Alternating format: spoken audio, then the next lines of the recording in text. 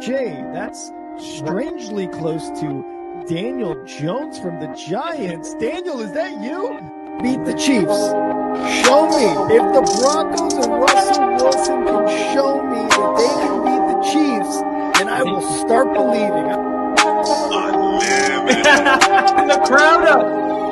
And so are this defense, and Kansas City won't snap the ball again. The Denver Broncos have beaten the Kansas City Chiefs. David Montgomery on the Lions, former Bear, gonna make this his revenge game for sure. David Montgomery gets the touchdown that ices the game. No! And there's a flag. There's flags. There's flags. There's flags. There's flags. Snap. Hold. Kick. Denver wins! Denver wins! Let's go! They open. No! What happened? Oh shit.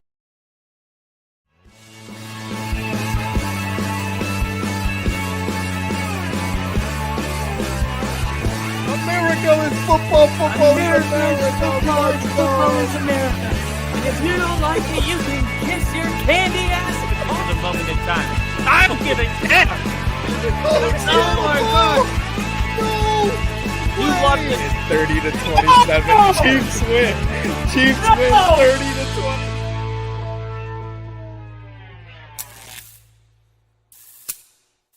Yo, what is up, everybody? Welcome back to Only Football. We have got Bears versus Giants.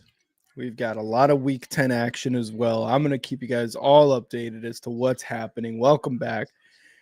And a welcome back to me. I know I missed about a week or so of of the stream, but I'm back for this Bears Giants game. We've already got E-Dub in the chat. E-Dub, what up? What up? What up? We had a lot. What kind of game was it? I'm trying to see, because it was the Colts and the Falcons. They were in Berlin. That's where it was. So it was 31-25 in OT. We already had a thriller of a game in the morning. That game is finally over. Like I said, Colts win. The Bears playing? Okay. Just want to make sure. Going to give you guys all the updates. Of course, I've got Red Zone up. Yeah, let's get these banners up. We got Red Zone up. Going to give you guys up all the score updates from Week 10.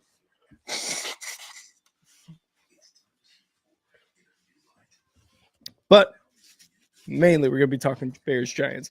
Bears have the opportunity to go 6-3.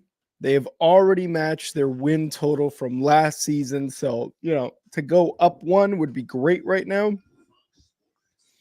To go up an extra win. And yeah, E-Dub, thriller indeed, man. I was back home for last week's game.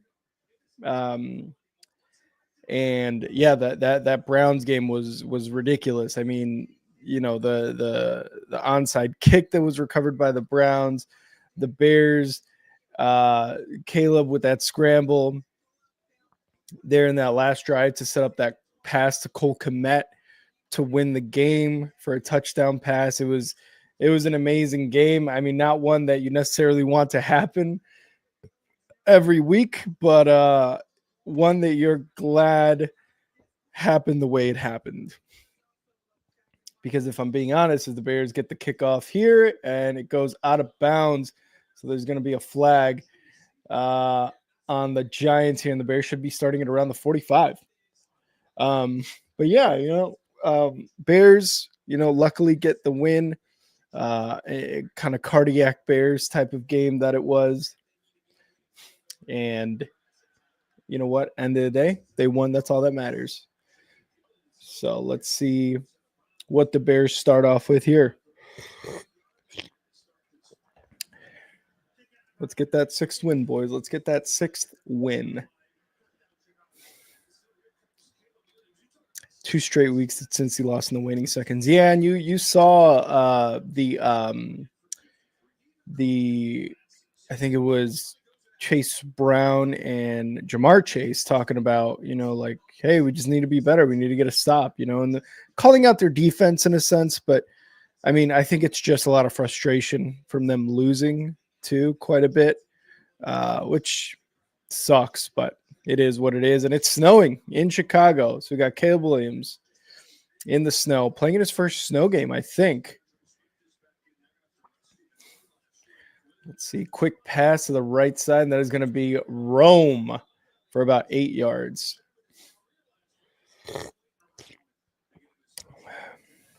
Cardiac kids for sure. We got Lil Lee in the chat. Lil Lee. What up, what up, what up, everybody? Thanks for joining me today, this morning, afternoon, whatever time it is. All right, we got DeAndre Swift in. Monangai had an amazing week last week against the Bengals as well. 2nd and 2 for the Bears. Nice. Quick throw over the middle, caught. And that is Luther Burden. Damn, right over the little first down celebration. Man, really good throw there. Really good quick throw by Caleb. Yeah, no, Chicago for sure. E-dub for sure. All right, in plus territory at the 36-yard line.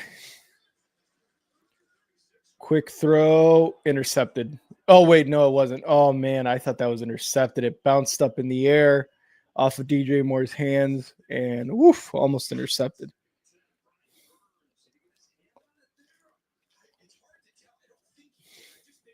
Oh, that was close.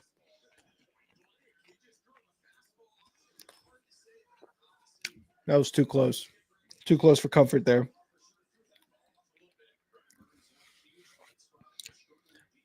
I hope so, Lily. I hope so.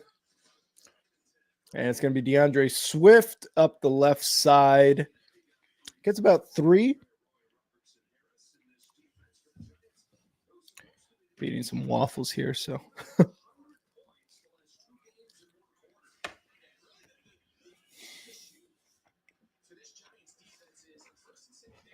Bucks already with a touchdown.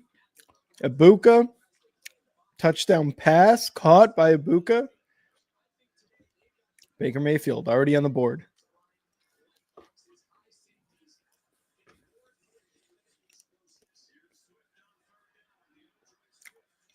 And Swift on 3rd and 7 only gets about 2.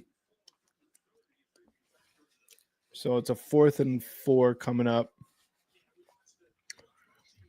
Brother T, what up, what up, what up? Been a while, Brother T. Happy to have you here.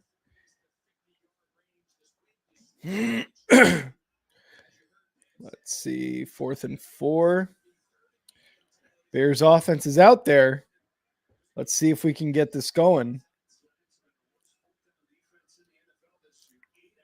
Motion, takes a snap. Caleb Williams looking.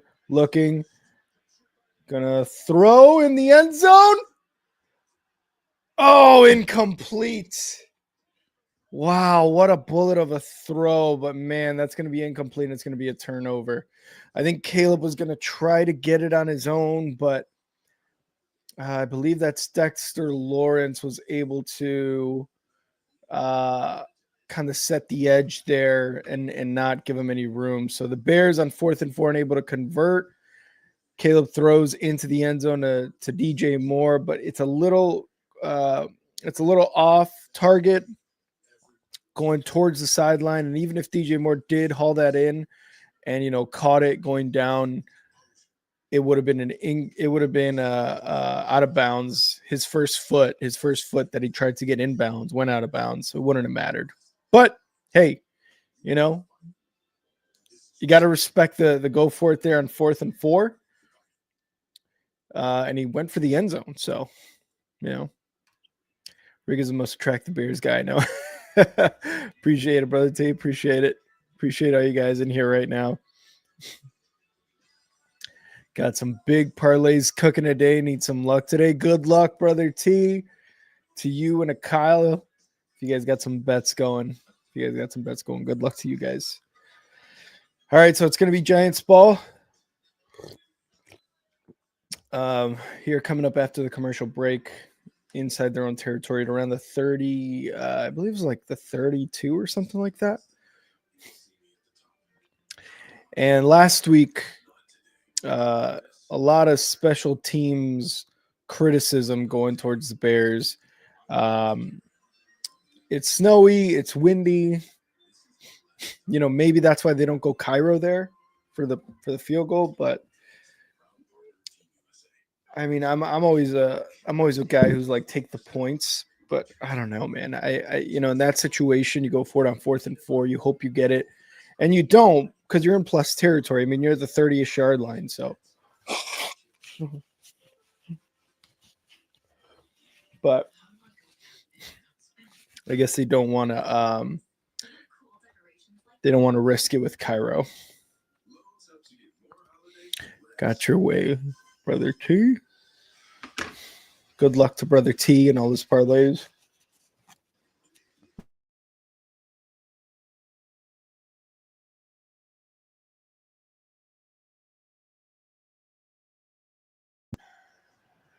Let's see. Check.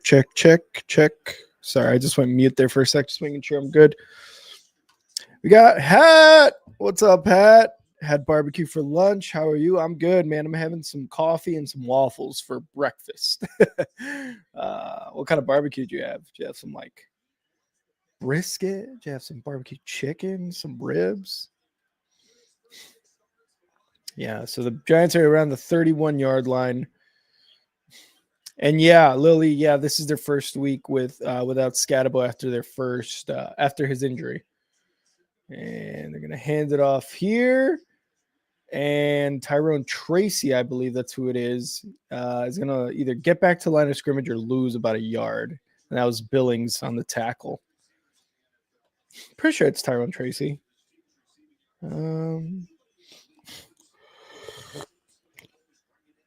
Yeah, Tyrone Tracy, number 29. 2nd and 11 now for the Giants. Oh, and the Vikings just scored a touchdown, rushing touchdown. And back to pass. And caught for a first down. Johnson, number 84, gets the catch, but there's a flag.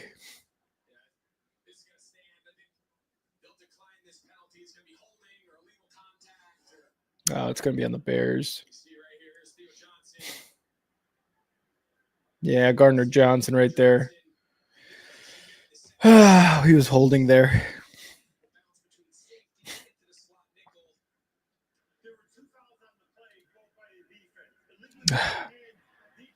Both by the defense.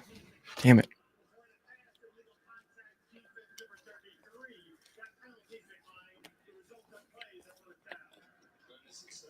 Jacksonville gets a field goal. They're up 3-0. Panthers are threatening to score right now inside the 10.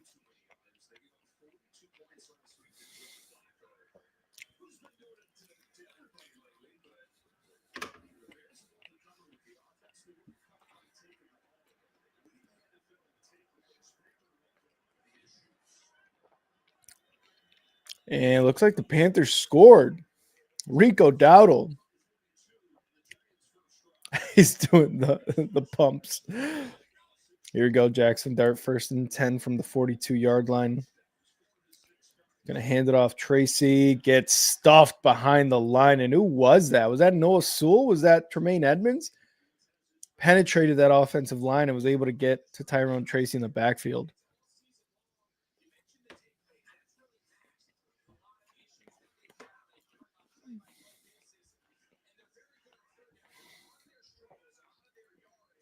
Second and 11. And Tyrone Tracy again up the middle, goes nowhere. Maybe back to line of scrimmage. Noah Sewell. I'm sorry, Booker with the tackle there. And Booker, one of the, rookie last year, was injured and had very limited opportunities. and during the preseason was showing a lot of promise. I mean, he led the preseason in sacks, so you were hoping that was going to translate, into regular season. And so far, he's gotten very few opportunities to show that, but the opportunities he has gotten, he's been showing out. So 3rd and 11 now.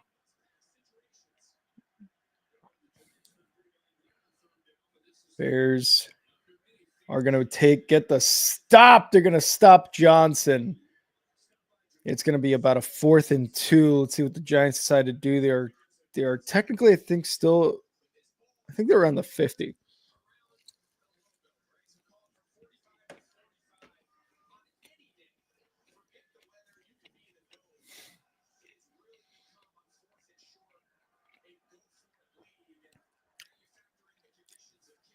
Looks like the Giants are going for it here on 4th and 2.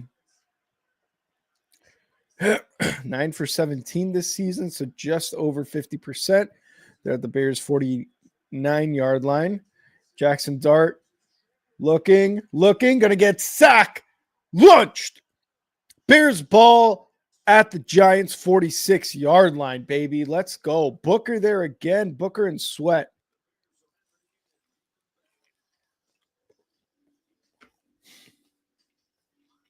Nice.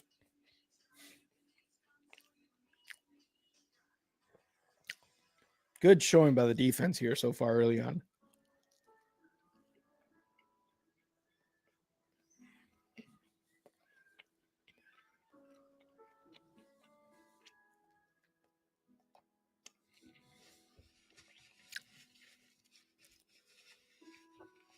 Browns and Jets with just over 9 minutes in their game.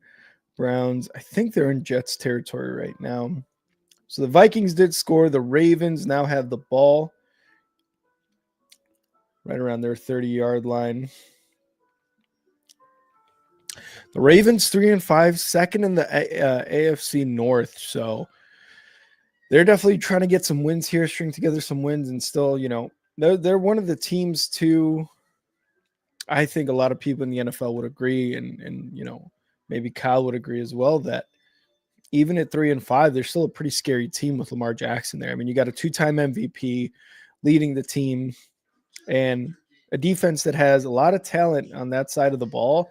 It's just something about this year. It hasn't been working that well, at least to start the season off.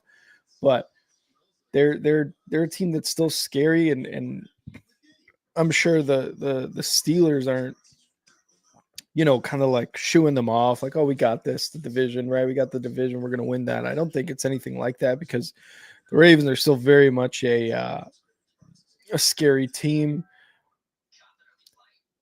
Oh, no. Texans fumble the ball on the kickoff, and it looks like the Jags have recovered deep in Texans territory. The peanut punch alive and well on that kickoff for the Jags. Oh, man. Yep. And it's Jags ball.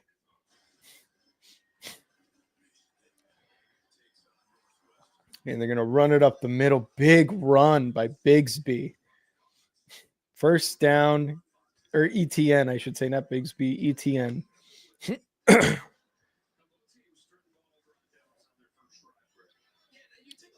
Big first down for the Ravens there.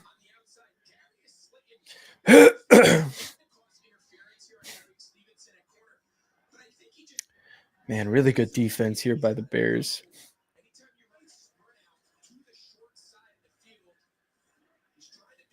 All right, 1st and 10 now for the Bears. Fakes the handoff. Caleb Williams is going to get it. Oh, Monangai drops. Monangai dropped the ball there. That would have been at least 6-7 yards. And with Monangai, he's the guy who he gets contact, but he's able to can escape that, or at least get, positive yardage after contact. So we'll see here. 2nd and 10. You hate to not get any yards on first down, especially when it's kind of like a gimme there. Motion. Caleb Williams going to run it left side, take it himself, and get about 2 maybe. Brother Rick, you know what's funny? What is that, Lowly? Let me know. Let me know. And the Jags score a touchdown. Oh, there's a flag there.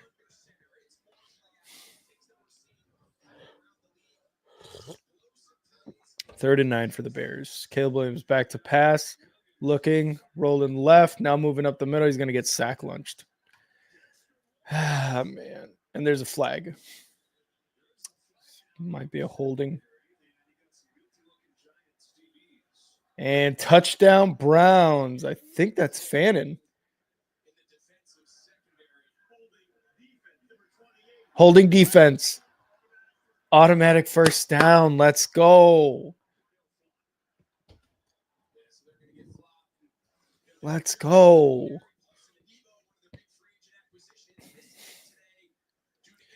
Oh, yeah, he's holding DJ Moore and even a little bit of holding on Rome Odunze there, too.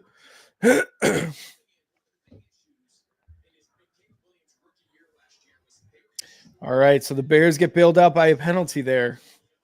Holding on the defense, automatic first down.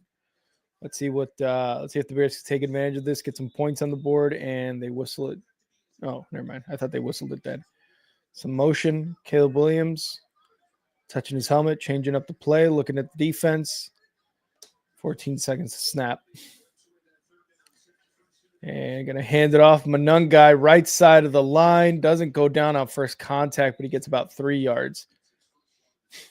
And Parker Washington, wide receiver for the Jags, just scored the touchdown in the back of the end zone over 2 defenders, mossed both of them. Told my brother not to start Nico Collins, and he persisted on still starting Collins over Marvin Harrison. Oof. We'll see how that goes. I mean, it's Davis Mills. We'll see if Davis Mills can get on the ball for Nico, for your brother. 2nd and 7 for the Bears. It's going to be a fake toss, rollout, quick throw, and it's going to be to Rome for a first down for the Bears. Rome Odunze. Ooh, kind of taken down a little hard there by Holland.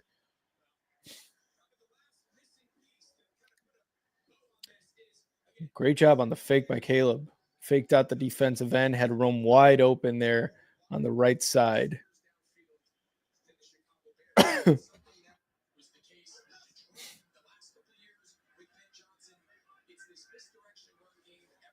First and 10 at the 24-yard line. Monungai straight ahead, goes nowhere. Back to line of scrimmage. Well, Stroud's not playing, Lil E. It's going to be Davis Mills at quarterback. I'm not sure what Stroud had in terms of like an injury, but I know he's not playing. It's going to be Davis Mills playing. And even more so, more reason for you to tell him that Nico Collins should not be his starter. It should be Marvin Harrison, although even with Brissett too, who knows how that's going to look like. 2nd and 9 for the Bears.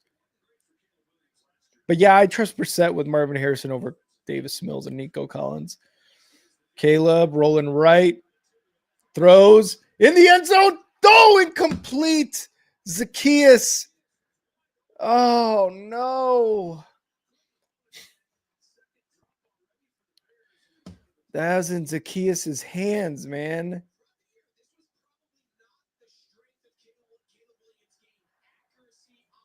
Oh, and he was not going to be able to drag his foot anyway.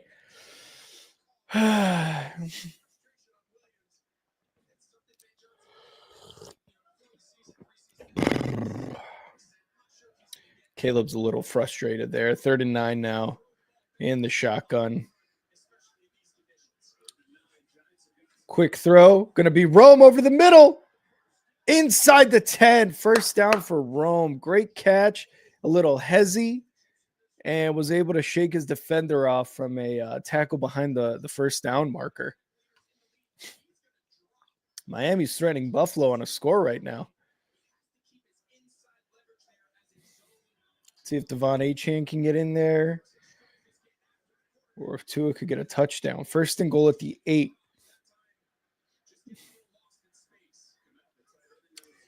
Snap, gonna hand it off. Monungai up the middle and gets pushed in the end zone. Touchdown, Monungai. Let's go. Touchdown, baby. Nice. Luther Burden there on the celebration. Great run there by Monungai. Cole Kmet, good job on the block. Monungai with the vision. And then I think that was Jonah Jackson or Tooney who came in the back of the pile and just pushed him forward. And Miami gets a touchdown. The Dolphins score a touchdown on the Bills.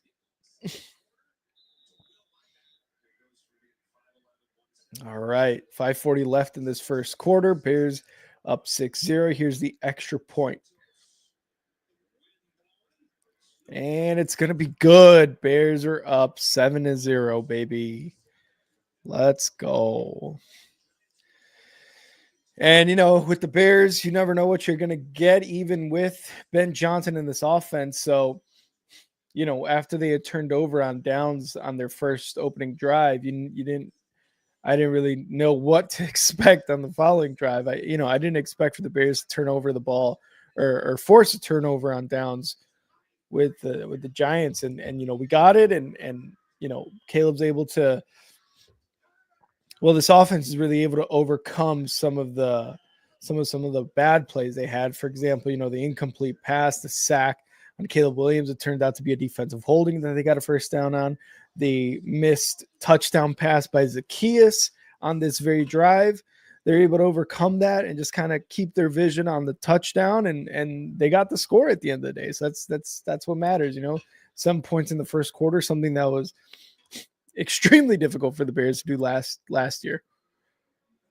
So you got to love what you got with this. And they were showing a lot of the offensive ranks, points, yards per game, sacks given up last year compared to this year. And I mean, we're talking about the Bears being bottom third of the league in yards per game and points per game, and now they're upper third of the league. So that jump is just, it's amazing, and it's extremely impressive, and just says a lot about Ben Johnson and the type of coach that he is. You know, 5-3 so far in his first year as a head coach. It's just super impressive, man. Super impressive what he's been able to do with this team. And other than Monungai, other than Colston Loveland, and other than Luther Burden, you know, there's a lot of these same players on the squad from last year that, you know, they needed better coaching. Obviously, the offensive line needed to get better as well, but the coaching needed to get better. The play calling needed to get better. And all that is translated into being top of the third in those yards per game and points per game offensive categories for the Bears, and sacks given up too. We got Ginger. Kyle has 17. I'm helping Ginger. Are you seeing Ginger's comments? We are seeing it. We're seeing Ginger's comments, although I'm seeing Justin's comments, not Ginger's. But yeah, we are good. We're seeing those comments, guys.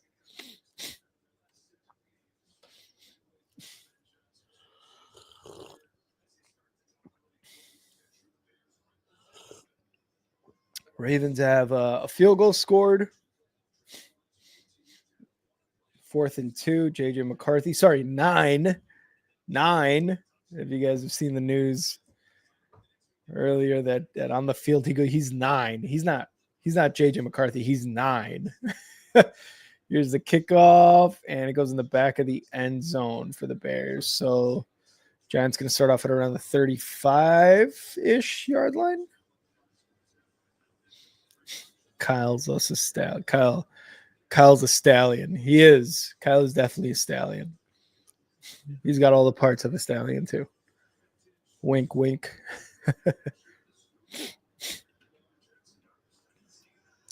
All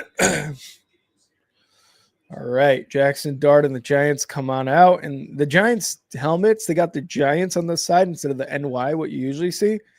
That looks good, man. That looks really cool.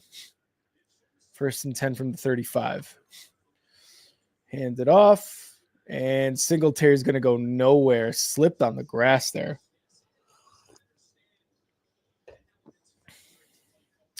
Grady Jarrett there on the tackle. Austin Booker there on the tackle. I'm loving the amount of playing time Austin Booker's getting. Last week, he was in for a couple plays and made an impact. He really did make an impact. But his playing time wasn't as high because of an injury earlier in the season. But now he's there and sack, lunch, CJ Gardner-Johnson, baby. Yum, yum, yum, yum, yum, yum. Sack lunch. Second week with the Bears, second sack for CJ Gardner-Johnson. And this is something that Dennis Allen loves to do, man. He loves to bring in these nickel backs, these corners, these defensive backs coming in on a blitz, and that's what you get, man. You get sacks. And if it's not CJ Gardner-Johnson, it would be Kyler Gordon, but Kyler Gordon's injured, so it's CJ Gardner. 3rd and 18. Jackson Dart going to throw a small screen there to Singletary's going to go nowhere. 4th and 12, or 4th and like 15, actually, I should say. Coming up. Defense, man, killing it right now. Let's go. Our brethren Kyle just put me back on, but as I was saying before, I missed you, Rick. I hope everything is going okay. I've been praying up. Love you, buddy. I appreciate that. I appreciate that, Ginger. Everything is good. Yeah, if anybody's curious, had a family emergency last week. That's why I was in Chicago and not able to stream throughout the week and most of this week as well. But everything is good. Everything is much better than what it was at the time, so everything is looking much better. And Duvernay gets the punt all the way to about the 29. But thank you, Ginger. I appreciate the prayers. I appreciate the good, the words of encouragement and all that stuff. I just appreciate you guys thinking of me. So I appreciate that, but everything is good. Yeah, brothers, for sure, Ginge. Definitely happy to be back on stream too, especially with the Bears, playing. I mean, I missed the stream of last week's stream, that crazy game. But I'll tell you right now, I was celebrating just as hard as you guys would expect. Whether on stream or off stream, I'm definitely celebrating. And this is the outfit I was wearing last week for the win, which is something I like to do.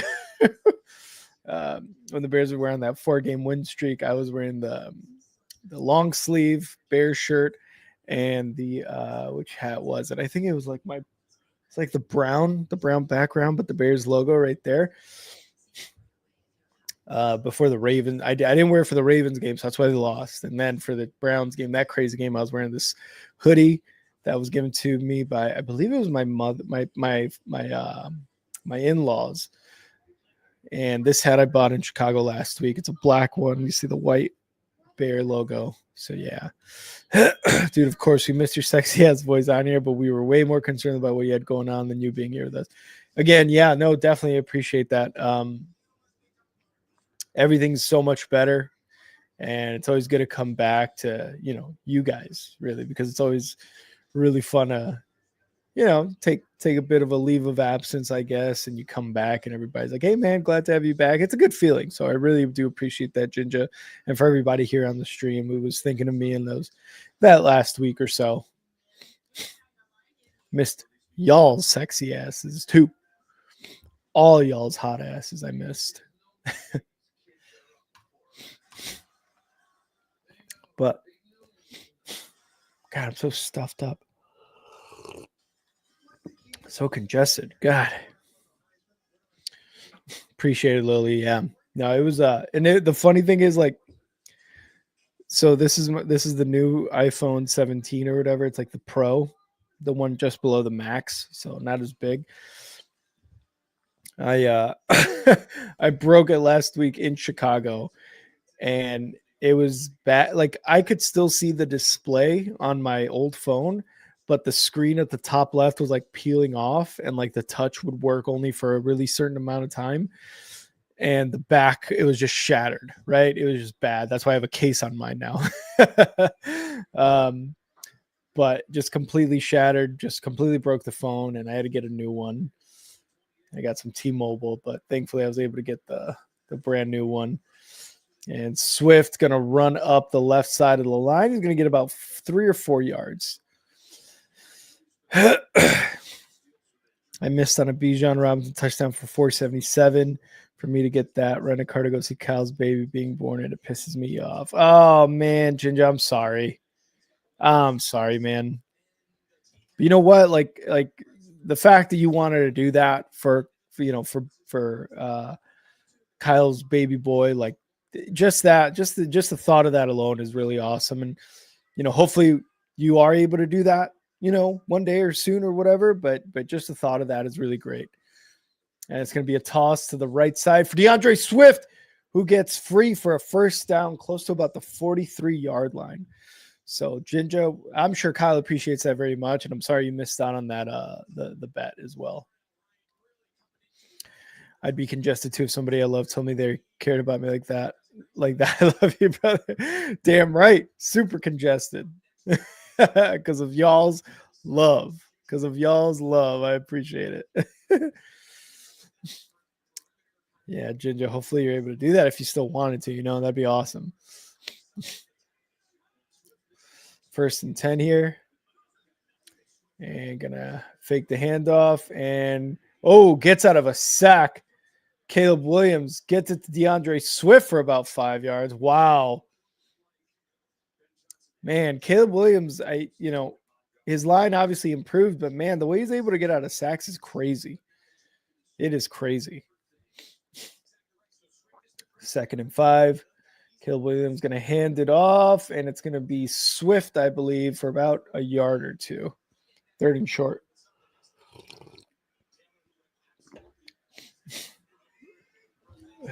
Let's see if they can convert here.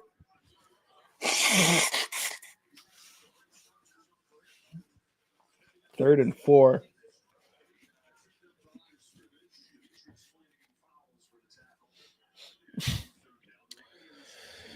All right. And he's going in a shotgun. Quick throw, and it's going to be caught or incomplete. Yeah, incomplete pass for the Bears. Supposed to go to Luther Burden. I'm not exactly sure because Caleb looked a little frustrated there. Oh, that was Zacchaeus, and he got hit as soon as he grabbed the ball.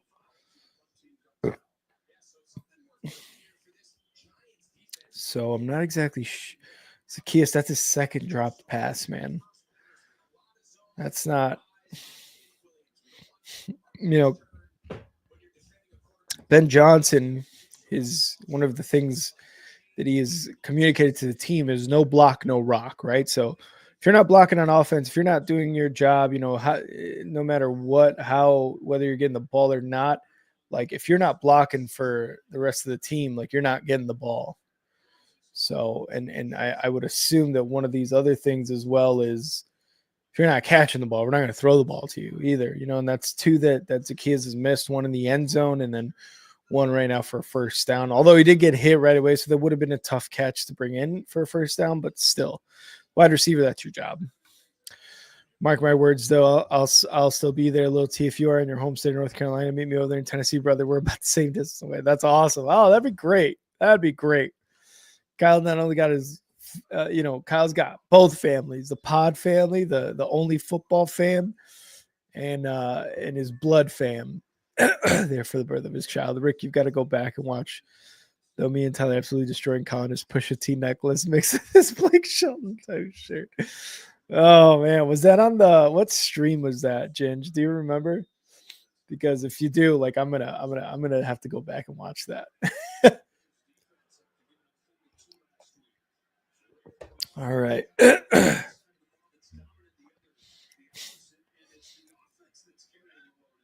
Here we go. Jackson Dart at the 20.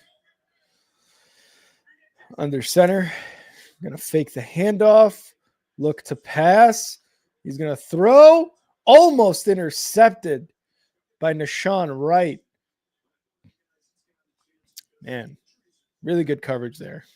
Not going to lie, Tyler might be the funniest person to ever put their fingertips on a keyboard. Talking about Kyle looks like he builds birdhouses with his feelings and shit. And he died. Damn it, Kyle. Where you at? Kyle's definitely spending some time with the lady. Probably will be on here for maybe the end of the Bears game, closer to the start of the Broncos game for sure. But that's so funny, Ginge. That is hilarious. Oh my God, what a catch.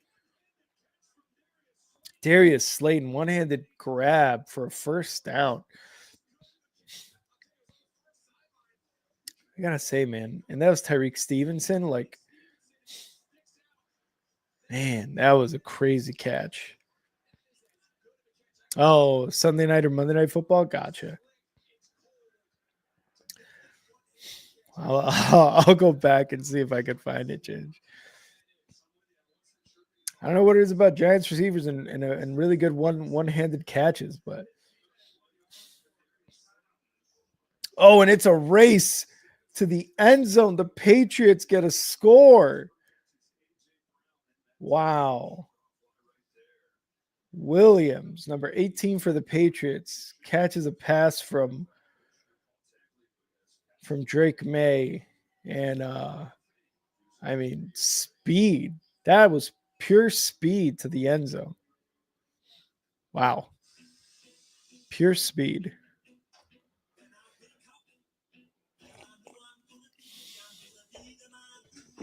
That was as Drake May was getting hit too. That was impressive, man. Drake May has been playing out of his mind this year.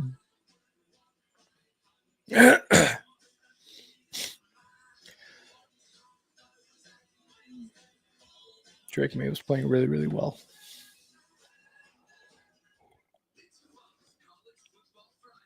That's going to be the end of the first for the Bears.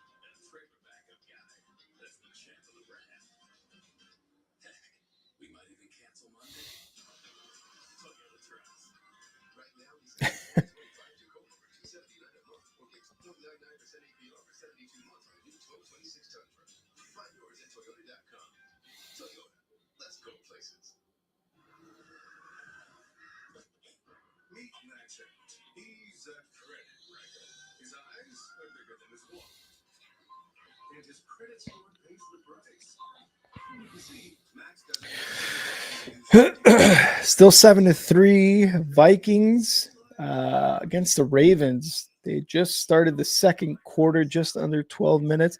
I don't know why I don't have. Should be having the scores up for you guys here.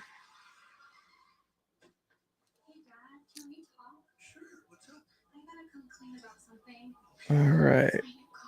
So obviously Bears 7-0. Dolphins 13-0 right now. And they scored 2 touchdowns. 1 extra point was failed. So 13-0 for the Dolphins, just under 15 minutes in the second quarter there. In Miami, Vikings up 7-3 on the Ravens. Jets up 14-7 against the Browns. Jets looking for their second win after a crazy win last week. Bucks and Patriots tied at 7. Panthers up on the Saints 7-3, and the Jaguars up 10-0 on the Texans. Go Jackson Dart, back to pass, going deep right side, caught. Oh man, what's up with the coverage here? Darius Slayton again with a big catch.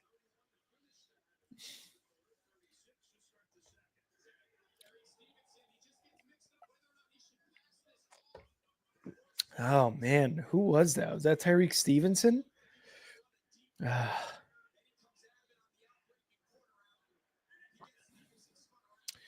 And Jackson Dart back to pass. Going to pass to his tight end. Noah Sewell on the tackle there to prevent the touchdown. All right, come on, let's stop him, guys. Let's stop him here. Let's just keep him to a field goal. 2nd and 2.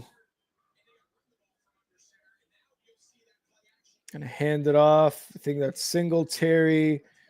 He's gonna get maybe a yard, not a first down, but about a yard. So it's gonna be 3rd and very short coming up. All right.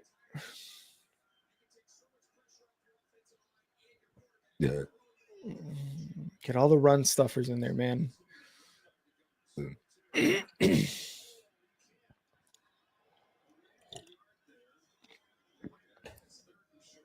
Yeah, get your Von Dexter in there.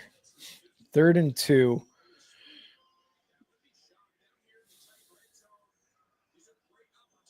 It's going to be motioned by the Giants. Snap. It's going to be Jackson Dart for a touchdown. Takes it in himself. Good play call there. Yeah.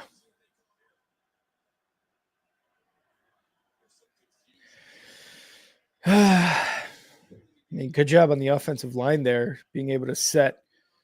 Oh, man. And I think that was Sweat who just got the edge set on him.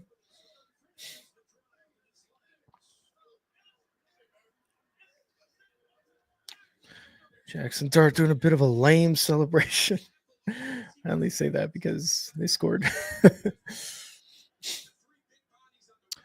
Man, the tackle, really good job by the line there. Just both two guys who pulled from the left side of the offensive line there for the Giants. Just their assignments were perfect. They executed their assignments, and 7-6 now Bears. Let's see if the Giants can make this extra point.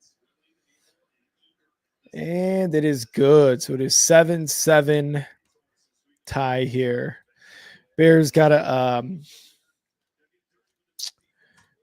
be able to take advantage of all the drives they have, inside of Giants territory. So far, that's 2 that they've missed out on. Scored on 1, but they've missed out on 2 other ones. Justin Fields rips off a run for about 7-ish yards.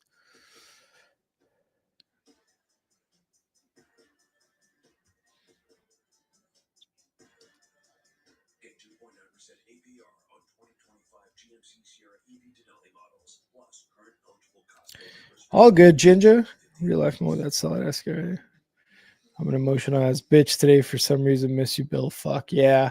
No, I get you, man. And Ginger, I totally understand because last week was one of those moments for me where you get kind of emotional about just all sorts of things, whether it's family, friends, just life in general. So I totally feel you there, Ginger.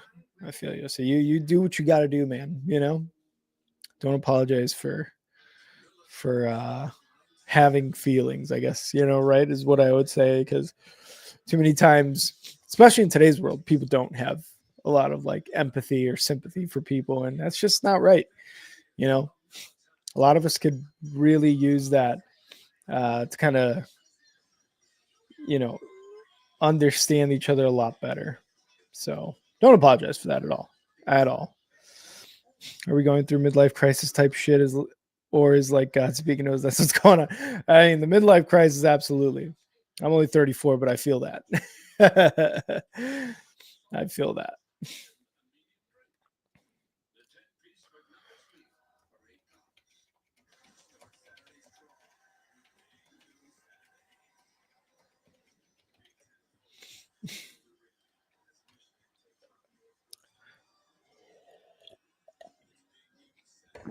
All right. Ravens trying to get into Vikings territory, at least try to tie this up with a touchdown. 10-3 right now.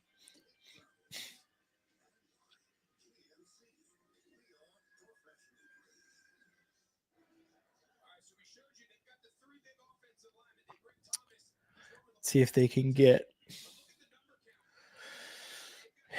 into the Bears can get into another scoring opportunity here.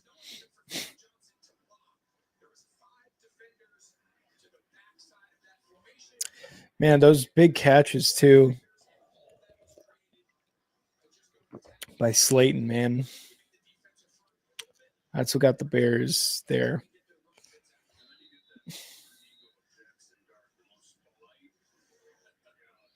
Here's the kickoff by the Giants. And going to go into the back of the end zone. So the Bears are going to start at the 35. Jackson Dart's got the new school mullet.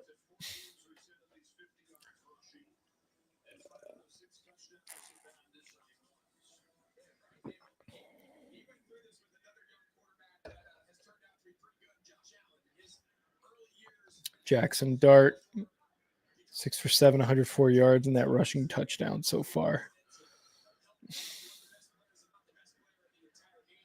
First and 10 for the Bears at 35.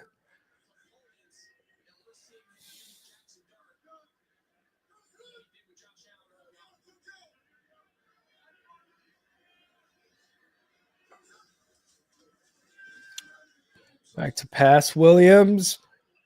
Caught. And it's going to be Rome with a big catch over the middle of the field into Giants territory at around the 37-yard line. First down, Selly. Man, Rome is so good. Oh, he missed a wide open Rome. Not a wide open Rome Odunze in the end zone, but overthrew him a bit. Oof. That was so close.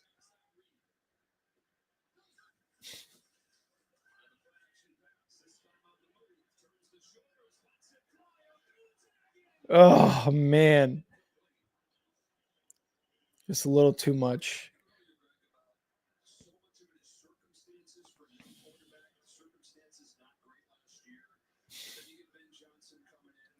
Second and 10 now for the Bears. And Monunga is going to run it. Gets like 2 yards. Damn it. Ginger, I'm seeing your comments, man. I can't necessarily relate what you're going through, but I feel you. I hope everything gets better for you and it just improves, because that's all we could do is get just the little wins. Got to focus on the little wins too. Is something I would say for sure is focus on the little wins, especially when it feels like you can't get a big one. But focus on the little wins that you can. Little things that make you happy. As long as you can kind of count on those, not necessarily count on those, but be like, all right, I'm seeing the positive in this, and it's making me feel better. So take the little wins while you can, whenever you can, because that's definitely going to help. And incomplete pass to DJ Moore. 4th and 8. DJ's coming out. Oh, man, he's coming out. And he's limping a bit, or he's hurting a bit, and the Bears are going to go for a punt here. God damn it, man. I don't know.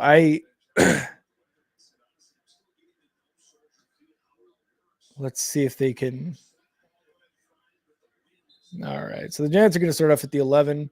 I mean, better than going for it on 4th and 8, not getting it, and the Giants, starting off at around 35. So it's something. It's something for sure.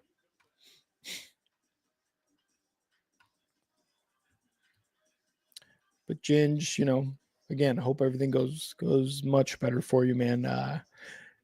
Again, biggest piece of advice for me is just focus on those little wins, wherever you can get them. So focus on that, man, and you'll be good. Seems like the biggest hole you can't climb out of, right? Like right now, but I promise you can, and you'll do it. You'll do it. Everybody's strong. Everybody's got strength that I feel like they're not necessarily aware of until it happens, and they're like, "Oh shit, where'd I get that?" It'll be impressive. D-Rock in the chat. D-Rock, what's up, man? Welcome back. Welcome back.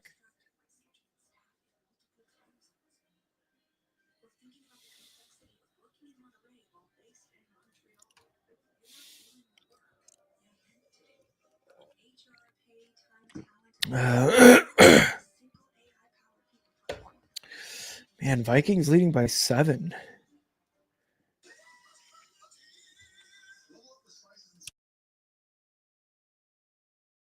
Saints up 10-7 now on the Panthers.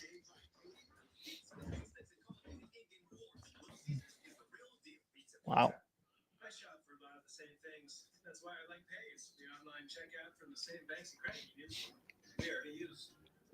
And I think it's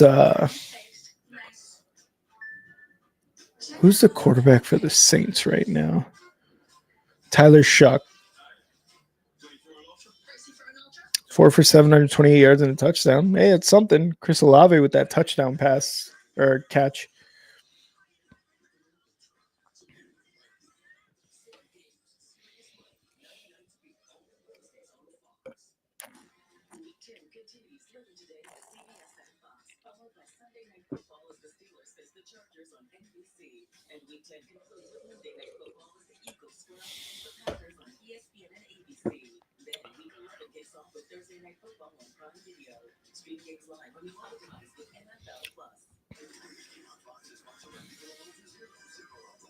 Oh, wait.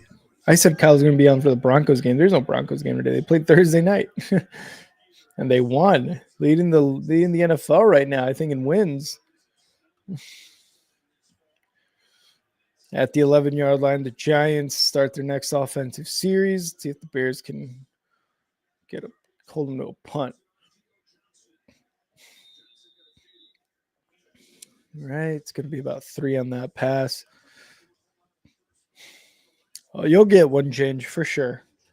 You know, I think you're going to be able to come out from this on top, man.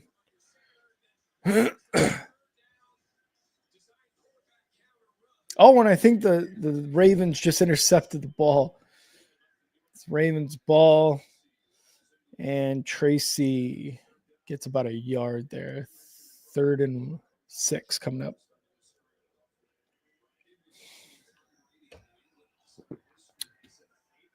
Positive you'll be fine, Ginge. I got you, man.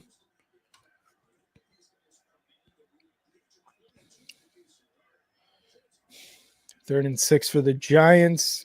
Bears looking for a stop here.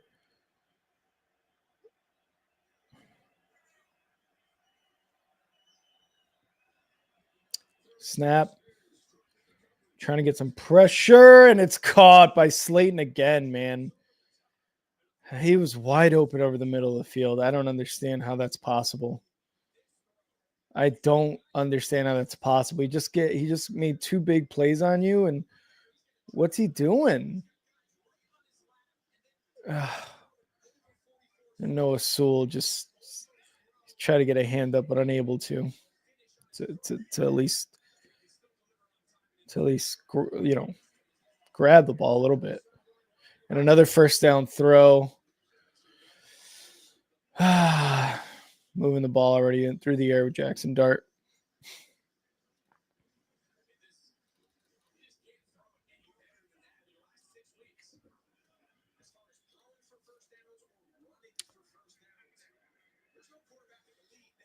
First and 10.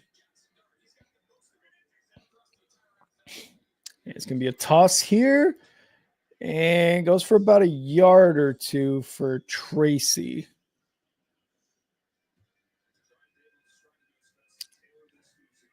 And as they get to here for the second down, ladies and gentlemen, you know this man. You guys know this guy too well. You know, he's about to have his second child. His team right now is tops in the NFL with a win on Thursday Night Football against a division opponent, a hated division opponent, the Denver Broncos, #1 fan, the biggest penis this side of the Mississippi, and that goes all the way around to the other side of the Mississippi. So pretty much the entire world, all right? Ladies and gentlemen, you know this man. You love this man. You want this man. I'm here to give you this man, but not for keeps. Ladies and gentlemen, we got Kyle. Kyle. I love it. How do you hear me? Good. It's just it sounds a little distant. I don't know. Oh, okay. I see the problem. Yeah. How about now? There we go. Much better. Sack lunch on Jackson Dart by the Bears, and his helmet comes off. But you sound better, Kyle. Okay. Yeah, I noticed that when I stream with you, I have to change my microphone settings, and when I stream solo, like for some reason, it needs to be different. So I blame Elon Musk. you. Yeah, let's blame Elon. Why not? Fuck Why not? it. Yeah, and Microsoft. Why not? and Apple. Whatever. Let's do it. So the Bears, man, I think this is a huge game for the Bears, and everyone was laughing at me when I said that because it doesn't look on paper like a huge game. But the Bears defense letting Joe Flacco throw for I don't even know. And 470.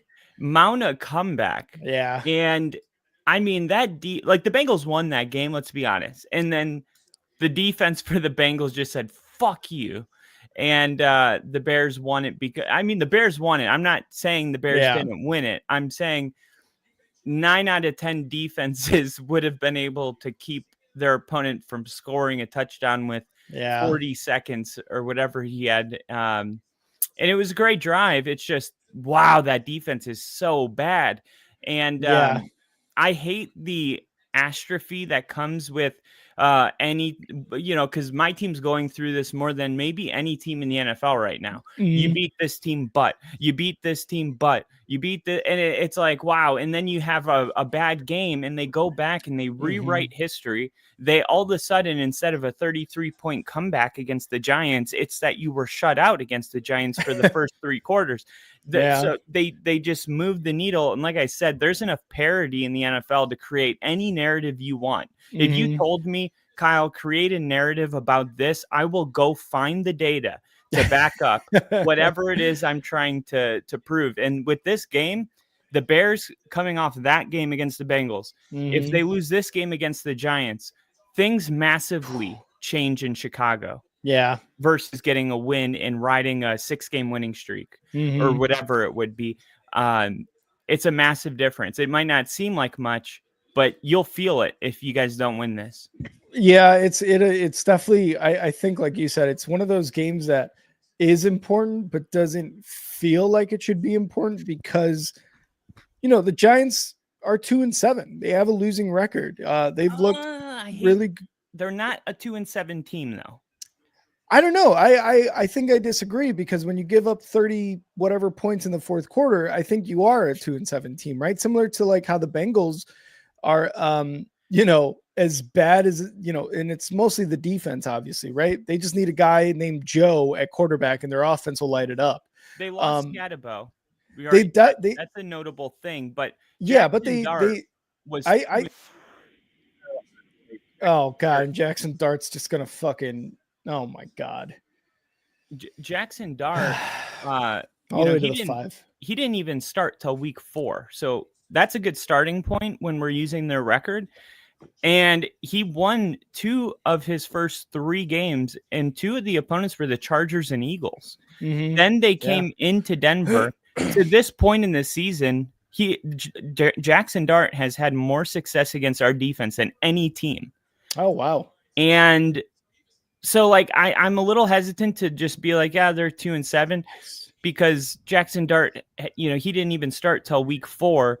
And when he had Scatterbo, like, he was winning against tough opponents. And it's funny how one loss can just turn your season. That loss in the fourth quarter reminded me of the Falcons in Denver last year. We beat them like 38-7, and their season was just over from that point on. They didn't win anymore. And it felt like that was what was going to happen to the Giants, but they're going to be a tough opponent every week. They're just going to lose in the end, I think. Because you said Jackson Dart started week 4. Were they 1-2? They were 0-3. They were 0-3. Because I'm trying to think. I remember they had that really good game against the Cowboys that they eventually lost. That one with Russell Wilson, that was week 2. Yeah. Yeah. So 0-3. I mean, Jackson Dart. No, he's and playing really good football. And Theo Yeah. Johnson, he's actually emerging as a good tight end. Like the Giants offensively are real tough. They really are. And Jackson Dart is really good. And it's weird because I just didn't have that on the prediction sheet. Wow, I just saw that jump ball. Was that a touchdown or no? I think they're calling it incomplete. Yeah, I don't think he came down with it. I don't think he did either. But that's what I'm talking about. Like the confidence for Dart to recognize there's a man blitzing. Let me toss it up and let my big guy make a play. Like that is not a guy like in his 4th, 5th start. That is some real like veteran confidence and awareness on his part.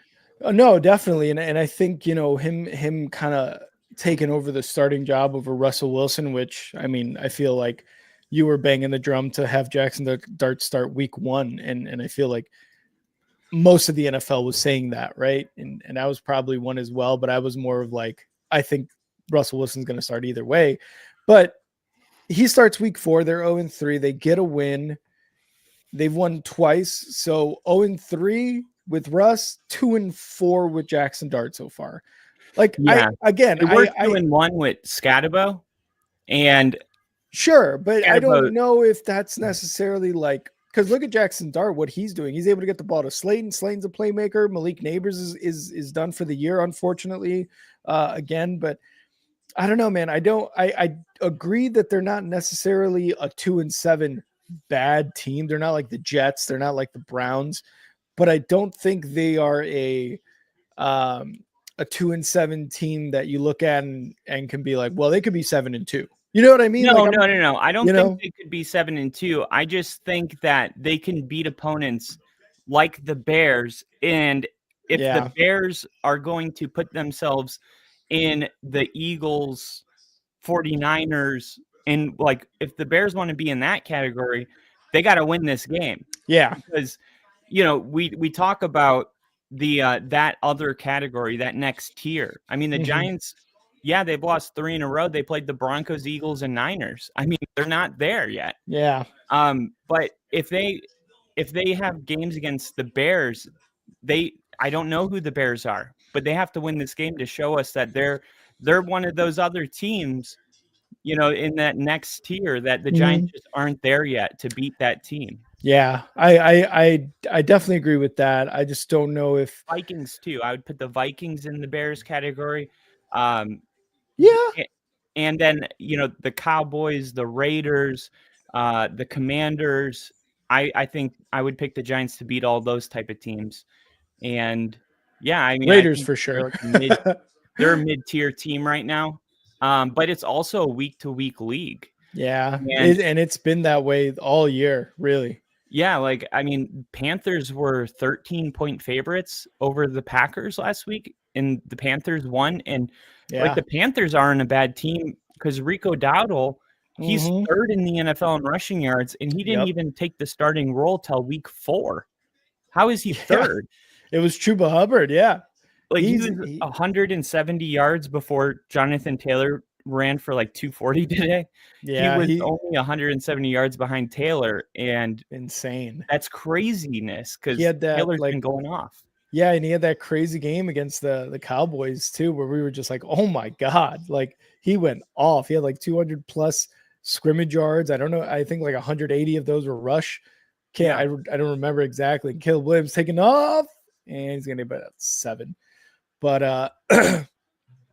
man, he like Dowdle's doing amazing right now.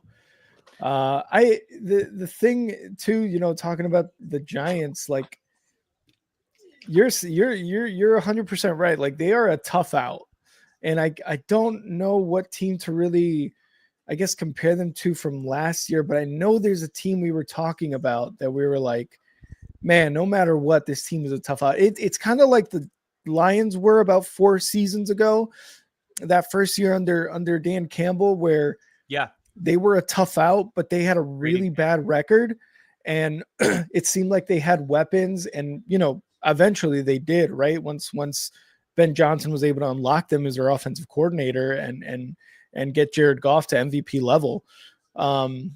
False start by the Bears, but I think that the Giants are kind of on their way there. It's just Scadabo's out, Malik Neighbors are out, so the injuries there play a big part. And Jackson Dart, for his first season, he's playing really well. He's playing kind of like how Ginger said here. He said that he's got like that confidence of Peyton Manning in a sense. I mean, a little more swag for sure. Confidence of Peyton Manning, but with the swag of Money Manziel, I would say. But I think that's kind of who they're gonna. I don't know, because you have a team like this playing this well, and the defense is amazing. Honestly, dude, like I know you're not going to agree with this, and maybe a few other people won't agree with this. I don't know if Dable's the guy. I really don't. I don't. I know they do score a good amount of points so far with the guys that they have, and they've hit on a lot of their draft picks, Jackson Dart and Cam Scadabo being their latest ones. I just don't know if coaching-wise Dable's going to be the guy. I mean, he's got the latest story that just came out was that the Giants were going to fire Dable when he got off the plane coming home from Denver after that fourth quarter. Yeah. That was released a couple of days ago. Mm-hmm. And I heard about that. What would you say? Like, there's a metaphor like senior heads prevailed or something like that. Oh, cooler heads prevailed. Cooler heads prevailed. Like, they decided, like, okay, I mean, what does that really do for us? Mm-hmm. Who do we bring in immediately? Like, how often does an interim coach long-term sustain the job? Like, even the good stories, the feel-good stories, the Antonio Pierces only stick around, for one additional year. Like, it's very rare that. So, I mean, I just don't know what you're really achieving. Dable's already picked the right quarterback. He's got him playing well, and the defense is really good. Like, at getting, past the offensive line and getting a push. Like, the Giants aren't that far away. They're not. Yeah, I know if Dable's the guy. What'd you say? I said I don't know if Dable's the guy. I just think they're in one of those areas where it's like, I don't know. So we need to just wait a little bit, because I don't like making decisions when we're in the unknown. Yeah, and there's been a lot of like shuffling too of the roster, specifically at the quarterback position for Dable, but I don't know. Like, if they can say get to 5 or 6 wins this year, and they look like wins that they had against the Eagles, or even that really like low scoring win against the Giants, or I'm sorry, the Chargers. Like, if they could get more convincing wins like they can against the Eagles, and it's under the guidance of Dable, then I would say definitely give him another year. I mean, he's signed a deal through the 2028 season, if I remember correctly, 2029. I forget exactly which year it was. But the defense, I gotta disagree. They're kind of like what the Ravens defense was these first 4 or 5 games of this year, where it's like, man, they've got a lot of talent. A lot of the names, but they just can't execute, and they can't hold a lot of teams to lower scoring games. The lowest scoring game that they've had has been, I think it was the 18 points. Yeah, the 18 points or 17 points against the Eagles. Their 2 wins have been 17 and 18 points that the defense has given up. Yeah. Other than that, it's been 20 plus, or so, whatever the next lowest score is. But I do think they need the defensive coordinator should have been fired after the Broncos game. Like, that that is just like, certain things just can't happen. I mean, there's been a lot of football played in the history of football, and never has there been a quarterback get 2 rushing and 2 passing touchdowns in the same quarter. Yeah. Like, that's just never happened. And think of all the great quarterbacks that have played. Michael Vick, Lamar Jackson, like no one. has done No, that. And that was ridiculous. and the Giants, man, like they kept scoring, and that's what's crazy about that game was like they had more success against us than any team. And it was like, man, I couldn't believe it. I was like, dude, it was like watching the Colts. I saw the Colts live, and it reminded me of watching the Bengals game live, where it was like everything we did, Joe Burrow had an answer for. Everything we did, Daniel Jones was quicker. He didn't get sacked because he didn't hold the ball for more than 2 seconds. And he was just so quick. And Jackson Dart, he wasn't as quick with his releases. And the receivers downfield weren't getting separation, but he was just like running around and making plays, like doing what he had to do. And I hadn't seen anyone playing that style of quarterback have any success against us. It's either you get the ball out really quick or we're going to hold you to 1 touchdown or none. Yeah. Jackson Dart was like, no, I'm going to run around, play backyard football, and drop 30 on this D. and to his credit too, man, like that's what he's doing right now too. I mean, he's already rushed for a score. He's shown that if he can't get the ball out into his receivers with his arm, he's going to do it with his legs. And like you said, it's that like backyard football, but also like it's one of those things too, where you don't want him to play that.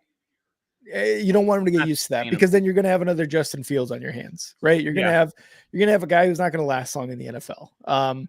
And Malik Neighbors back. I mean, that's a big thing that's gone. Yeah, I mean, Slayton has been doing really well, but you're right. Malik, your number one is just, it's no comparison to anybody else. Having your number one is like a confidence, that you're just like, I needed that. Yeah, like there's just certain receivers that there's no way to replace them. Justin Jefferson goes out, and it doesn't matter how good Adam Thielen is. Like, he's not Justin Jefferson. Jamar Chase, Marvin Harrison Jr. and Malik Neighbors were both drafted as these type of guys. And Malik Neighbors, no matter who the quarterback is, had so much success as a rookie. And that just tells you like everything you need to know about him. And just imagine this team does get to 6 or 7 wins.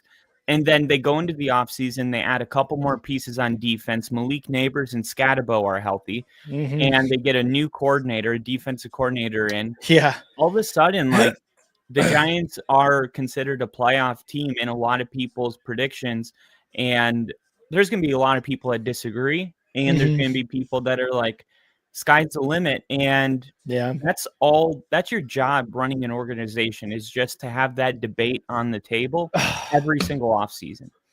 Come on, Swift, man. I'm so mad Swift's back, because I picked up Monangai last week and he got me like 30 points almost. And Ben Johnson said he was going to roll with the hot hand. I'm like, Monangai's the hot hand. He is. And why are you jumping there, man? On a 4th and 4, he can't bring it in. And that was that he had a really good run on the last 4th down. And the Bears turn it over with a minute left in the second quarter. I got to talk a little bit about the special teams, because last week, the special teams was a joke for the Bears. And Richard Hightower is our special teams coordinator. He was one of the only guys to be held on from the Eberflus staff from last season. And at the time, special teams was never a problem for the Bears. It never was. And so to keep him on was good. And then you bring in Duvernay as a return specialist. He sucks. He's indecisive. He doesn't explode out, when the ball gets in his hands. He doesn't kind of run out. He's like making decisions and moving side to side instead of going straight. And then last week, first kickoff, return for a touchdown. Then Cairo gets a kick blocked. Then they recover an onside kick. The Bengals recover that onside kick. And now, this is something that we've been talking about for damn near all season. Cairo can't kick if it's it's a toss up if it's a 45 plus yard field goal. That's insane. How is that acceptable? And that's the thing. I don't know, because to Cairo's credit, he is the most accurate kicker in Bears history. What? How? I don't caveat though. Robbie Gould played many seasons under the Bears. So obviously he's going to miss kicks. And how is he the most accurate if it's a toss up at 45? And that's the crazy part, man. It's like, have we not learned that?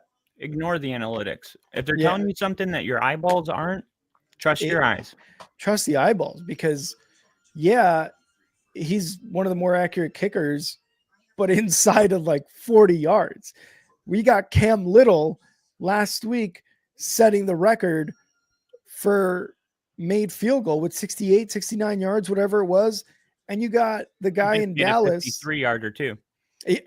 So it's like, it's easy for these guys. The guy in Brandon Aubrey or whatever his name is, best kicker in the history of the sport. Mark my words.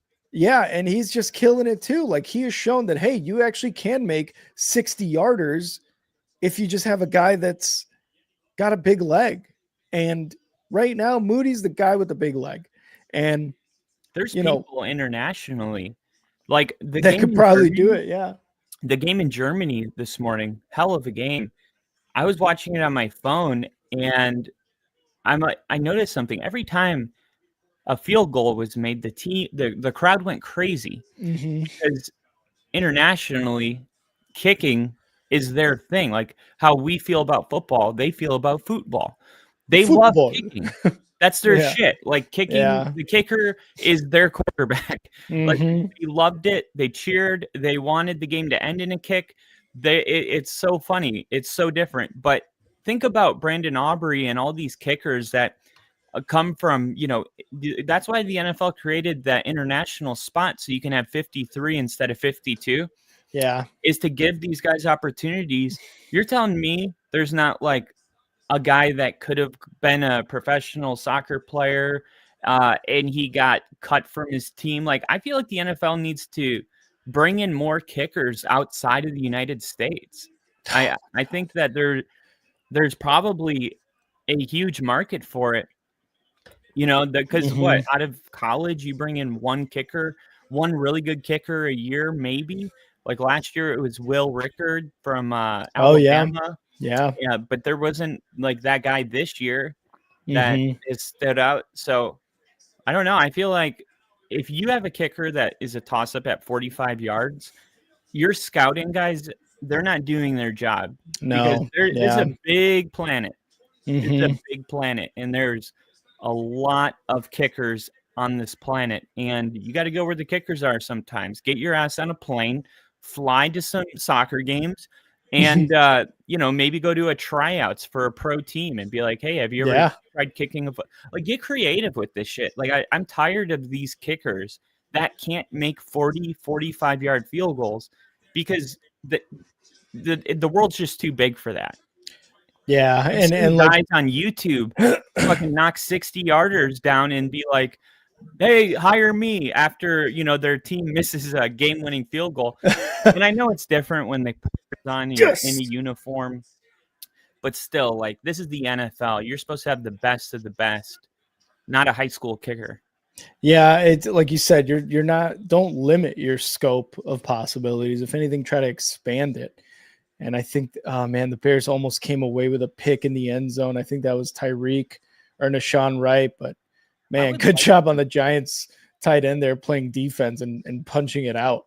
If I ran an NFL team, I would go longest yard style.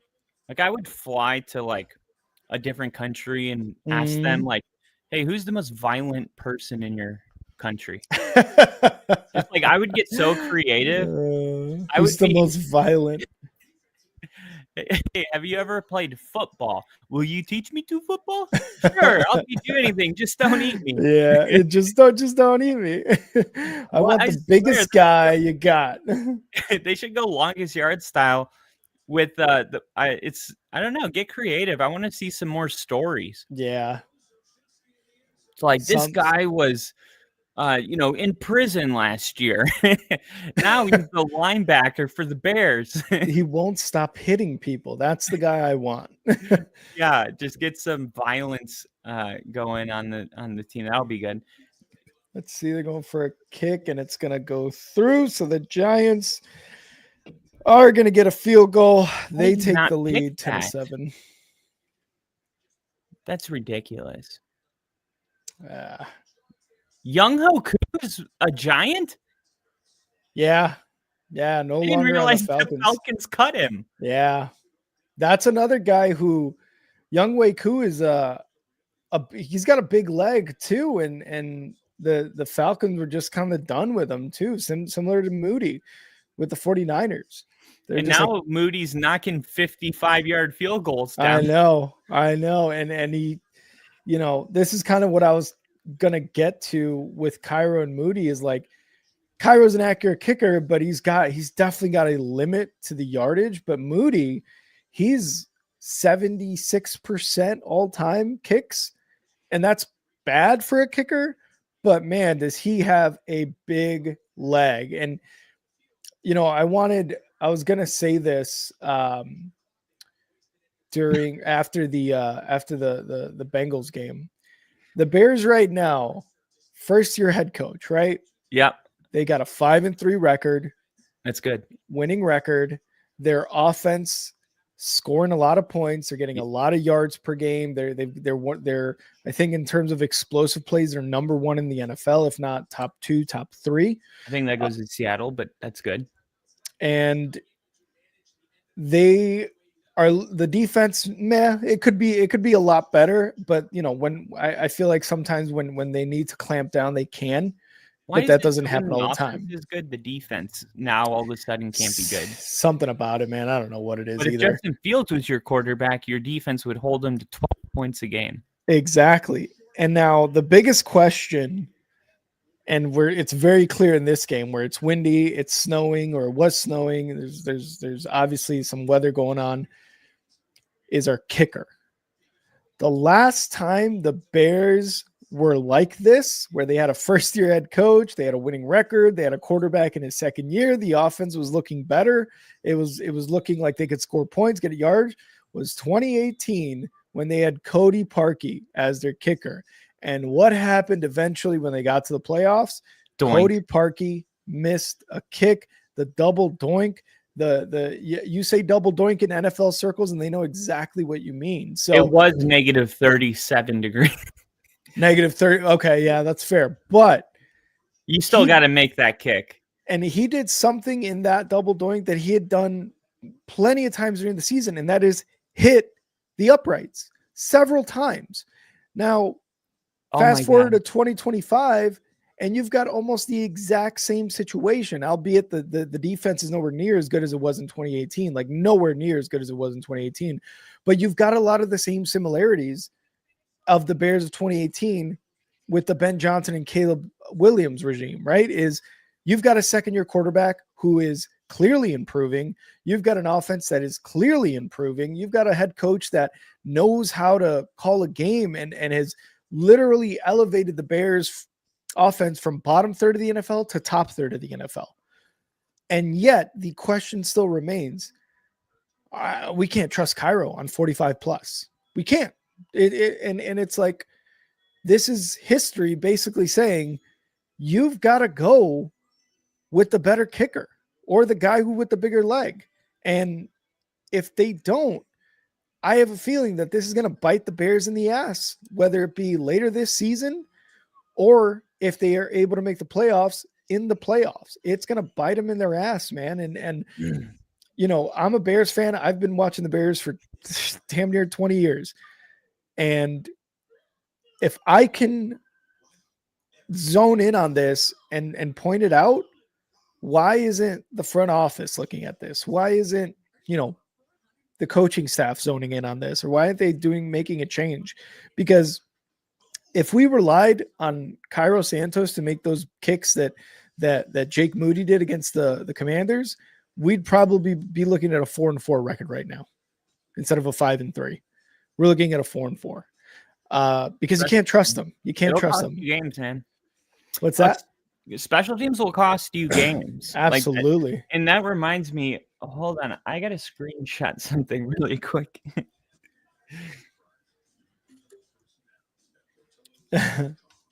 What, this? Yeah, Ginger admitting that we got lucky. This is the only time I'm going to admit it. This is the only time I'll admit it. Got it. Okay. Cool. Okay, got it. That's good.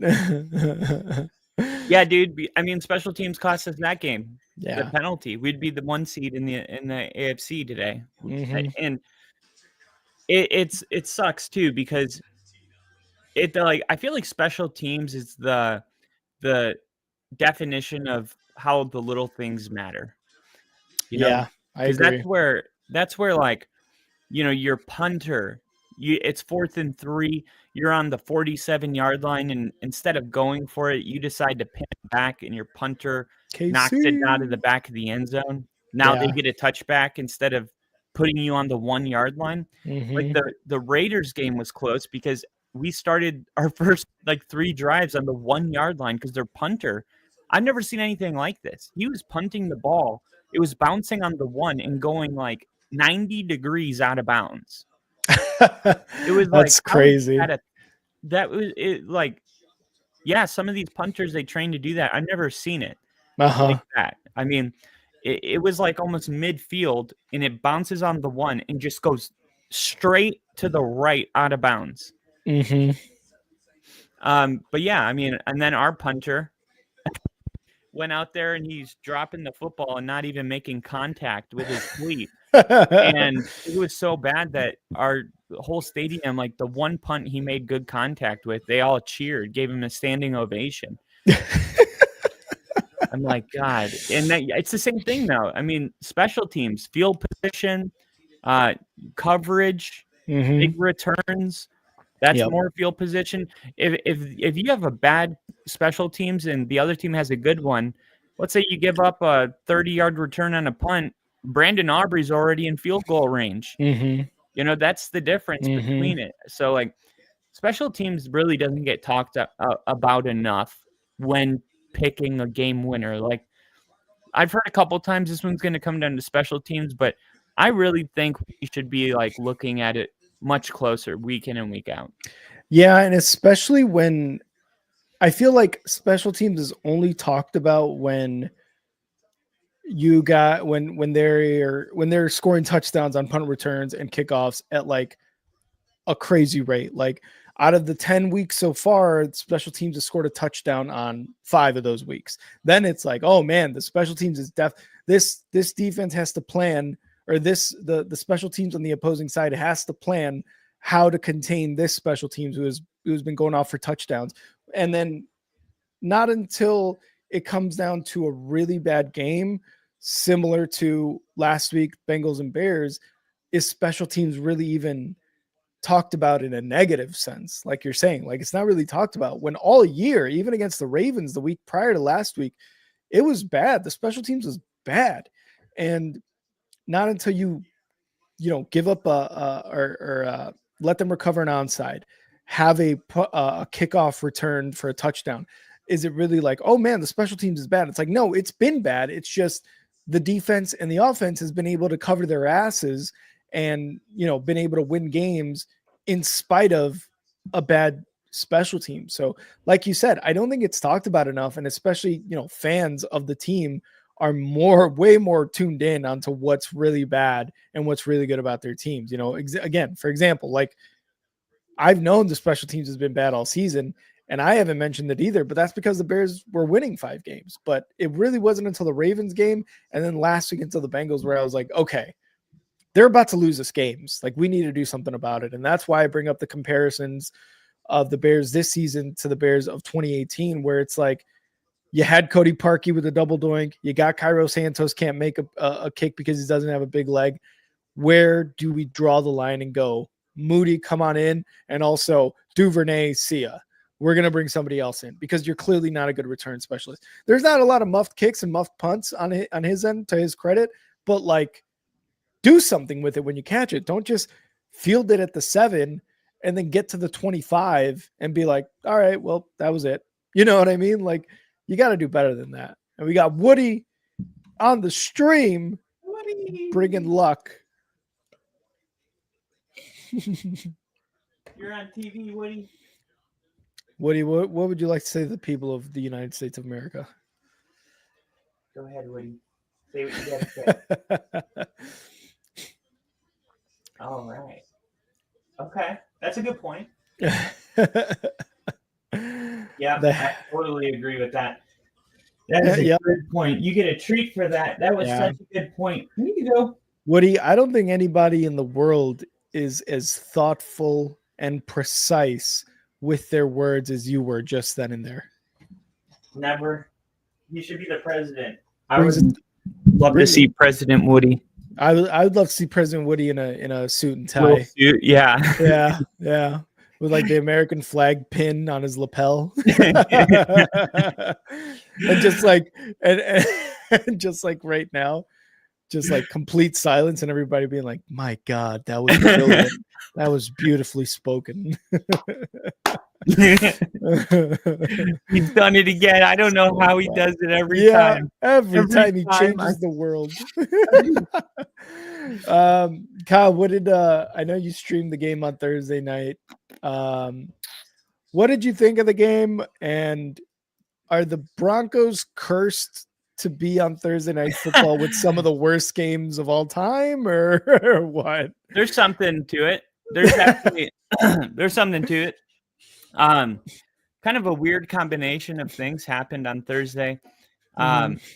Geez, Trevor Lawrence just threw a dumb pick. Oof.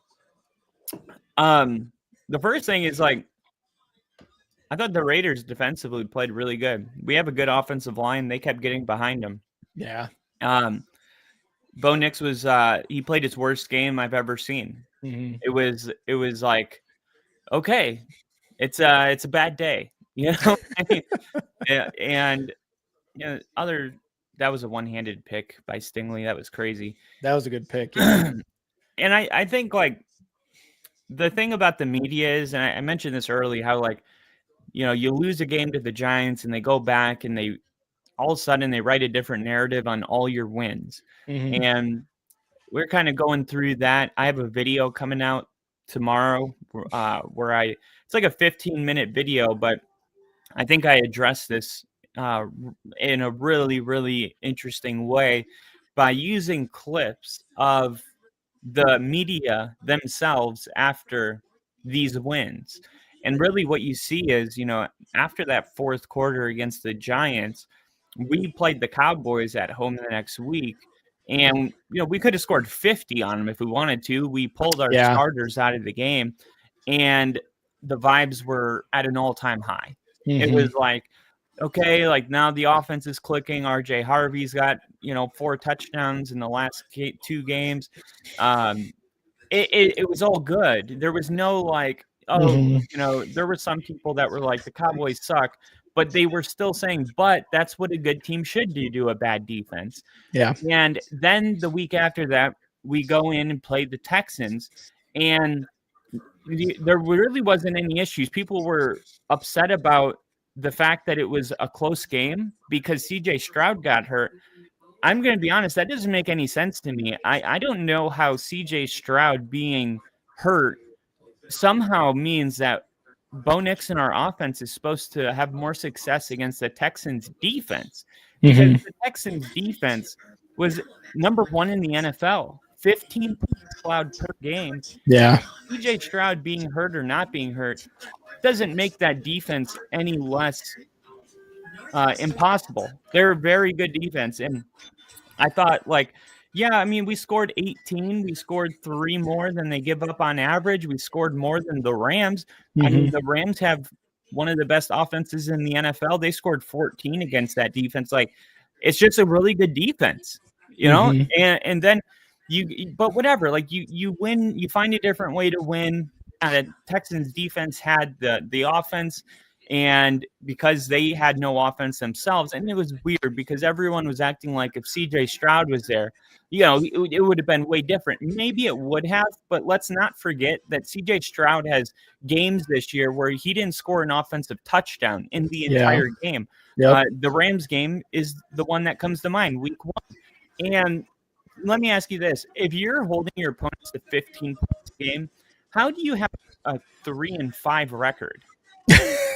Like if CJ Stroud was that big of a difference maker, the Texans would have at least been a 500 team with a defense saying basically score 2 touchdowns, you'll win all your games. They're losing, 70% of them. So I'm just not buying the CJ Stroud thing, but that was, whatever. And then Denver actually does play like a really bad game against the Raiders.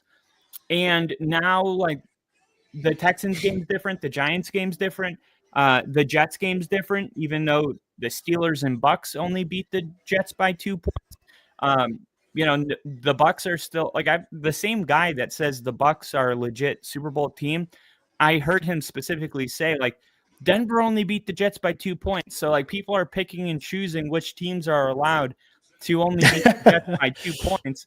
And it's all to just spin a narrative after one bad game. Like he had a bad game. The offense has been less explosive this year. I feel like a lot of this is just like self-inflicted. And some of it, like the Raiders game was the first game where I saw Bo Nix anxious, nervous, throwing with his feet not set. It looked like he had no confidence out there, which is something that I've never seen before out of him. But this was the first time we've gone against Pete Carroll's defense. And we had 2-3 days to prepare for it, and Bo Nix is a guy that he over prepares for his opponents. There wasn't enough time to prepare for this game, and it showed. It showed out there on the field that the Broncos didn't have they weren't prepared for this Pete Carroll defense that they've never gone against, and they had our number all day. But like the fact that people want to go back now and be like, I see the whole season differently because of a Thursday night game. It's like, you got to also keep in mind that this team went to London, came back without a bye, played the Giants. It looked like they slept for the first 3 quarters, finally woke up, got the win, beat the Cowboys, went on the road and beat the Texans, a very physical, violent team. And then still no bye week. And then you tell them, hey, you're going to play a game in 4 days. It's like, I felt like at some point it was going to catch up to them. And I'm just happy we were able to get the win. But I think this is the perfect scenario. Mike Vrabel said last week, we want to learn from our wins so we don't have to learn from losses. Like, this is the best case scenario. Denver, has a terrible day.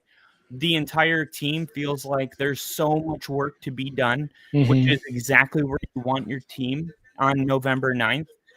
And yet they were able to come away with the win and not have to get a loss. I couldn't have actually, it seems weird, but I don't know if you could have written it better, because if they went out there and just smashed the Raiders, I don't know if the team goes into the Chiefs game with the right mentality. But I think this is kind of a wake-up call for the team while still being able to grab an 8-2 record and win their 7th game in a row. So it's like kind of the best of both worlds. And the Chiefs game, Denver wins that game next week. The Chiefs are 500, we're 9-2. Playoff game. And Nick Wright, a big Chiefs fan, said this will be the most important regular season game that Mahomes has played in his career next Sunday. And it's against a really good defense too. It's against a really good defense. And look, if they win that game, it'll be like, from the media standpoint, all will be forgiven, which is real fluky considering on Friday morning they were talking about if Sean should draft another quarterback. Another quarterback? Yeah, Colin Cowherd. Okay. Said, should Denver be looking at drafting another quarterback? And I think if you're going to say things like that, make sure that Bo Nix isn't one good game against the Chiefs away from you being like, no, they're actually good, because that just shows how like frail that opinion is. Like it should take a lot for you to come up to that. I mean, like this guy led us to 10 wins in a playoff game last year as a rookie. And now you're going to be like, yeah, I don't really care about the 33 points in the fourth quarter, the comeback against the Eagles. The Colts game, he had us in position to win. The Chargers game, we lost because of our defense. Like, forget about all of that. The Raiders game sucked. Should they draft a new quarterback? I just think I can't get behind something like that. That is so dumb. It's like you weren't on the carousel with us for the last 9 years. Don't even suggest that. Yeah. Oh my God, Bears need to get a stop here, man. They're and just like that, Jackson Dart touchdown. This defense stinks, man. Oh my God.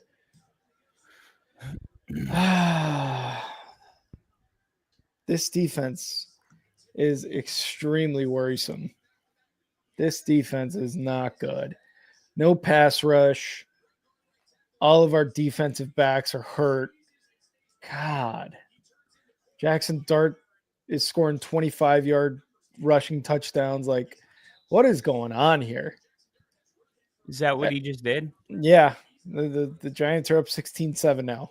First drive. It's the only way they can score. Half. They need to just put a QB spy on Dart because that's all he does.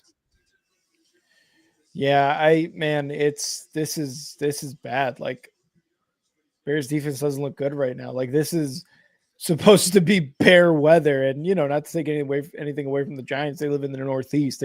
It comes down hard on the snow over there too. But like at home against Jackson Dart, rookie quarterback, again, not taking anything away from him, but the Bears this season got to be able to take advantage of something like this and get a win. It's just they're not doing very well, and that's why it's 17-7 now.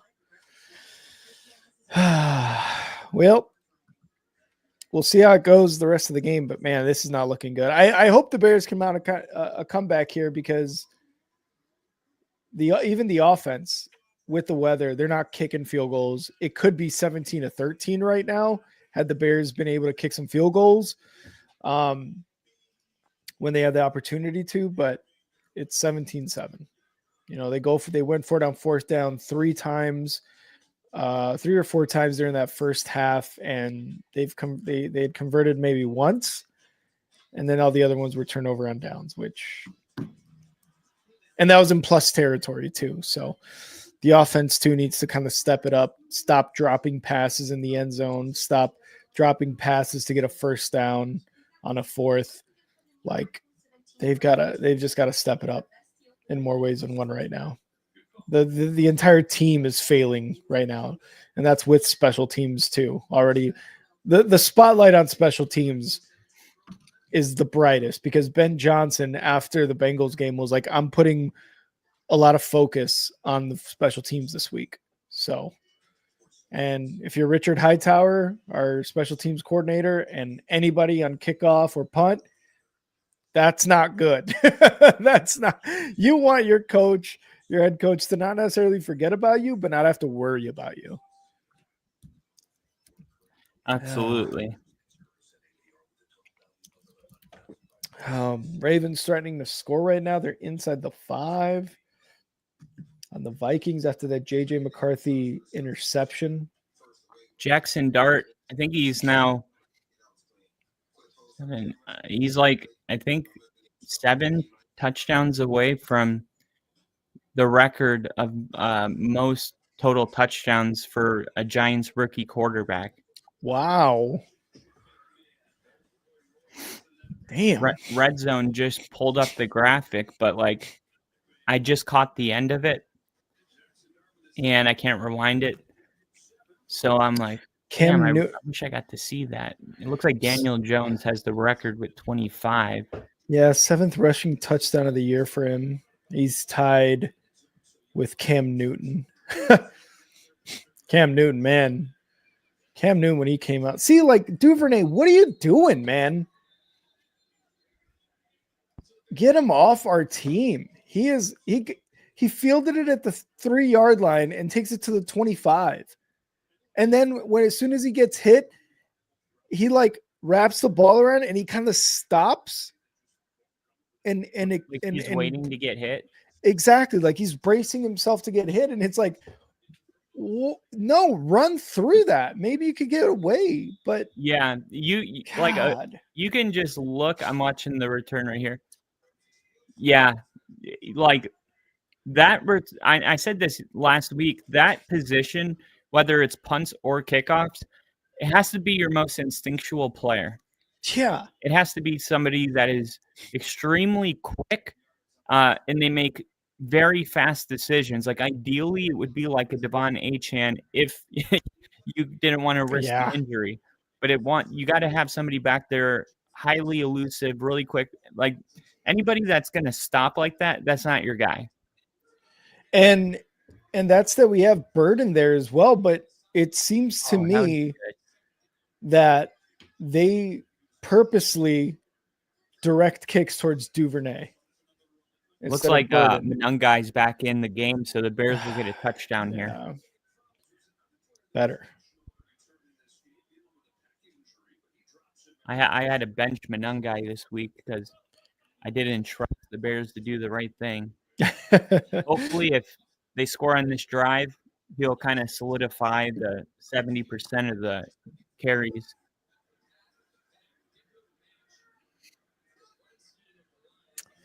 All right. 3rd and 4. Come on, guys. Let's convert here. We can't just go 3 and out. Dang. Monungai is so good at breaking tackles. Go, go, go, go, go. Yes. Whew. Caleb Williams, man. Jesus Christ. The way his ability to get away from sacks is like it needs to be studied because he's already gotten off of 2 sacks. Is by like spinning, run, like it's just he's got this instinct that is crazy. Oh fuck! Dalton Kincaid. What happened? Hurt? He just hobbled off the field. Oh, going deep, incomplete. So DJ Moore. Ugh. Yeah, Brian Burns is a hard sack to break away from. Yeah. Oh, man. Yeah, Caleb Williams keeping drives alive right now against this defensive line. And, I think those 2 sacks he got away from have been the only times that he would have gotten sacked. So credit to the offensive line for kind of keeping this 4-man front, at bay for the most part of the game. But they need to score more points. Do they have designed runs for Caleb? They did have one earlier this game where he snapped the ball. I think he faked a handoff or faked a pass and then rushed to the left side. Because I was going to say, I studied this Giants defense really hard after the Broncos game. Yeah. And Thibodeau, he's so good that he gets behind the offensive line so quick. So if you run the RPO, because he'll be right in front, and then you fake the handoff, and Thibodeau will crash inside and sell out to the running back, and then the quarterback pulls it back, and usually he can, like we scored multiple rushing touchdowns that game from Bo Nix just faking the handoff and Thibodeau going all out. He over pursues. That's the 3rd drop pass by Zacchaeus, man. Oh, why my is it God. Zacchaeus and not Burden? Him and Caleb, the connection that they've had over the preseason, as well as the first few games, is the biggest reason why Zacchaeus is in more offensive plays than Burden right now. That's a good route. It's kind of actually a really hard ball. I just saw the play. Yeah. Kind of a weird low to the left. I'm sure he's a right-handed guy. He's still got to make the catch, but yeah. That's the 3rd time it's been in his hands and he just doesn't haul it in. I get it's a difficult play, but You got to make that catch. The fact that it's only 17 points have you given up to the Giants is kind of Drops are the worst. Impressive. But Drops are the worst, man. yeah. So many highlights just non-existent because of drops. Yeah. And that's the other thing. Like, I think when you don't, this could happen to the Giants. It happened to the Broncos. Like, if you're not a Broncos fan, you're not watching every Broncos game. And I can tell you for a fact that they don't get their games televised often because I get none of them. Mhm. So the only time most people saw a Broncos game was that game against the Raiders. Mhm. So they just kind of fill in the empty spaces on their own. But like there was a play in the end zone where Bo's running around and he like fakes run, steps back, and like throws a pass. It was like crazy. And Evan Ingram dropped it. And it's like that would have been a first down and it would have been a huge highlight. And it's just gone. Yeah. Now it's a 3 and out. You know? And oh my God. All of the fault. Like he had an interception because it bounced off Troy Franklin's hands. Yeah. And went, up in the air. And it's like, that's an interception for Bo. So it's bad if you don't watch all the games and you just watch a bad one. And then it's even worse if you just look at the box score. There's a lot of people that just pull up the numbers and they have no context to go with it. And they're like, oh, yeah, he had 2 picks today. And it's like, did you see the 2 picks? Yeah, like one of them was a tipped pass right into the defender's arms. And it's like, you can't blame that on the quarterback. Right. And you can't know that if you didn't know it's going to be that way. Yeah, exactly. I've done this thing now where I watch the condensed highlights at a minimum. If I'm going to give you guys actual news, I feel like it's an obligation. The NFL puts it, it's like an hour video where it's all 16 games condensed all together. And I sit here and I just take notes on every game about what I saw in that game. That way I don't just look at the box score and get confused. And then, it gives me a bad prediction. Like, I think the Cardinals have a good shot to upset the Seahawks today. Ooh. Actually, the Seahawks and the Giants were my 2 upsets this week. And really? Not because I didn't want to pick the Bears or anything like that. I just, the NFL's like, you have to have a couple upsets. Like if you look at your sheet and everyone's a favorite, you're wrong. And the Dolphins right now are beating the Bills and just got an interception in the end zone off of Josh Allen. That one. That's crazy. I think they're still up 16. Bills are coming back. 16-0 right now up on the Bills. I'm not counting the Bills out. Now. I'm not counting out the Bills ever. Yeah. And I bet we can get some really good odds here. We're gonna go in on the Bills live right here. Guys, like, how could I take advantage of this? What are you doing, Woody? Oof. Why are you scratching the carpet? You trying to warm it up or something? Oof. Almost a touchdown for the Ravens in the end zone there. You want a blanket? I'll give you my Broncos poncho. The Broncho? The Broncho. Dude, you can't buy anything this nice in America. Look at this. Wow, that's sick. This is handmade from Tijuana. Holy shit, that's nice. Yeah, they literally don't sell anything this nice in America. Like, they don't care about copyright infringement over there. Yeah, I guess not. Yes. I was walking through. It was amazing. I was like, they had every team, and I just couldn't believe the quality. I was at a it's not a farmer's market, but it was like some kind of like I don't even know. It's like a market. It's like an international type of kind of like ethnic food, shopping. and it was really cool because each tent had its own world, and this one had like shot glasses and sports memorabilia, Oh, that's and you sick. can tell like they don't. You can tell they're just like making it for Americans. You know what Yeah. I mean? Like he was so happy to show me like, look, oh, I got more Broncos shot glass, and I'm like. I ended up buying stuff just because of how excited he was to show me.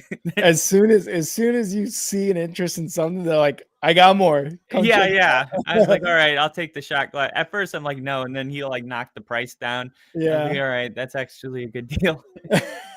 I'll take that. I actually got the shot glass here. 4th and 1. Giants going for it. We need to stop. We need to Pretty stop sure you right just here. put a sticker on it. First down. Oh my God. And on the legs of Jackson Dart again. Oh, that's cool. That's not bad. That looks really nice though. Yeah, I've never even done a shot out of it. Not yet. I don't really drink anymore. I feel that. It's mostly seltzers for me. I just do heroin now. Yeah. No, I'm right there with you. I usually just pop a Molly in the morning and see where the day takes me. I don't really plan. I like to sweat in the morning. Oh God. Oh my God, guys. Have you ever come done on. Viagra recreationally? No. Me neither. I've snorted it. No, I'm just kidding. No, but I put it in my butt. Yeah. Dude, Works the same. I was thinking your kicker needs to put an ice cube in his ass next time he goes out to kick a field goal. Did you see the Charlie Sheen documentary yet? No, Oh yet. man, dude. Is it good? It's like my favorite thing on the internet. Or on Netflix, whatever. It was amazing. I watched it twice. I watched it once by myself, and then I watched it with Mary. It's so good. What's it called? I would just type Charlie Sheen. Like Oh, I forgot okay. what they named it, but it goes through like his whole life and like the party phase and like coming out of it and then how Winning. falling back into it and then how bad it got, like doing weird fucking interviews and like Oh yeah. one of them is like the famous viral one where he's Winning. like, I was knocking back 7-gram rocks. Yeah. And I she's got like, tiger's blood. Yeah, how can your body sustain that? I'm built different. I don't know. I'm built different. He's like, Charlie Sheen is built different. Let's be honest. oh no, he is. That guy's crazy. I mean, even like his dealer was like, we would go on like week benders where, we'd be like, bending. Yeah. Oh, Bender. Yeah. Just bendering. Yeah, and the dealer was like, dude, after a week, I was like, I gotta go home, and he's like, I would go home and sleep for like, a week basically. There's ball. Is it a fumble? Yes, it's a fumble. Bears recover. That's what Jackson Darts gets. Damn, Let's go. You gonna go potty? Damn, that stinks, dude. I think he might be down, actually. We'll see what happens. You gonna go potty?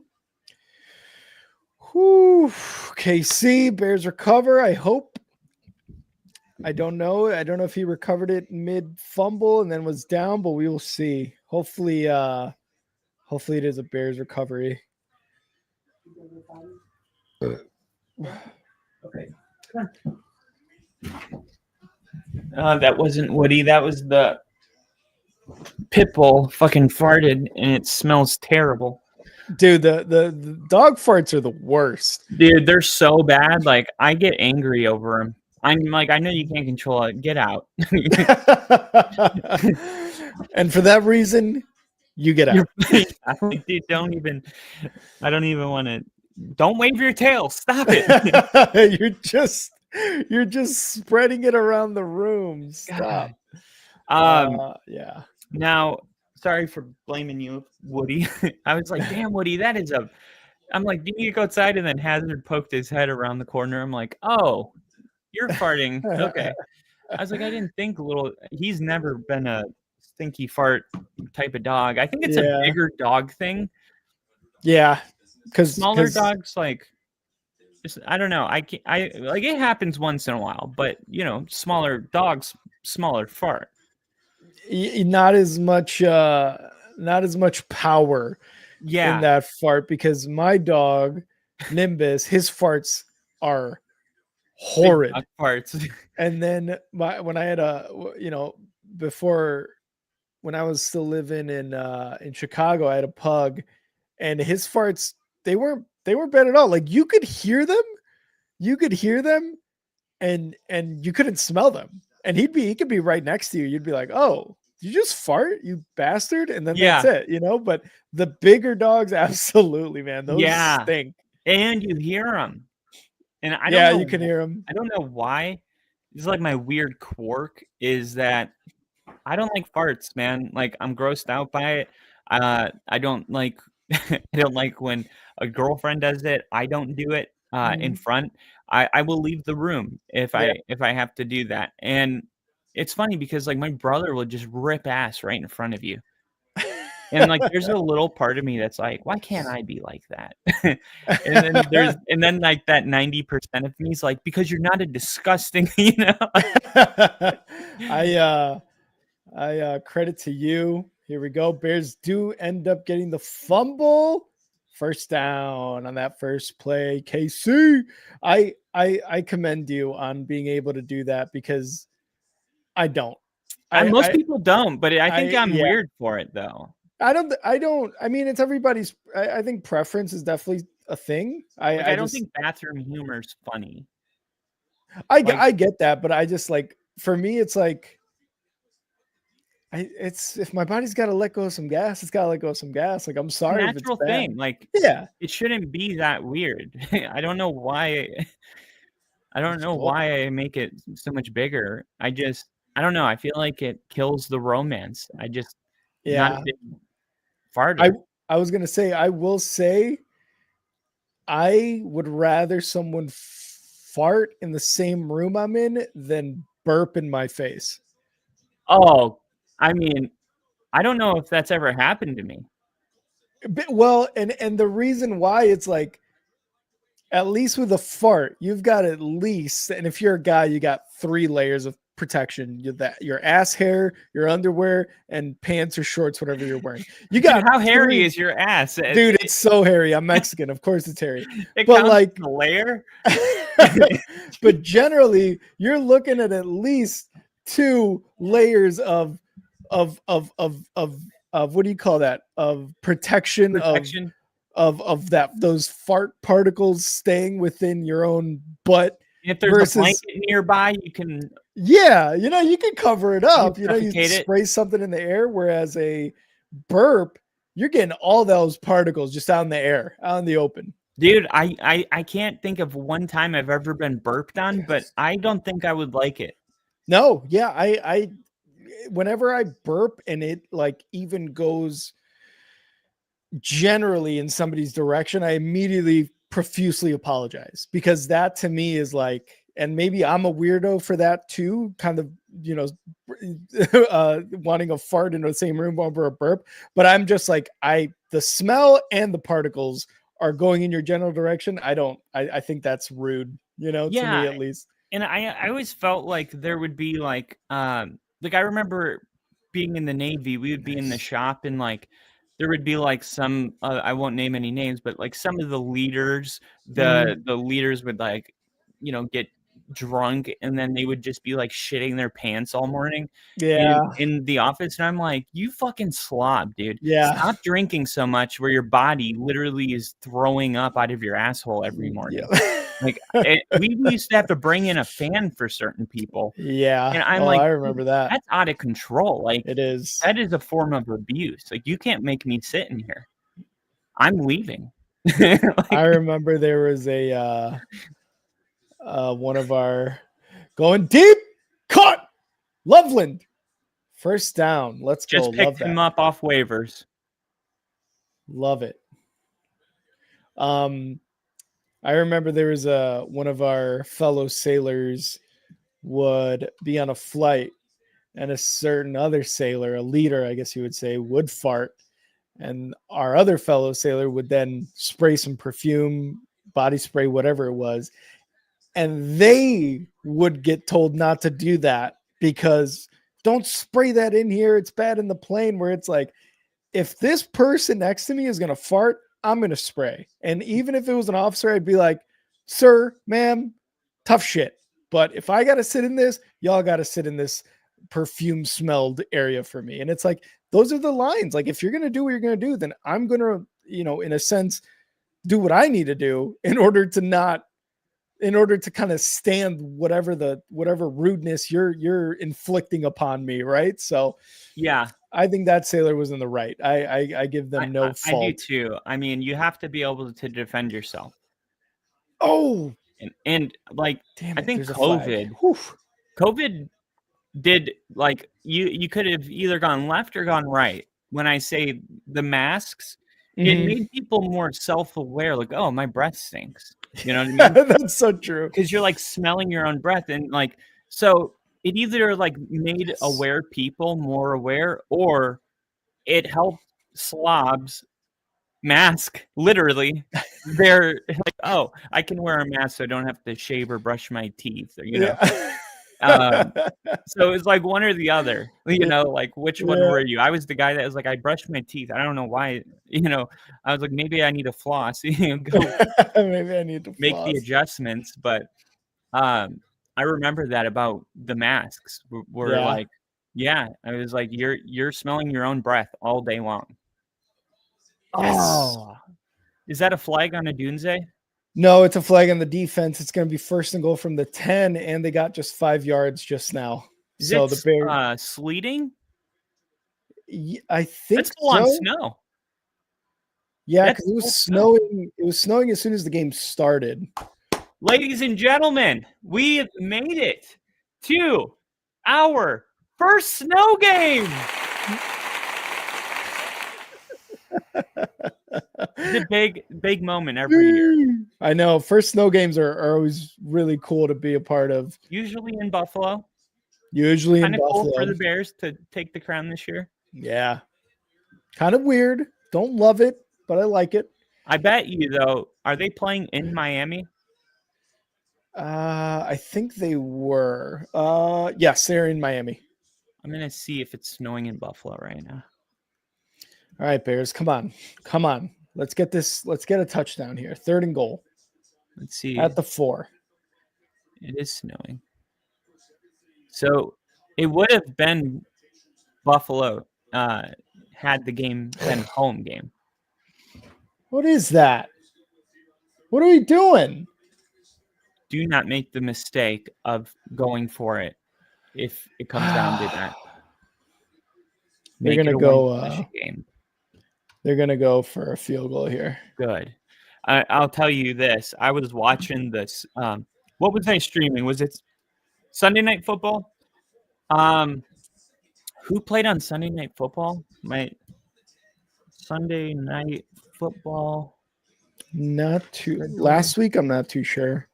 Last week, it was, let's see. All right. Bears get a field goal. All right. Week 9. So, no. Monday Night Football. It was the Cardinals and the Cowboys. I think. Cardinals. Cardinals, Cowboys. Mm-hmm. So the Cowboys, they're trying to come back in this game, and they're on like the 7-yard line, or like right about where the Bears are. Mm-hmm. Maybe no, not that close. They were on like the 30-yard line, but a chip shot field goal. Mm-hmm. And they decide to go for it, and they're down at that time. They're down, I think they were down like 17. Mm-hmm. So I was like, okay, you're going to need the field goal anyway. Yeah. Why would you go for it? Yeah. And I'm like, this is going to come back to haunt them. And sure enough, like, the Cowboys end up having the ball late in the game, and they throw an interception, and they have to use all their timeouts. They get the ball back, but it doesn't matter because it's a 2-possession game. But it was like, man, if they had kicked that field goal earlier, this would be a touchdown to tie the game. Yeah. And instead, and I knew that was going to happen. I'm like, this will come back. Like, you're going to need the field goal. Like, why do you feel like you need a touchdown here? Mm-hmm. And that was the reason the Cowboys lost. And the weirdest part was I'm like freaking out on the stream about this. And then the analytic thing comes up and says, go. Fourth and go 3, for it. Analytics say go. And I'm like, I don't understand that. Mm-hmm. Why? I was like, I think the analytics is only determining whether or not you should go for it on 4th down. I don't think it's like including the context of the scores and the games and the time and all of that. I think it's only referring to whether or not analytics think you have a better chance of over 50% of converting or not. Yeah, I think that's what it is too. I totally agree with you where it's like, okay, just because you have a better chance at a 4th and 3 versus a 4th and 5, for example, like how you're saying, like if it's over 50%, the analytics is saying, well, you have a more than 50% chance of doing it with 3 yards to go than 5 yards to go. And it's like, it doesn't necessarily take in the context of what has the defense been doing? How's the passing game been? And if you're not passing, is the running game going to give you a better shot? Like I totally agree. It doesn't take in the context of not only the situation, but the game as a whole and how the offense is performing. I really do think it's just like, oh, only 3 yards to go. Yeah, you got a pretty good shot at it. Go for it, Exactly. So, kind of a little update here. So the Patriots, they're winning right now against Tampa. This is a big game for the Patriots because they have had the easiest schedule that I have ever seen in my entire life of watching football. I've never seen anything like it. They have played the easiest opponents up until week 10. And from week 10 to the rest of the season, they also play the easiest schedule. Wow. So there's only 3 games on the schedule all year for the Patriots to show why they're a good team. And this was the reason I had the Patriots, maybe coming in first, but second for sure, winning over 10 games. It was just a matter of schedule for them. And the Bills game that's coming up, that's a tough one. And then they got the Ravens and the Bucks. That's it. That's all they got. Dang. And if they want the world to take them serious as like a, top 3 team, they got to win those games or people are going to do to them like they did to us. Like Denver's got an 0-4 record against playoff teams. And it's like, okay, but we have a field goal blocked against Kansas. Like they don't even, that's what kills me, man, is like they're doing the same thing now. And it's like that penalty. It's like, how is that on Bo? Like our defense giving up 10 points against the Chargers with 3 minutes left. That's not on Bo. Like, and none of that actually matters when these people are creating a narrative against your team. So it's better to just beat those teams and avoid it altogether. But the team doesn't care about that. The fans do. And media as well. It's mostly like if we get a win, we get a win. That's all that matters at the end of the day. But you're right. It's all about the conversation people have, whether you win or lose those games too. But the Patriots having that easy of a schedule, I had no idea. Oh, and there's a flag here. Oh, I think it's on the defense.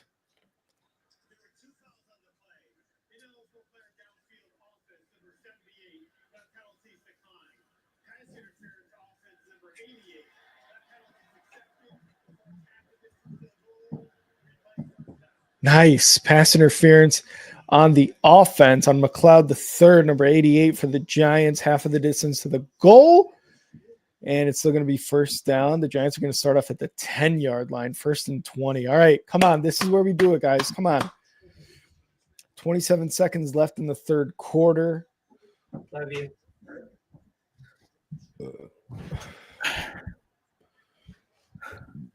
Come on, Bears. Come on, Bears. 1st and 20. Let's go.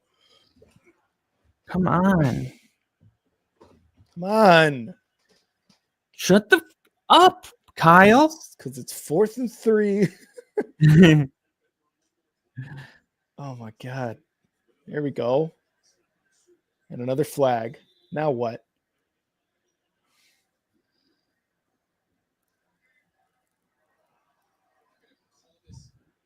Let's go. I just put a bet in for the Bears to win, the Ravens to win, the Bills to win, the Panthers, the Bucks, and the Jets. So every team that's losing besides the Jets is a tie game. Oh my God. And the Ravens are currently winning. God. The odds went from -500 to -800 for Baltimore. Grady Jarrett holding? How?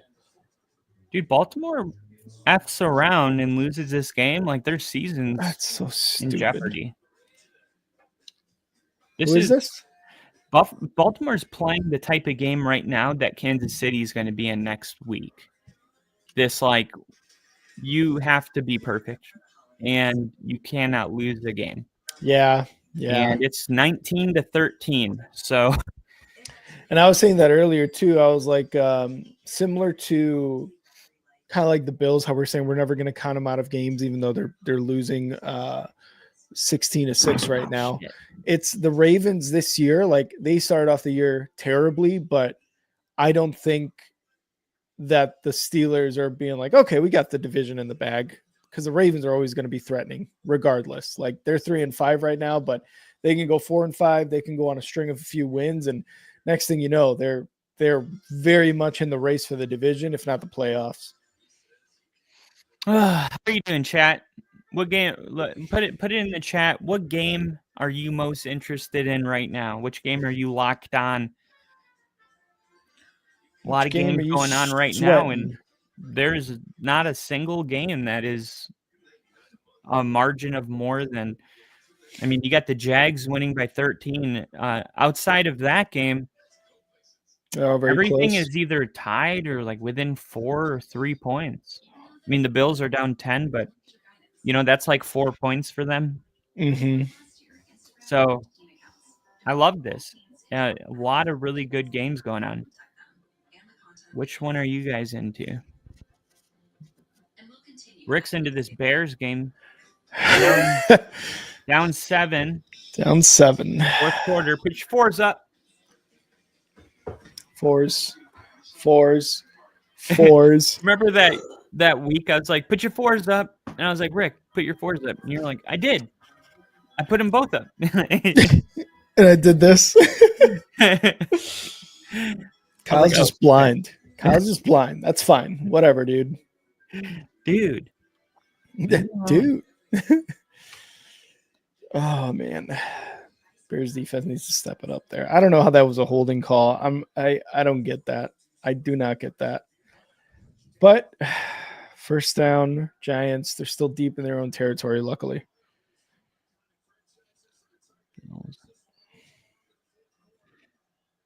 Come on, oh my God. I did not realize that Russell Wilson is in the game. Dart is out. Why?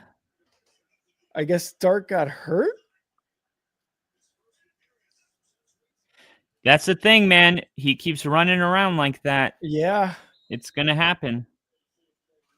And first run here, on first down is going to go for about 4 yards. We got Russ in at quarterback. I mean, that's Bears a good win. thing. They better. Bears win. Russell Wilson is the worst quarterback I've ever seen. And Kyle got to see him for years. Can't get those years back either. No. Or the money I spent on seeing it in person. God. Who would want to see that in person? 3rd and 1. 20. 3rd and 1. Come on. Let's get a stop. Come on. He had that one good game, though, against the Cowboys. He did. That was so strange. He went ham. It's like, who is that? No tackle. Come on. All the way to the 40 to the 30, guys. Are you kidding me? Make the tackle. Who missed that tackle on Singletary behind the line? Noah Sewell. Come on. God. Dalton Kincaid ruled out. That is, oh my God. Noah Sewell. How do you miss a tackle like that? So that sucks. Oh my gosh. I just saw the Singletary run. Oh my God. And then he got, that was a really Inside good run. the red zone now. Come on, dude. You're going to screw my whole bet. Well, if they hold him to a field goal, it's still a 10-point game. Got the entire fourth quarter. That's just extremely discouraging. And another first down run by Singletary. We cannot stop anything. Tyrone Tracy, not Singletary. Is Lamar Jackson washed?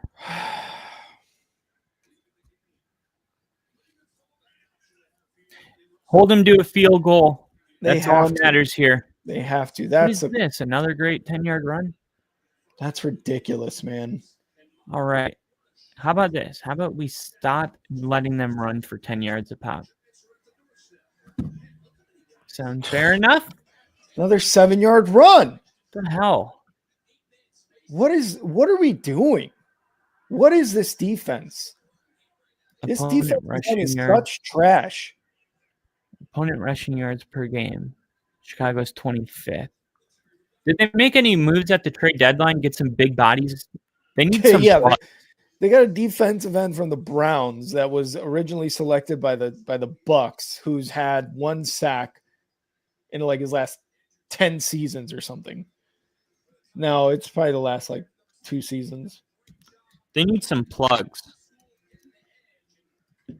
We got some guys on our team that come in just for rushing downs. Tillman. Yeah. Big 340-pound men. Yeah, that's what the Bears like. The Bears have those though.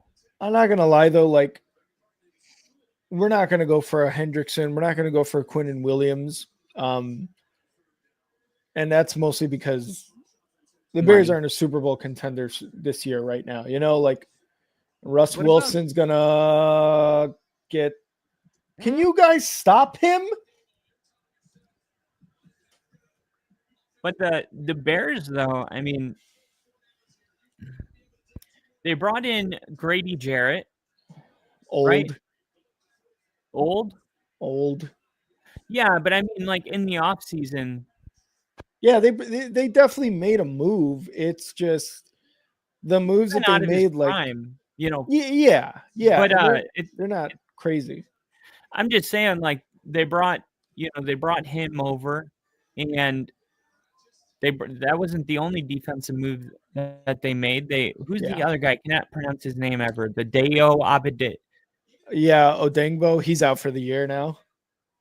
So they brought over a lot of guys, but it's just they're not even in the game.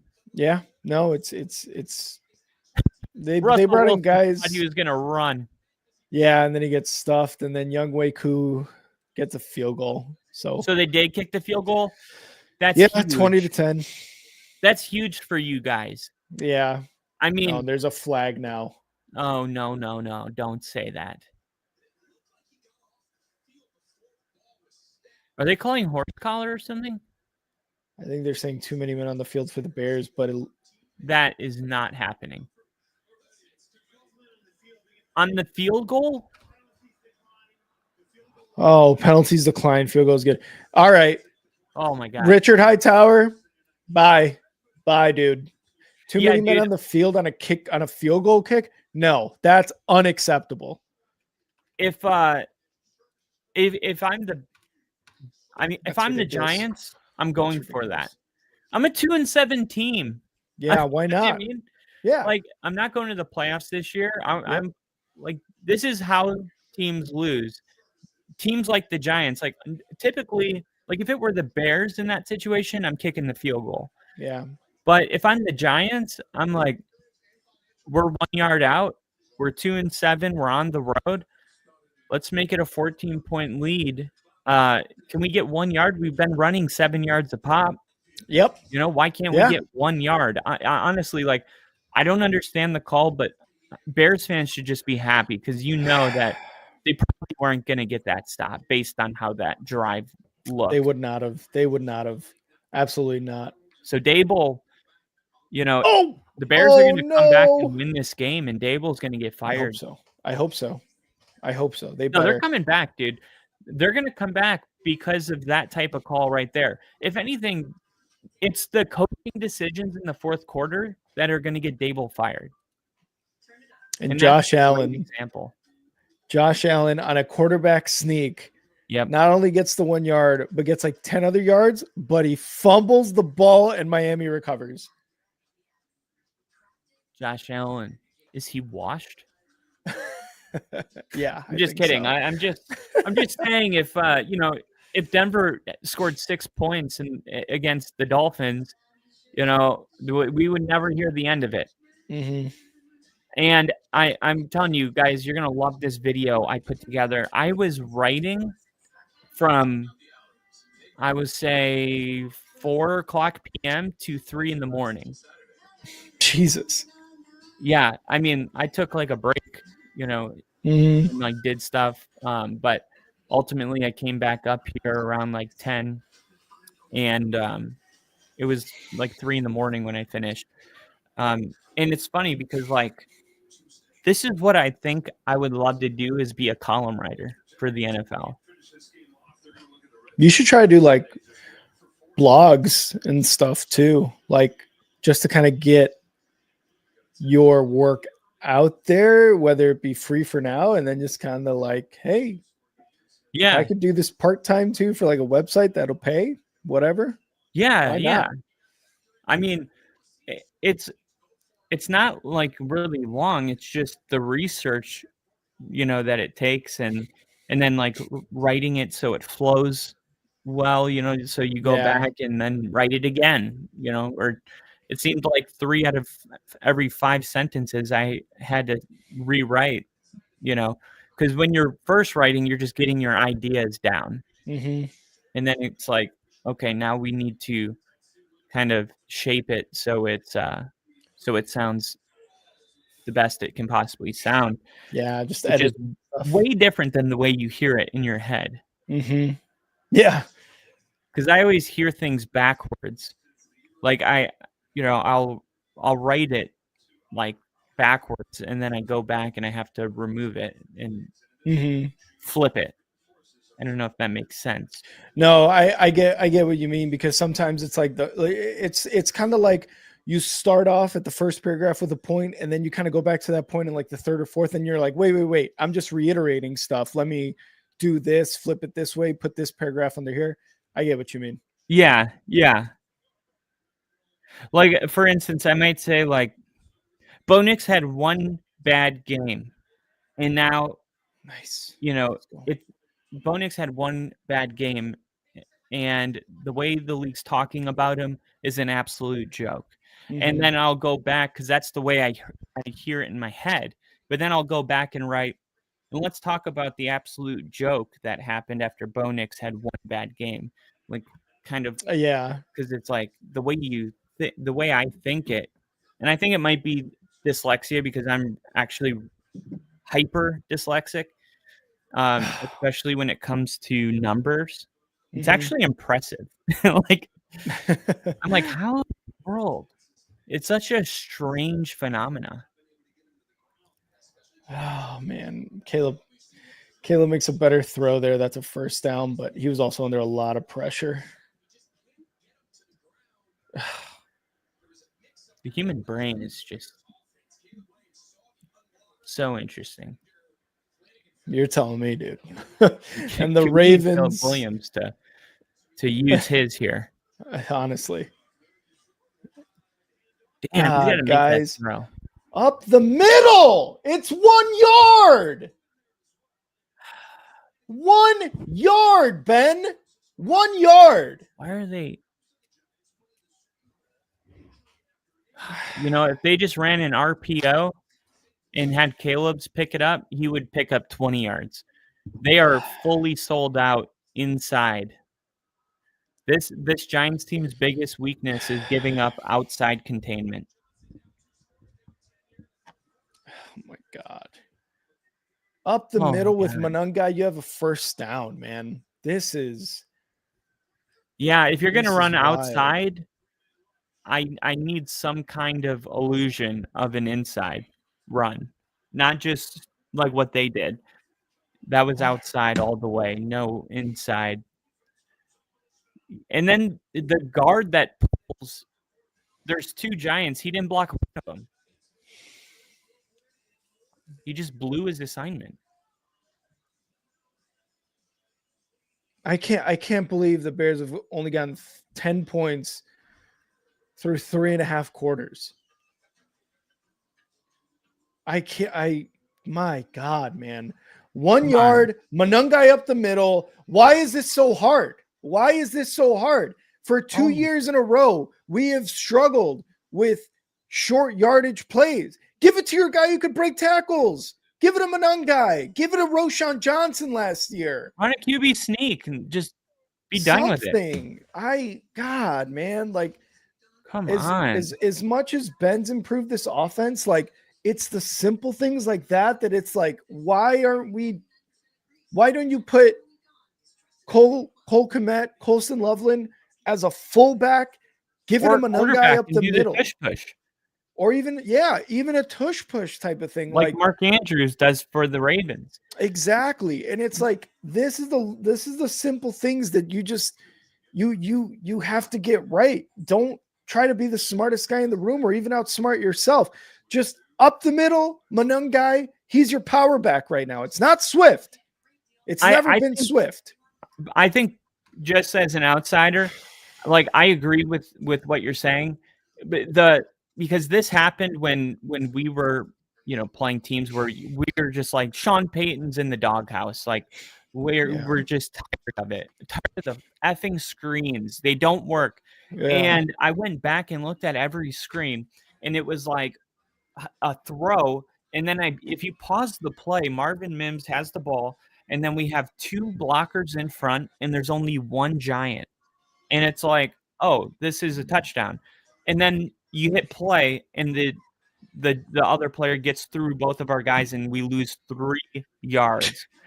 And that's infuriating. Yeah, and I'm like looking at all these plays, and I'm like, okay, it's weird because all the screens that we were mad at, they were actually very good calls because we had numbers on the other team, and we had a playmaker with the ball. The problem is the execution of the play. Like, I get that last run, pisses you off, but when I saw them pull I think that was your right tackle, they pulled him to be a lead blocker, and he didn't block one of the two Giants. He let them both right through, and it's like, okay, so, I mean, of course, Ben Johnson, like, calls that play expecting your freaking tackle. The only reason you pull a tackle is for him to be aggressive and go. Yep. And he just soft on that play, and he lets everybody through. And that's when I get upset, because it's like, we will get mad at the coaches for the execution and the players. And I said this about Sean. I'm like, we're all mad at Sean, and our players just aren't executing the blocks. And that's true too. But I hear what you're saying too. Like, don't overthink it. Yeah, exactly. And I think that's kind of what gets away from coaches, because they're like, well, I'm going to run up the middle, but that's what they think I'm going to do. So I'm going to do this instead to do that. And it's like, I think it's just better to just go with a simpler play. But I'm also not an NFL head coach. I'm just a fan that gets angry, Yeah. And the reality is, like, if that play works, no one's mad about it. And we had a play like that where it was 3rd and 1, and we got the ball to Sutton, and he was supposed to throw it to RJ Harvey. It was a trick play. And, that we had run that play earlier this year, and it was a touchdown. And this time, the RJ Harvey was covered, and Sutton ends up losing 2 yards, and now it's 4th and 3, and everyone's pissed off. Like, why are you running trick plays? It's 3rd and 1. Just run the ball. Yeah. And I remember vividly that resulting in a touchdown, because you want to call that play when it's an obvious running situation. Mhm. And the only way to call that play is to naturally be in a high risk, high reward scenario. Yeah. But if it doesn't work out, you look like an idiot. And if it Mhm. works out, you're a genius. Yep. You know, there's a fine line between a rut and a groove. And it's a lot of it just comes down to whether the play worked or not. Also, your camera's off. I don't know if you noticed that, Kyle. Oh, no. Yeah. I'm not able to see it. It's like blurred almost, Oh, but like also me. Yeah. Oh, it might be because I got naked. All right. I'm back. So another holding call on the Giants, 2nd and 20 now. Let's go, baby. And the Giants have kept, or the Bears have kept all their timeouts. So that's huge. Yeah. Plenty of time. Plenty of time. They just need to get a 3 and out here. Oh, God, they need to. Oh, they don't need a 3 and not out. give up big runs either. They just can't give up a touchdown. Kicking's going to be hard. Yeah. With the wind. So something to keep in mind. All right. They need to stop them on 3rd down. It's 3rd and 15, but my God, every time it comes down to a 3rd down, it seems like the Bears just give up. It's Russell Wilson, so you notice they're just running the ball because they don't trust Russ. True. Come on. Thank you. Be careful. Don't get any stupid penalties either. That push on Tracy could have been. Can you call this 3rd down? Because I'm a little behind. I'm curious. It was a draw play. I think it got about 6 yards. Yeah, so the Giants are just saying, yeah, like they don't trust Russ, dude. They're just running the football and saying, no, you're going to have to beat us with your offense because we're not going to lose it with Russ. Let's see what they do here. 4th and 7. They're going offense on the field.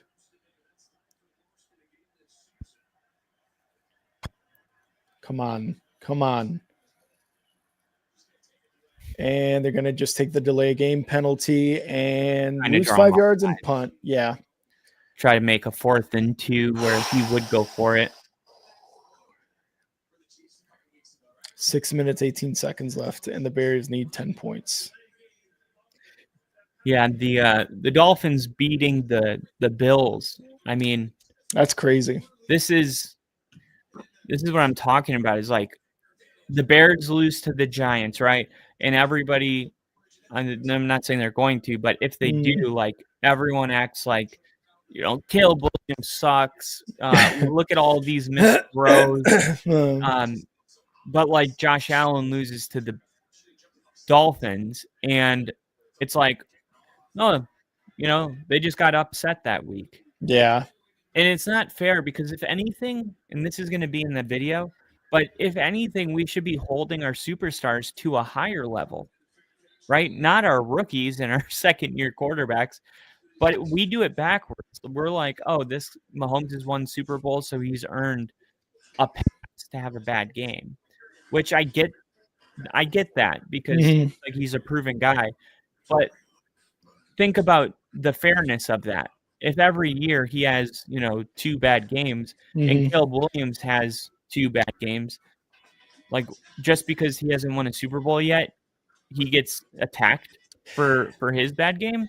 Yeah, I know what you're saying too. I think I definitely agree that like Mahomes should, in this sense, let's say it is about Mahomes, right? Like there should be the same amount of criticism, but you definitely are looking at that and being like, well, Caleb Williams and Mahomes are not the same. Caleb Williams and Josh Allen are definitely not the same so far, right? But I understand what you're saying, but I do think there's definitely a lot more grace given to bad performances by more proven quarterbacks, Super Bowl winning quarterbacks, playoff winning quarterbacks, guys who have done it consistently throughout their time. I agree. Isn't that crazy? Because like we should expect a young quarterback to make struggle. mistakes. Yeah. If Mahomes does it and Allen does it, why would these young guys not also do like? Yeah, there's a bunch of flags there. That's why I was upset. This might be holding. It's going to be on the Bears. I know for sure. I'm happy Caleb's using his feet here. Yeah.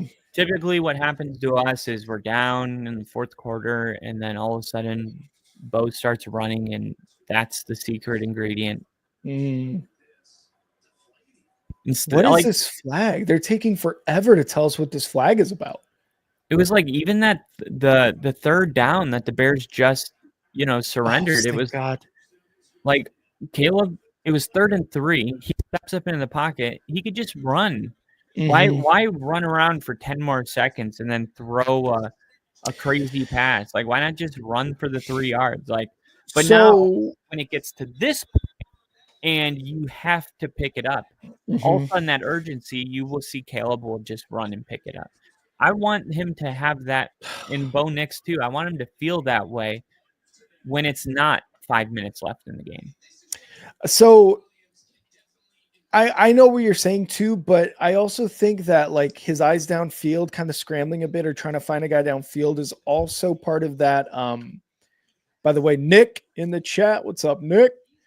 Because Archuleta, the announcer for last week's game against the Bengals, was getting a lot of criticism for saying like, just run there. And it's like, well, do you want him to be? Come on, Rome. Catch that.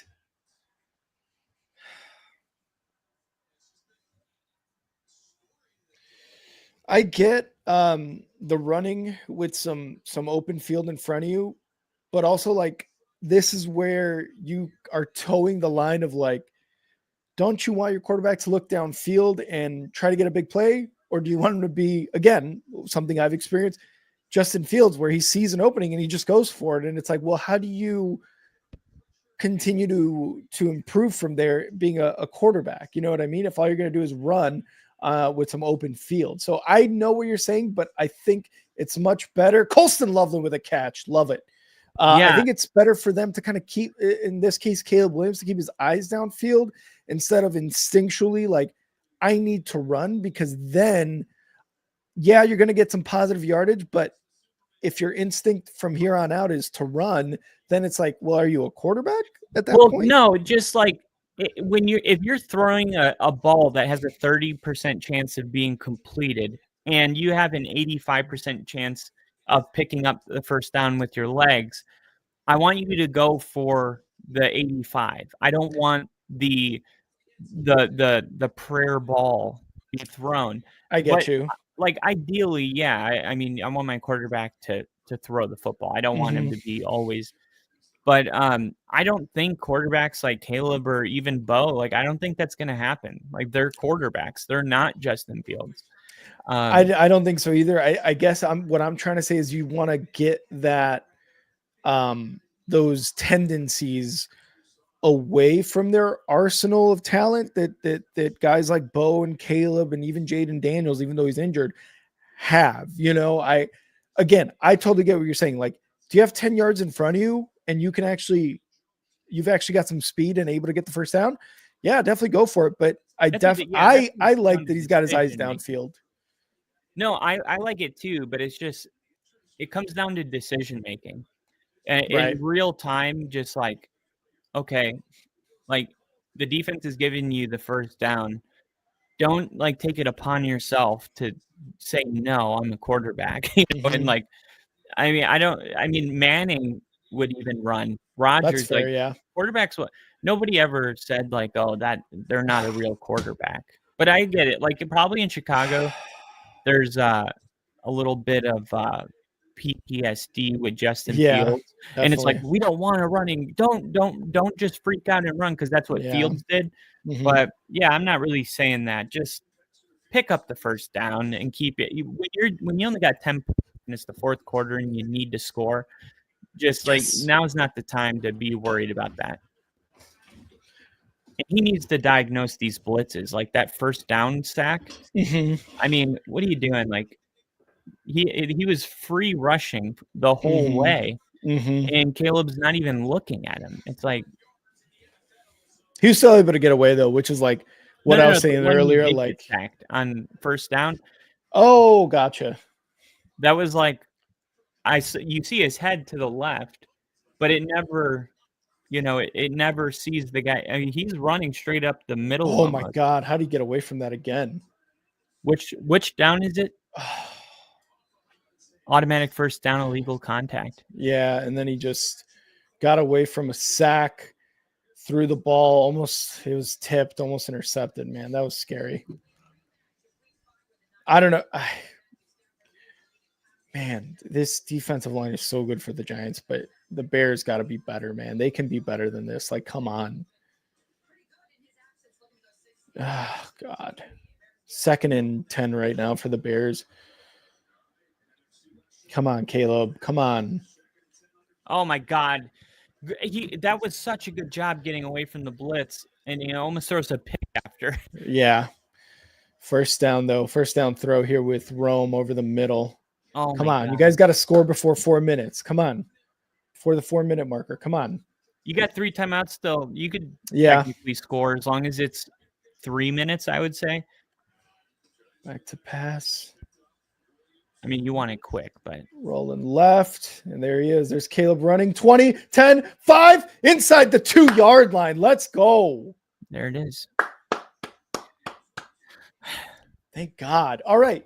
That's Ben, when not difficult. We were down 19 against the Giants in the fourth quarter, and Bo started running, and there it is. Like, because the defensive line's great, but if you can get in front of them, all of a sudden they're chasing a ghost. Touchdown, Rome Odunze. Let's go. Whew, See, okay. Yeah, I'm looking at the run right now. Like, that could have even been a touchdown. He stumbled, but like, it's there. No one thinks you can't throw the ball because you made that play. Thank God.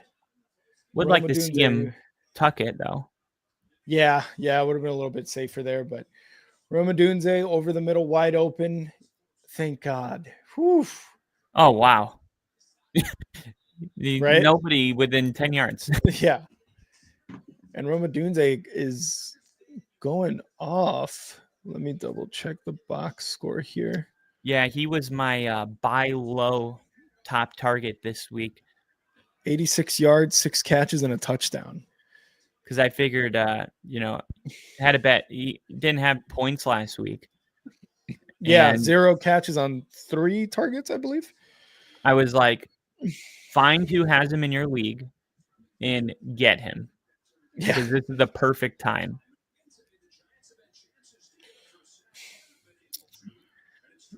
Oh, man. Big catch by Colson Loveland. Big run by Caleb.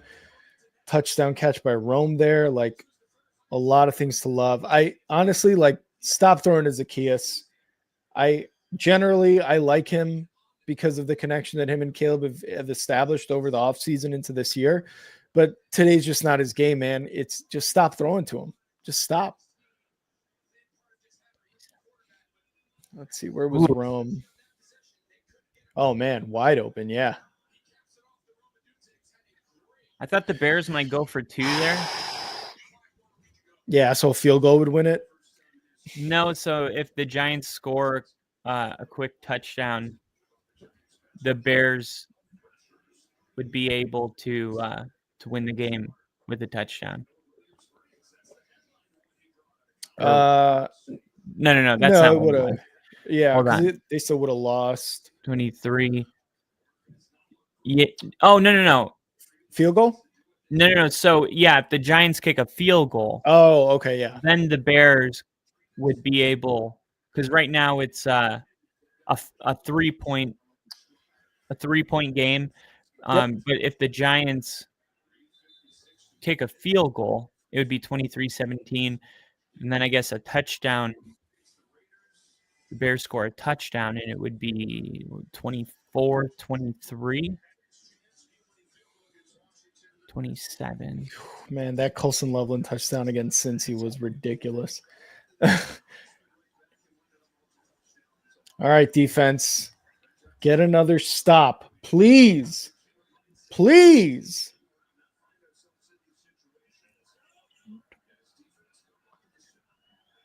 God, both teams are 2-7 on fourth downs combined. Jesus.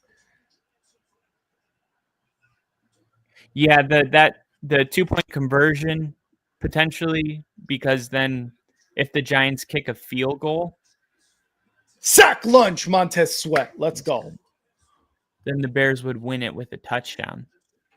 And if the Giants don't kick a field goal, the Bears would win it with a field goal.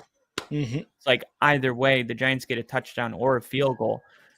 With a 2-point conversion, the Bears could win it with a touchdown or a field goal instead of tie it. Come on. Russell Wilson, he's going to let you back in this game. Don't worry. Miami touchdown. 29-7 or whatever it is right now against the Bills. That's crazy. What happened to Jackson Dart? Concussion.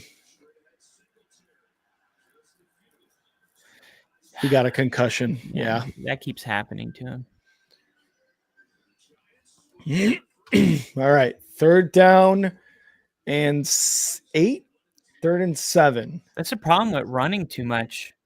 Bears take the first time out. He's had 3 concussions now. Yeah, and then him and then Scatabo obviously got that injury, but the way those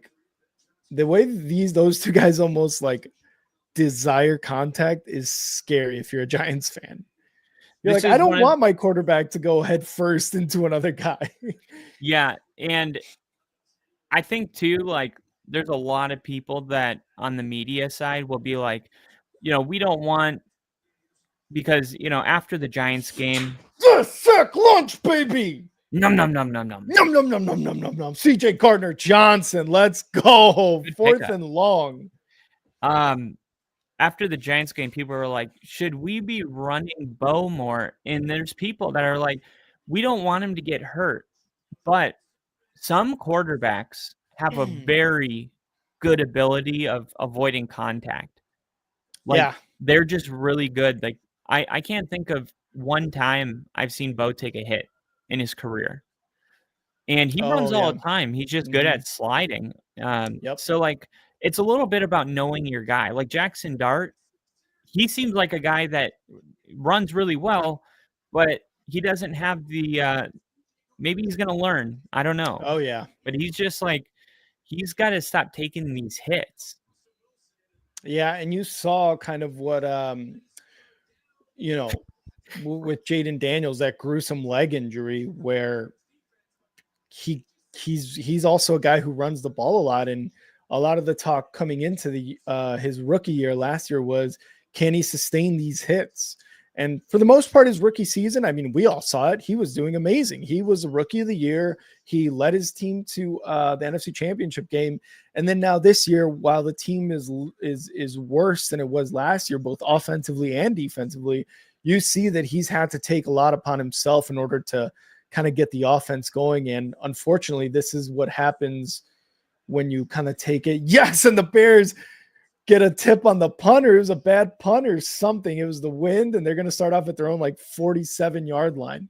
Going at this from the Giants side for a second, this is the moment where their defense needs to win a game, because came off the side of the leg. Their defense keeps giving up these comebacks in the fourth quarter, and why is Jameis Winston not the backup? I don't understand that. I still don't understand why. Like, when I say Russell Wilson is, he is, I don't even know what he's doing out there. Me neither. Like, that's another Dable thing where it's like, that is this just like you feel bad for the guy? I don't get it. And you're not paying Russ that much money. It's like Jameis Winston at least gives you a little bit of speed. He sees the field better. I mean, you're asking Russ not to lose the game. He can't not lose the game. He's going to take sacks. He might throw a pick. I just don't understand. Like, if you're the Giants, this isn't the first time that Russ has had to come into a game. And how did those other ones work out for you?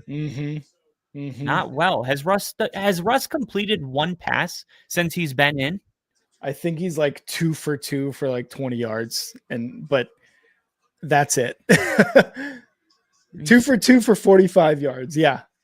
That's actually not terrible, but it looks way worse. Yeah. And the fact that you're just kind of asking him to like manage a win is like, that's not good at all. Going deep, caught. And that is your boy.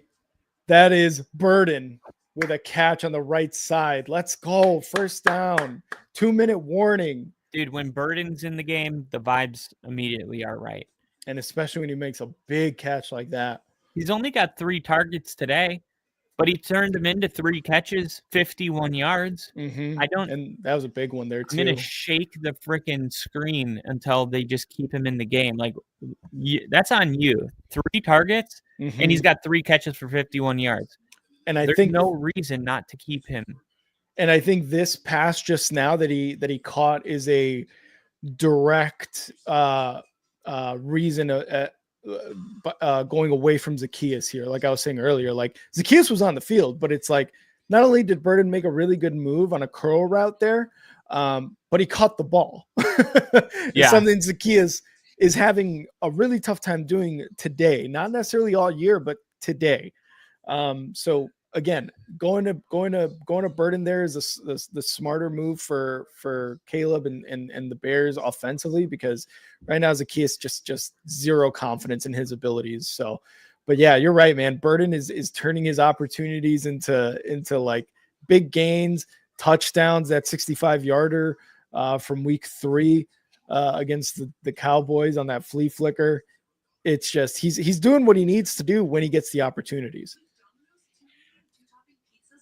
Garrett Wilson, who had the knee injury, missed the last 2 games, came back and played in today's game.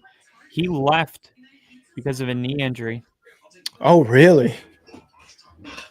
Didn't record a single catch. Damn. And that sucks, because that knee injury was why he missed the last really 3 weeks, because there's even a bye week, and then he comes back and gets knocked out of the game. Toof. Kincaid knocked out of the game. Oh yeah. So my fantasy team, but luckily for me, I'm still projected 150 points. You're like, why do I get this luck? I know. I'm glad I didn't start Monangai though over Alex Pierce. Dude, and that's the other thing. It's like Monangai last week, 178 yards, whatever it was. And today's only got 7 touches for 28 yards. It's like, why? You know, I get it's an average of 4 yards per attempt. And you saw what he did last week. Why are we giving it to him more? DeAndre Swift is averaging 6.5 on 13 carries for 80 yards, but still, Monangai's are like, he's a dude right now. All right.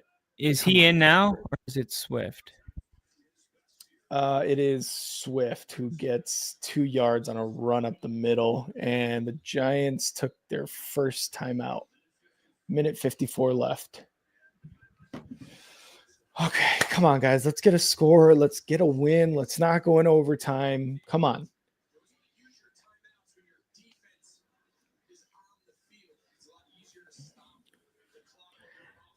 I've got 2 TVs, and the big one is on the Bears and the small one's on Red Zone, but I hate that Red Zone's always ahead of the bigger one. It's on YouTube TV too, so I don't understand.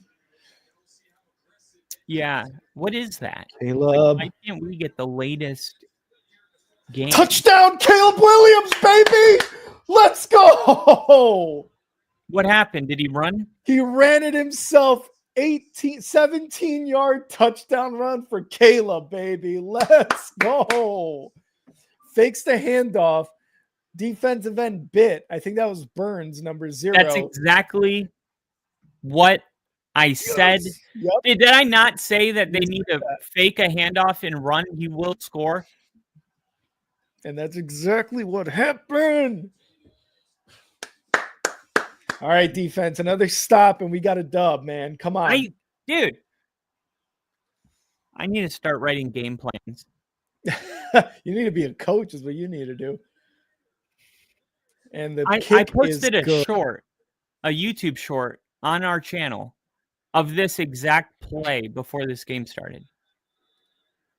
Of The fake run. handoff, Yeah. the Giants defensive ends crashing inside. The quarterback pulls it back and takes it to the house, and how effective that play is against the Giants. And funny, the one we had the go-ahead touchdown with it. You guys just got to go-ahead touchdown with it. It's just something the Giants, their end struggle. They're young, and they lose outside containment. And Ben Johnson knew that. And guess what? He was waiting. He was sitting on that. Mm-hmm. He was sitting on that. And credit him, because one thing that I wouldn't have done is waited that long to call it. Good on him because once you run it once, they learn their lesson, and then they're more disciplined. He waited just to kind of like then. And to not show the hand too early, right? Yeah. Whew. No, he absolutely was sitting on that. Thank God, man. Thank God. All right, 1:47 left in this game. They're about to kick off to the Giants. Defense needs another big stop here. And man, that punt by Gillen, whatever the Giants punter is, that was an unfortunate punt by him there. Damn, the Bucks were down 10 points. Mm-hmm. And there was like 1:30 left, and they scored a touchdown with 32 seconds left. They got a quick touchdown. So now onside kick. Whew. And the Patriots got it. And he's injured. Wow, the Texans right now only down 6 minutes and 10 seconds left in the fourth quarter, 29-24, Jags up. But the Texans got the ball at the 7. At their own 7. That was come on. A good on. Dude, that's the thing. Like the Jags letting the Texans back in this game, not a good sign. But the Jags scoring 29 on this defense, that's a great sign. Yeah, you got to take the wins where you can. Man, sigh of relief by Caleb Williams there. He's like, thank God. Man, the Jags are really a confusing team. Yeah, they're up there in terms of a confusing team for sure. Yeah, they're with Atlanta in Arizona. God, Atlanta's the most up and down team. And that's what they have been, an up and down team last 2-3 seasons, it seems like. Yeah, like they had the Colts. Come on, Tremaine. Like the Colts were going to win that game. I mean, the Falcons were going to win. They had Daniel Jones on a 3rd and 21 outside the field goal range, and they needed a field goal to tie it on the final drive. And then Daniel Jones ends up running for like 19 yards and setting up 4th and 2. Second is Russ going to go on it? Oh, they need a touchdown here. I just saw Russ scramble. 3rd and 10 coming up. Incomplete pass by Russ there. 3rd and 10. 3rd and 10. Come on.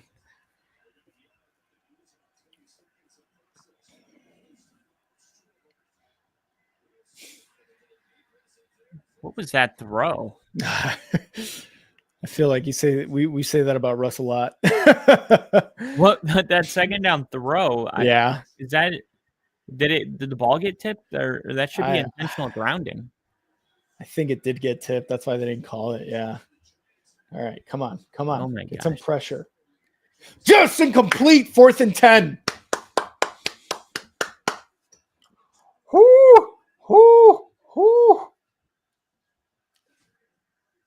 That was just a dropped pass by Wan'Dale Robinson there. That is, if you're a Giants fan, you're yelling at your TV like I was with Zacchaeus, because that is just a drop pass. That probably could have gone for, if not 8, a first down.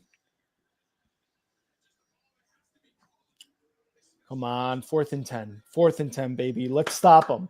It's always those like to the left catches From right-handed throwers, yeah.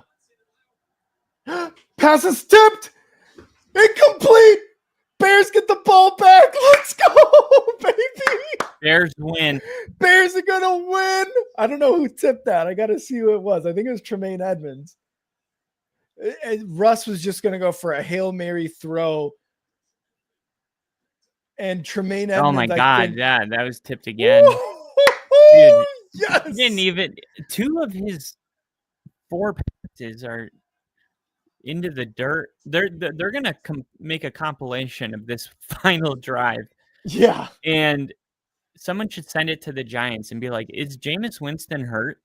Yeah. I'm sorry. Did Jameis Winston die? Or Yeah. Like what? Yeah. I don't. Why do you do this to yourself? I mean, now let me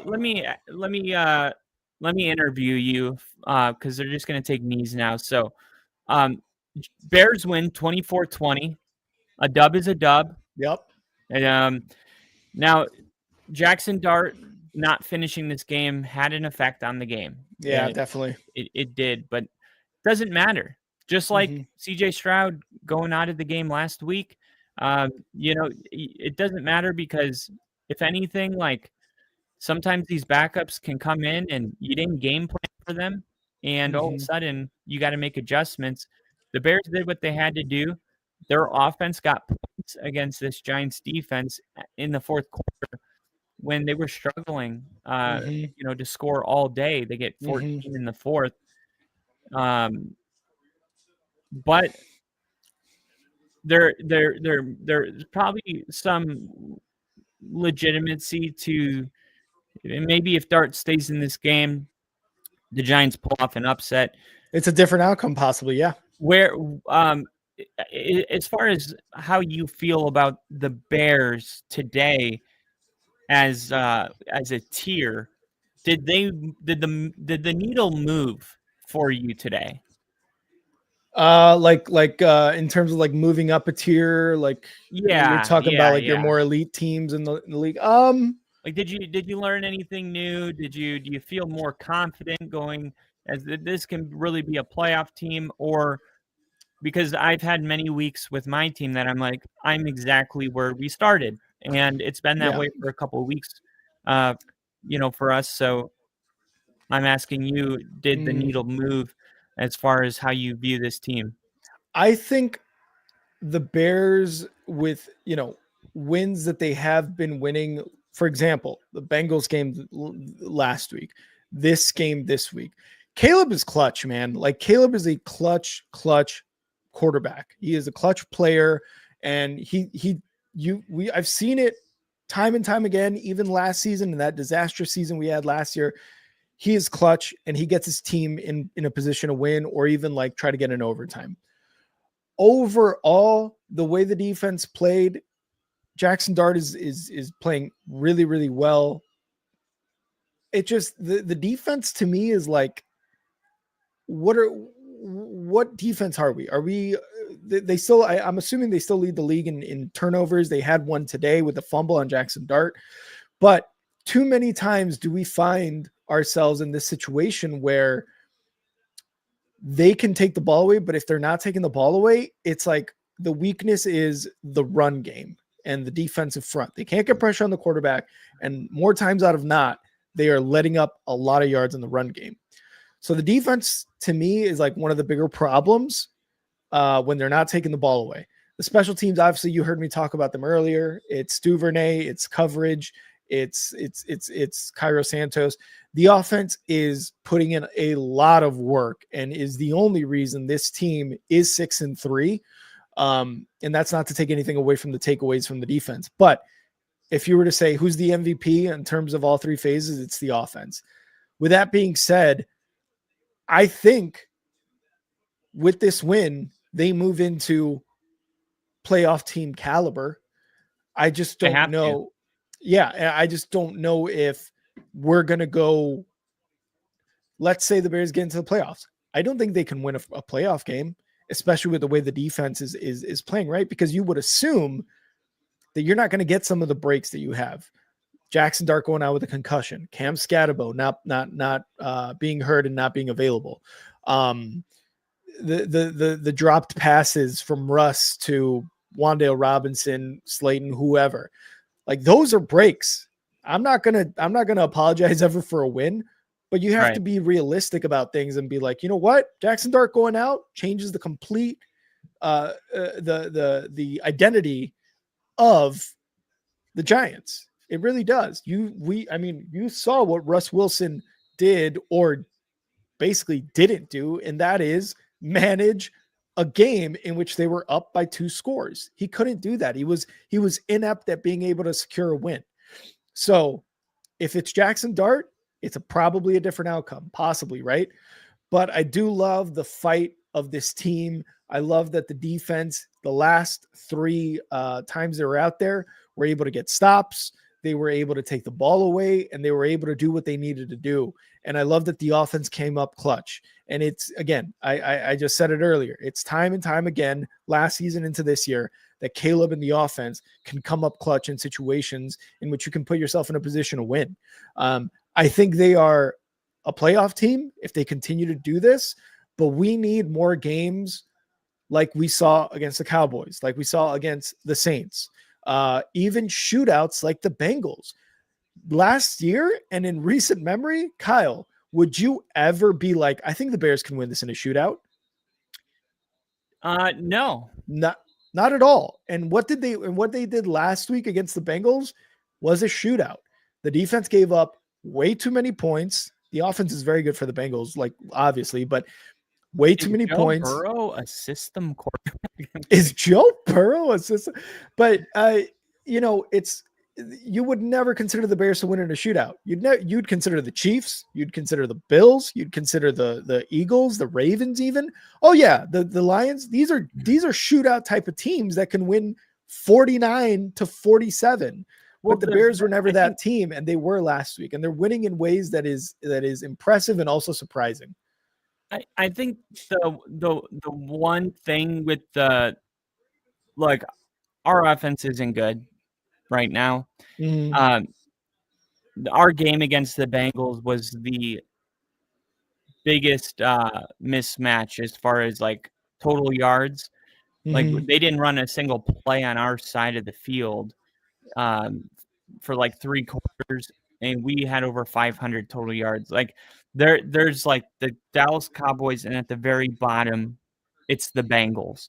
Like the Bengals defense should be studied as to like how they got like this. I mean, they give up. I mean, it's incredible. Mm-hmm. I don't know how they do it, but like giving up 39 to the Jets the week before, Jets. Yeah. What? Yeah. How does that happen? So look, it was the same thing with us. Like we scored 28, against them. And it was like, yeah, we didn't really need to score more than 28. We were just we had taken out our players. We're running the football, but like if we wanted to pile it on, we could have. Mm-hmm. And I think the Bengals are bad enough where like, I don't know if like after that game, like I didn't think like, okay, our offense is fixed, because it's like the Bengals are a bad team to kind of judge your offense. Like I need to see them do that against the Steelers. I need to see them do that against, a team that has at least like a middle of the road defense, like the Lions and the Bears have been able to score against like some pretty good teams. So like, yeah. I think the Bears scoring, let's see, they scored 16 against the Ravens. I guess Ravens. I was going to say against the Ravens is the only time the Bears this season have not scored at least 21 points. Okay. Yeah. So the Saints game. So the opponents are about to crank up. And that's why Mhm. we're about to figure it out because, like, the Vikings, well, they won that one, but the Lions game was obviously just, we'll just flush that down the toilet. I mean, because that was an ass kicking. There's no other it way to put happens, it. It was an ass kicking. Absolutely, and absolutely. it doesn't define a season. Nope. The Cowboys game, right? That's the second worst defense. The Bengals game, the worst defense. And then, the Raiders game, you beat them by a point. We just beat them by 3. There's no shame in that. A win's a win. Yeah. The Commanders, their defense is much, much worse than last year. Yeah, and they're just, I don't know, they're just not the Commanders. Like it's no, I mean, not. We're gonna play them in a couple weeks too, and I'm not worried about it. And then the Saints, and then the Ravens got the win, and then you guys almost lost to the Bengals, and then today you beat the Bears. But so like I'm happy where the Bears are at, but in one more week, it's Steelers, Eagles, and Packers, and then the Browns, and then the Packers again, Niners, and Lions. So, like, it's getting to the point now where I want to see them next week beat the Vikings 28-14. Yeah, I want to see something like that. I'm not really like.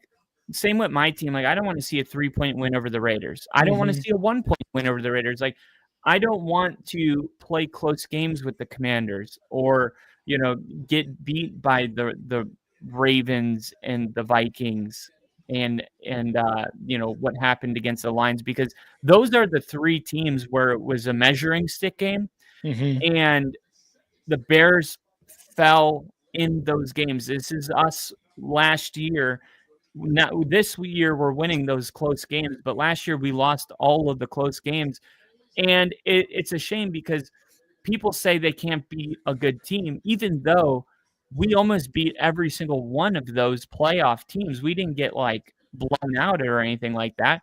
Yeah. But at the end of the day, if you're going to be in that tier of like, hey, this is a team that can go into the playoffs and actually win a playoff game, and they're getting better because November just started. So if any team, take the Cardinals, I put it on paper. If the Cardinals go 4-0 in November, they're in the playoff picture. If the Bears go 4-0 in November, they're going to be considered a top 5 team. That's what's going to happen because they're going to beat the Vikings, the Steelers, and the Eagles. And then it's going to be like, okay, the Bears are one of the best teams in the NFL, and it's right there. But I don't know if, like, up to this point, I have that kind of confidence with the Bears. And I think it's great that they are getting the wins against the games they should win, because that's a sign of a team that's just not ready to compete. If you can't beat those type of teams, you're just not there. But we also need to see the Bears beat a top 10 team at some point. Yeah. And the closest thing to that will probably be the Steelers game. And then the Eagles and the Packers, those are the games that will put the Bears on the map for real. And nobody will have anything to say about the previous opponents, just like our Chiefs game next week will be a similar situation for us. The leverage penalty with the Colts, it'll all go away if we can handle that one game. And if we lose that one game, then we just make the narrative worse. Because I'm not really interested in the narrative. I'm interested in gauging where this Bears team is actually at. And I feel exactly the same about them today than I did going in. Like I thought the Giants would pull off the upset.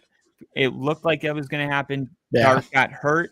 Yep. And I bet the Bears as soon as that happened, because I knew the Bears were going to come back and win that game. Yeah. And it's hard for me to, move this needle when, like, what I suspected would happen.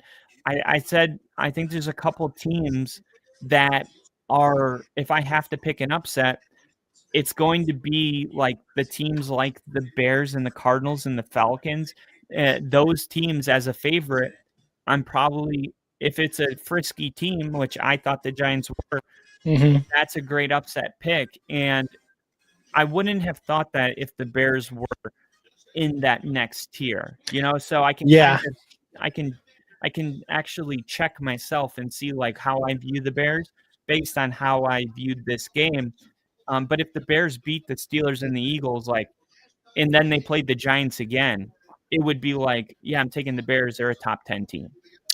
Yeah. And I agree, because obviously, we say it all the time. Like, you play the teams you play on your schedule, and that's that.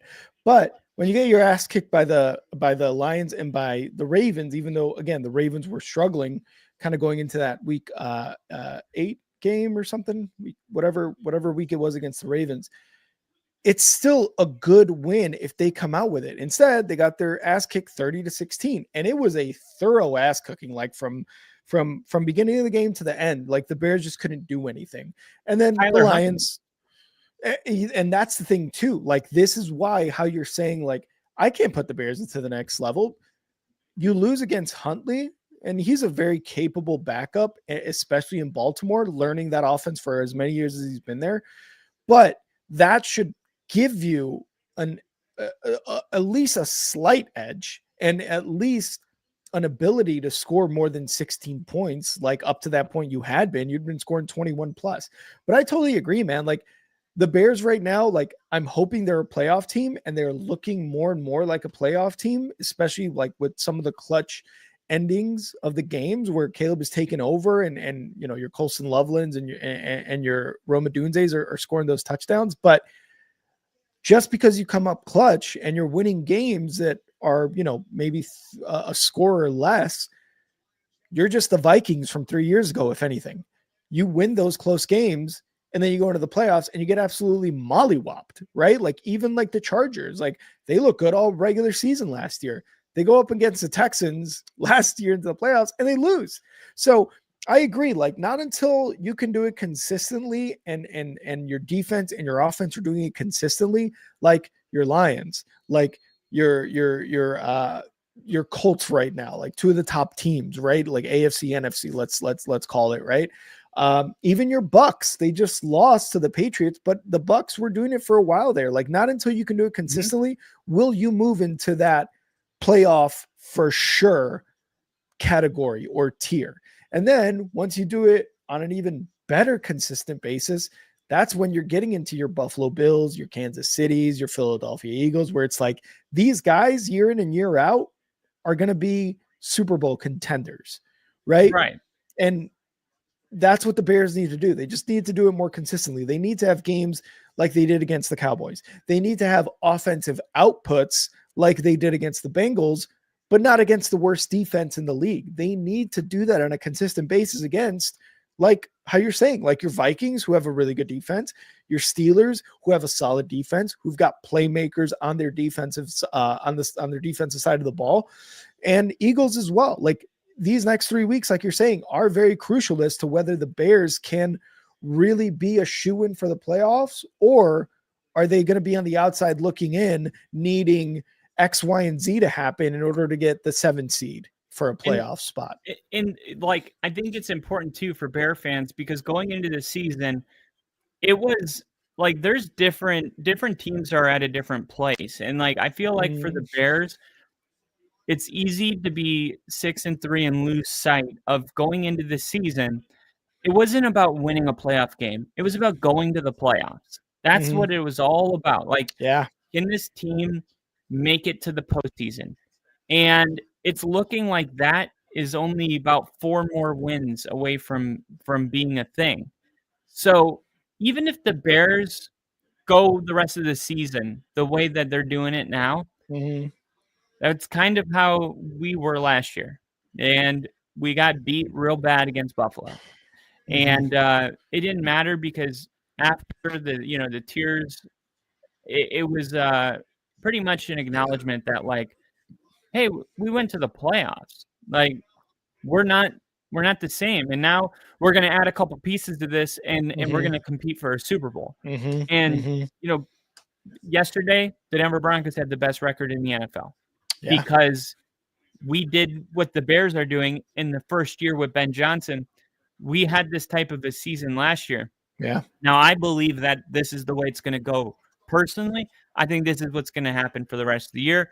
The Bears are going to lose probably to, some of those opponents like that we mentioned, but they're also going to beat the other teams that they should beat and maybe get in as a like a 6 or 7 seed, and then maybe get beat by the 2 seed in the playoffs. Yeah, by like the Bucks, by I don't know, the Lions, if it's a divisional game. The Bucks probably, but like if they have to play like the Lions or the even Eagles, the Eagles, like I don't know, like it could even be ugly, but Seahawks, Rams, the Seahawks and the Rams, I would, so that, but at the end of the day, like just getting this team in that conversation, the train's on the tracks and it's headed in the right direction. And that is what, like, how much more could you ask from a first year head coach, Wow. And I think it's easy when you see like, oh, look what Mike Vrabel's doing, or look at CJ Stroud's first year as a rookie. Like, these are outliers and the Texans with the win. These are outlier events. And it's just not the way it typically goes. And I think the Bears and their fans, they should just be happy for the fact that they're playing competitive football and they're winning their games. And it's easy to be like, oh, this is where we're at. Now I want more, we're absolutely competing. I want to be, and that's the players, the fans, everyone should feel that way. Yeah. But at the end of the day, like, this is a brand new rebuild. It's a brand new team. And he just started building it. So it seems like you got the right guy at coach. Caleb's doing his thing. So I would say, all in all, like, this is something to be really happy about. And the last thing I'll add, the Bears thing, people will make this narrative. I guarantee you, they're going to be like, Dark got hurt, and that's why they lost. But we don't know.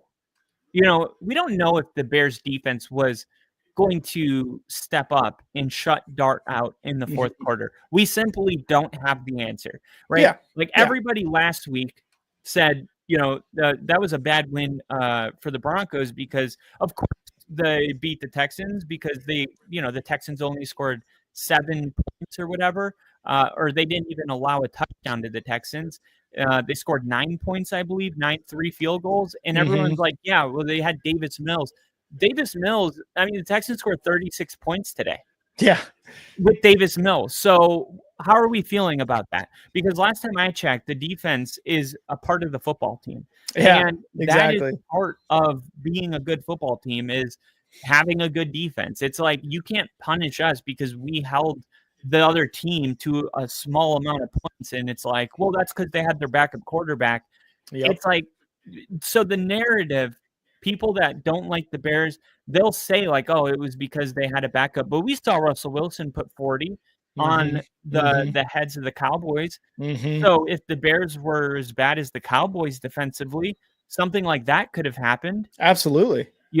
So I just think like, like there's always a little bit of truth to that, but it is always like overstated, when they're trying to take the flowers away from you. And my last point on this too is like, correct me if I'm wrong, but last year with the Broncos, right? You were winning games like you were saying, like the Bears are winning. Before that, the season prior to last season, weren't the Broncos like losing games like that? Oh yeah. That was our biggest problem. And well, even this year, like last year, we had the blocked field goal in Kansas City. I could go on and on, but it was like what happened against the Colts was happening to us every week. And it was like the difference this year. I mean, no team has more fourth quarter comebacks than Denver this year. We're winning all of those games. That's the difference. And that's the difference this year with the Bears as well, is last year, everybody, even you, and mostly because, you do this podcast with me, knew about that Thanksgiving game against Detroit and the absolute chaos that was happening in that final drive. What happened other than that? there was a blocked kick by the Packers the first time they played, week 10 or week 11. They played the Vikings, and they came back in overtime and lost in overtime, and then they got their ass kicked the second time around. But there was so many games last year that the Bears were in a similar situation like this, similar situation as the Bengals, similar situation as like the Commanders this year, where they lost. They lose those games. The Hail Mary against the Commanders last year, the Thanksgiving game against the Detroit Lions, those games against the Vikings and the Packers. Those are games they lose every single time last year. And it was frustrating, but now they're winning those games. And that speaks to, like how you were saying, the culture that Ben Johnson is bringing, how clutch Caleb is still, like, his ability to be clutch. Like, he's still a clutch quarterback, even last year. But now we're winning those games, and we just exceeded our win total from last year. Last year, we only won 5 games. This year, we're already at 6 in week 10. We didn't win our 5th game until week 18. So, like you said, like, the Bears, absolutely, it's a stepping stone in the right direction with a new head coach and a new culture and guys, buying into the culture as well. And we might go into the playoffs, and we might get our ass kicked by the Seattle Seahawks, by the Rams, by the Lions. Might be competitive against a couple other NFC teams, right? But if we go into the playoffs, that's a step in the right direction compared to the previous 4 or 5 years, where our quarterback couldn't throw the ball. And now Caleb, I'm talking about Justin Fields. Our defense, while pretty damn good, they couldn't stop anybody when it came to clutch time, fourth quarter, overtime, whatever. So then that's a sign of a losing culture, to be honest. 100%, could not agree more. And we exceeded our win total. Exactly. Jalen Johnson was screaming at Eberflus the week before he got fired. Like, that is a losing culture. So I totally agree that this is a step in the right direction, but the Bears just need to do it more consistently in order to be taken seriously. And just like your Broncos, right? Last year, it was a huge step in the right direction. The playoffs didn't go as well as you wanted, but now look at you. You're tied with the top record in the NFL, if not the AFC, right? And so if the Bears continue on this sort of path in which they're going, Lions just scored a touchdown. If the Bears just continue to do that, I mean, we could be looking at one of the better teams in the next 2-3 seasons if we're doing it consistently with our guy Caleb, with our coach Ben Johnson, and with just a better overall team and a better overall culture. It's just I get what you're saying. Like, narratives are going to be talked about with Jackson Dart being out and stuff, but hey, 6-3, I'm happy. Yeah, and Caleb's gonna have games where you're like, what's going on? Did he regress? Yeah.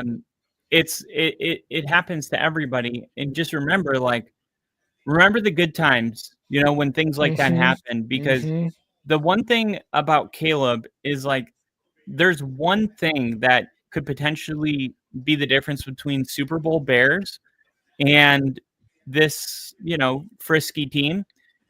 And it's whether or not Caleb Williams is going to continue to improve as a quarterback. Yeah. Like, I'm not saying he's not good now. I'm saying continue to get better. Oh, yeah. That is something that, like, even great quarterbacks, like, they are still fine-tuning things every year. Oh, yeah. And then they hit their prime where it's like 5 years into the league, and they're just like Jared Goff now, right? I mean, yeah, Daniel Jones, Baker Mayfield, right? Yeah. Things like that, yeah. So, like, if you guys have a quarterback, because, like, you look at the intangible gifts he has now with the avoiding the sacks, right? The ability to run when he wants to, his desire to keep his eyes downfield and not bail on the play and keep a play alive. And the accuracy at times on the deep ball has been, a little shaky at times. Yeah. Same with Nix. And, like, who cares? Like, take all the great traits and just wait and see. Like, I feel like we just bail on these guys so quick now. Like they go out and have one bad game and miss, a wide open target, overthrow it, and it gets clipped on social media, gets bounced around in a million retweets. Yeah. And it's like, then the next week he goes out there, hits that throw, drops 35, and then it's a brand new narrative. And it's like, the reality is like Caleb Williams is already playing good enough, right, to win these games. And if he just continues to improve, then the Bears, I mean, it's like the sky's the limit. They need to bring in some guys on defense, and look at all the weapons they have. I mean, Loveland just started getting going. Roman Dunze just started getting going. They have DJ Moore. They're gonna draft like imagine they draft like a Jahmyr Gibbs or something. Right? Yeah, that would be nice. They don't have like a legit running game. They don't.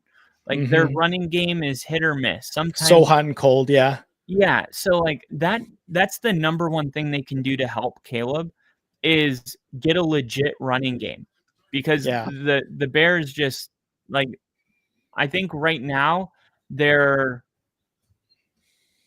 number 2 in rushing yards per game, but it's weird because like a lot of that. To be fair, a lot of that, like it's been over the last 4 to 5 weeks. The running game before the bye week was trash. I mean, it was trash. So over the last 4 to 5 weeks, it has improved, which is a sign of DeAndre Swift and Monangai being able to, find their spots.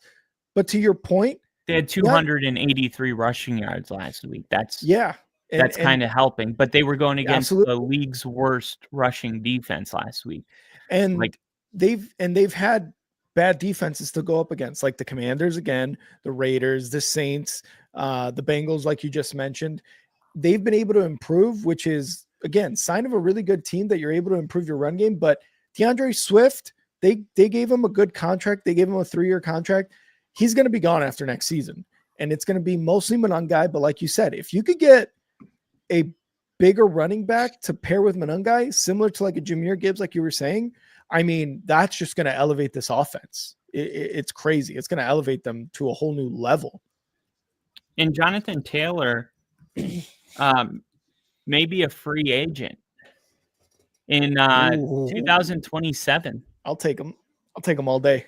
So if the Colts, if they don't work out a contract, because look, he's not a free agent at the end of this year. He's a free agent at the end of next year, which means if the Colts want to do what, the Giants did to him and be like, yeah, we're going to gamble that, with your injury history, like Saquon, and, the 2 great years you put together, we're going to go ahead and gamble that the dip is starting now. And some team is going to go, I don't know about that, Jim. I don't know about that one. We're going to take Jonathan Taylor, and Jonathan Taylor is going to continue to have success. I just don't. I think the Colts are.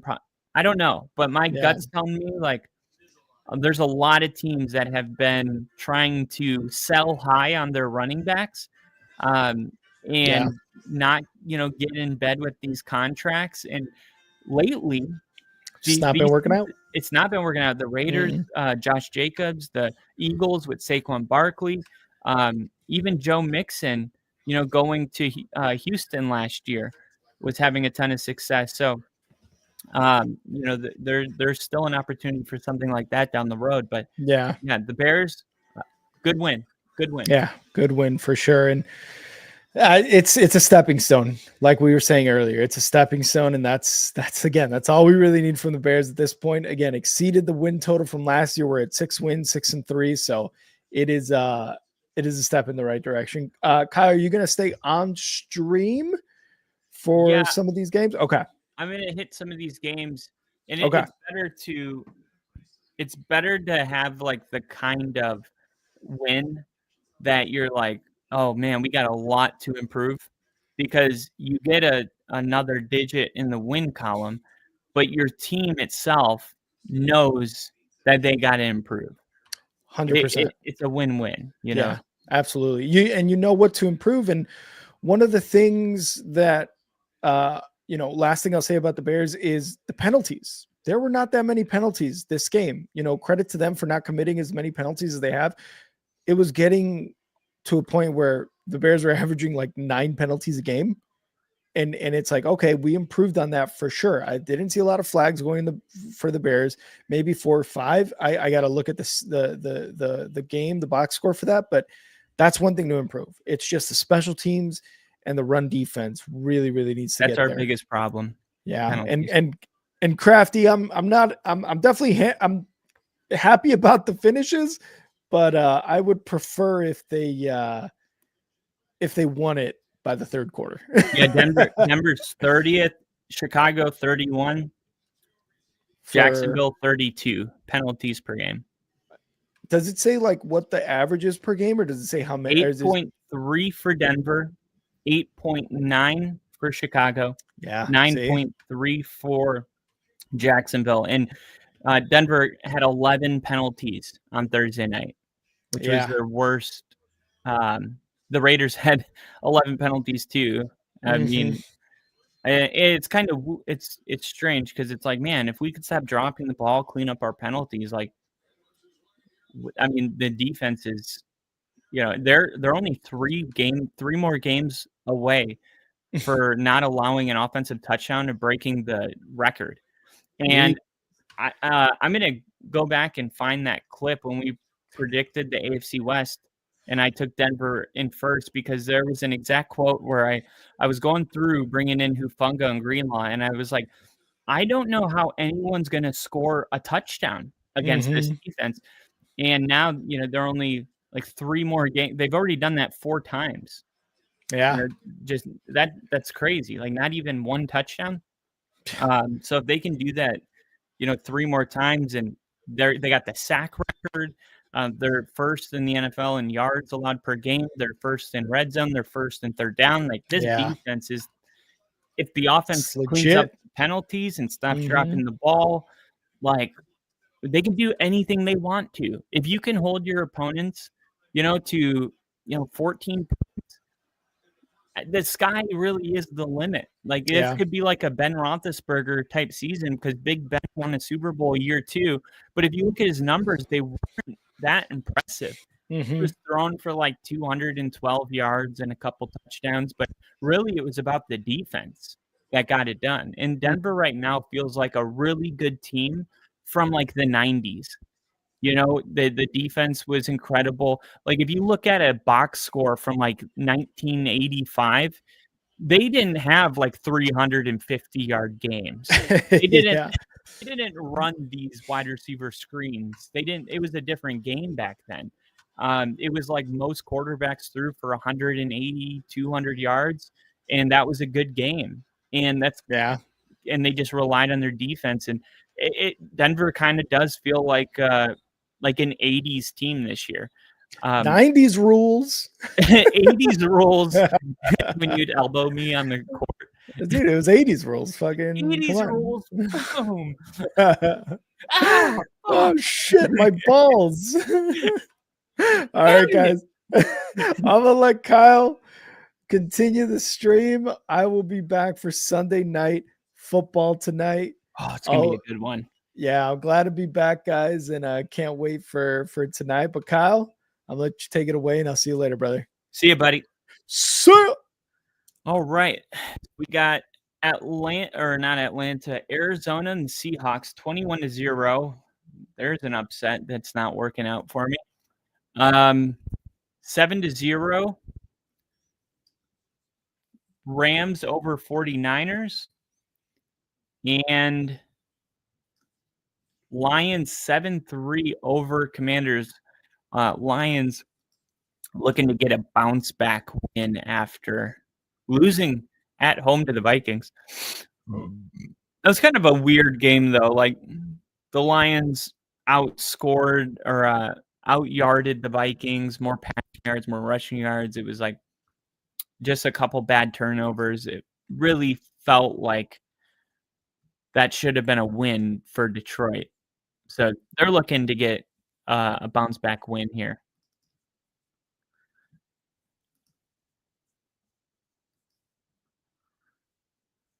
Going to add We're going to add a scoreboard here. There we go.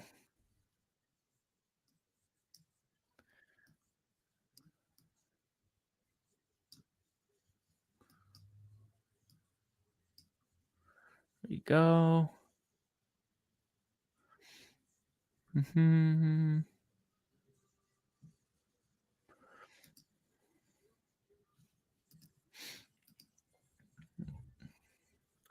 Maybe a little too big. Let's make it a little smaller.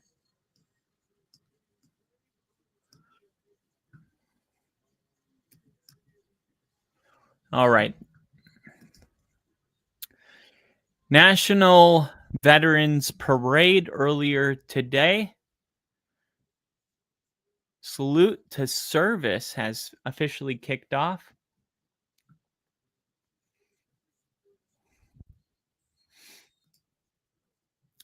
Lions Commanders. 39th career scrimmage touch. 39 career touchdowns for Jahmyr Gibbs. 1 second. Gotta pee.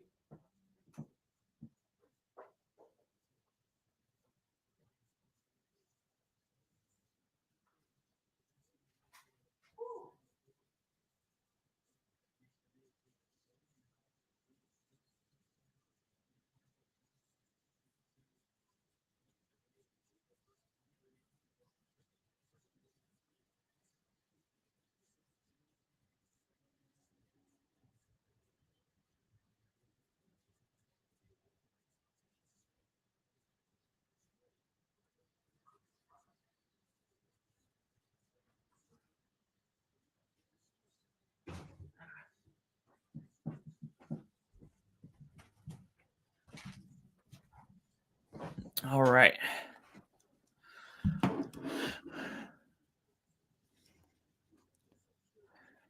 The Cardinals are plus 1,500 to win. Looks like the Rams are about to score. Plus 830 for the Niners. And then we only got 3 football games on right now. Anytime. Christian McCaffrey and Jameson Williams. All right. Who just went down? Penei Sewell? Ooh. I like how Shanny aged about 20 years in the span of 2. Literally on presidential pace of aging. Don't let the scoreboard conceal your pimp glasses. Good call. Good call. Touchdown Rams. Jeez. And now the question is, can the Rams come back in this game?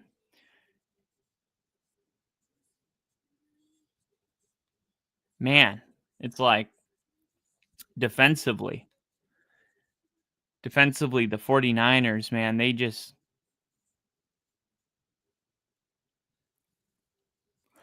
the Panthers, the defense is going to need to play a really good game from here on out for the 49ers. Arizona 21-0, Detroit 7-3, and the Rams 14-0. So those are the only three games right now.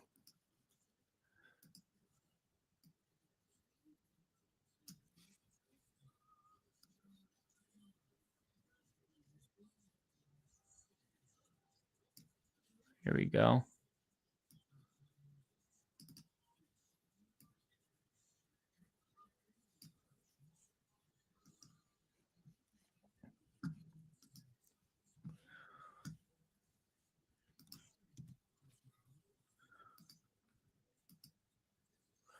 image.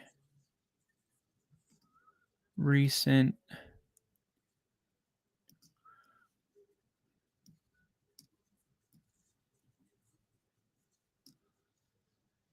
There we go. Penei Sewell on his feet, walking off the field within his own strength. Huge news for the Lions. Here we go. Come on, get it to Jameson Williams. There's Laporta. And Laporta is about to take a crap all over that Commander's defense.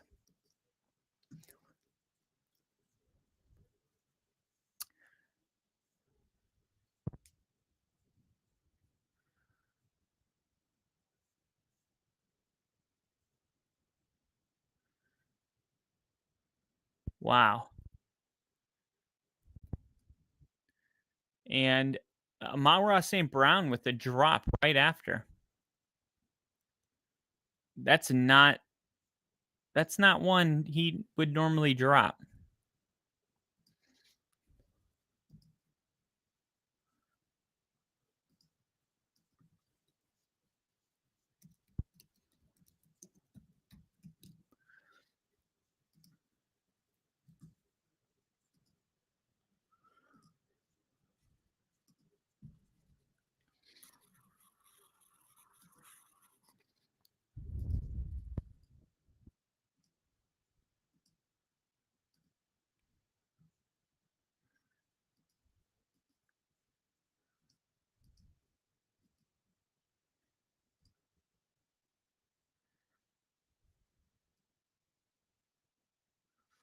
All right.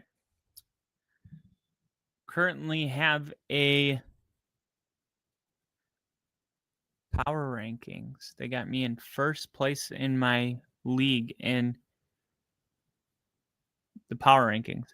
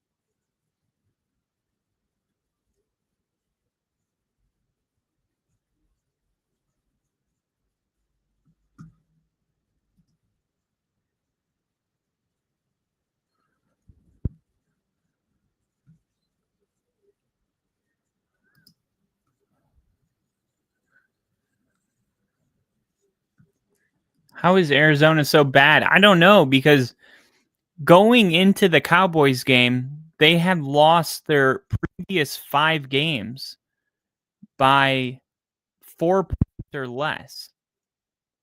And man, now they're getting their butts kicked.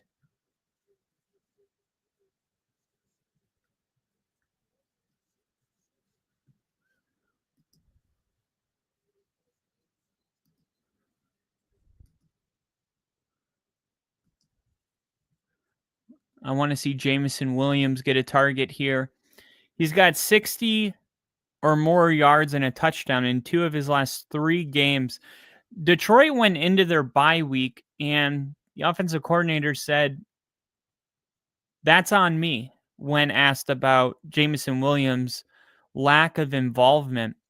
And coming out of the bye week, like I said, 2 out of the last 3 games, Jameson Williams over 60 yards and a touchdown. And people may not notice, but Jameson Williams has not played a role in this offense, and fans are pretty much fed up with it. Amon-Ra St. Brown with the touchdown. Now it's going to be 14-7. to 3.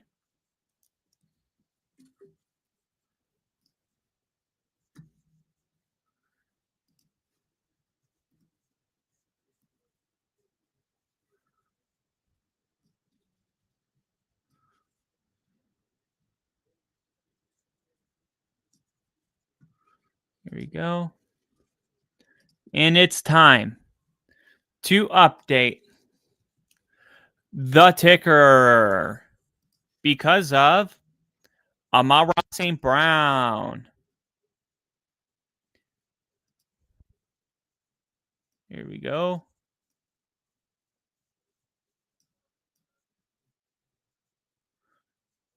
Ticker is updated. Geez, Seattle is just the best team in the league right now. Oh my gosh. In a turnover for the Niners. The Rams get the turnover. I'm just going to go to YouTube TV for these games because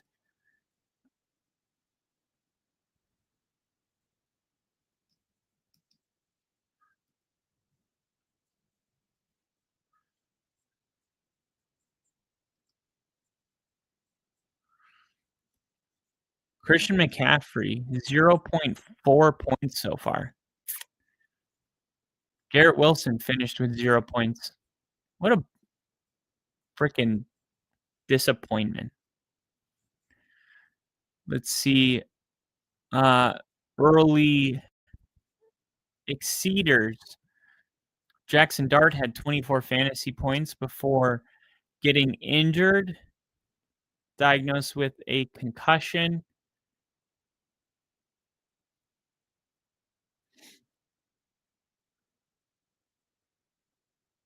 He was 19 for 29 passing. He had 6 carries for 66 yards and 2 touchdowns.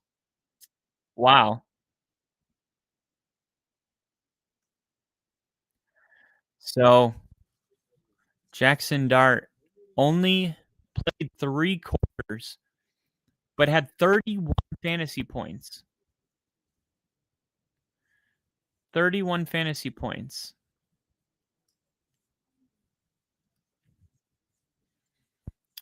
What's going on with the Ravens?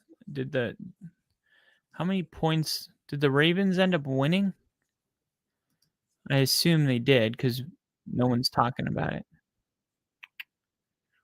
Let's see, the Ravens.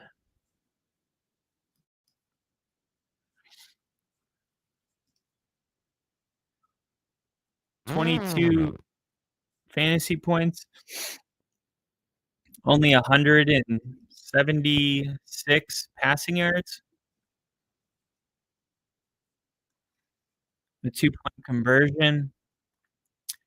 29 passing attempts. Where he had 9 rushing attempts for 36 yards. So 203 yards of total offense and 1 passing touchdown. And a 2-point conversion. I guess salvages the day, but not the accustomed 38 points that he gets you. I mean, look, Lamar Jackson had 36, almost 37 points, 36.86 against Buffalo, 39 against Cleveland, 38 against Detroit. Then he, got knocked out of the game in the second quarter against Kansas City, had 15 points, on pace for 30. Didn't play Houston, the Rams, the bye, or Chicago. Comes back and plays Miami. Has 38 points, which is his usual 38, 38, 39, 37. And then today's the first time he's played the whole game and scored less than 37 points. And that's why it's a little surprising. Minnesota did a good job defensively. by completion by Kittle gets Niners to midfield. I think Seattle's that good. Fumble by Jennings. Jennings spent too much time dyeing his hair instead of practicing his ball protection.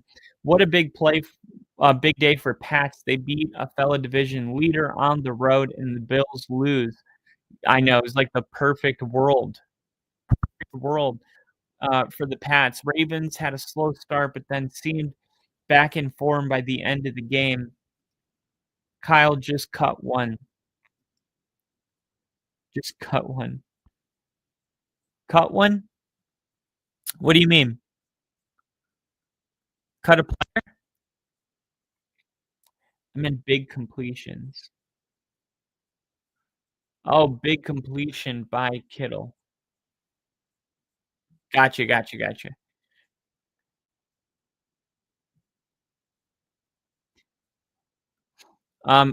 What should I cut, Crafty? See, let's go back to the all right, back at the Rams game. Rams on the road, 14-0. This is a big game. The Niners win and they nod up 6-3 to 6-3. And if they lose, the Rams go to 7-2 and the Niners go to 6-4. Man, Stafford's really playing the best football of his career this season. I think he's a good candidate for MVP. Honestly, he probably is the MVP this year.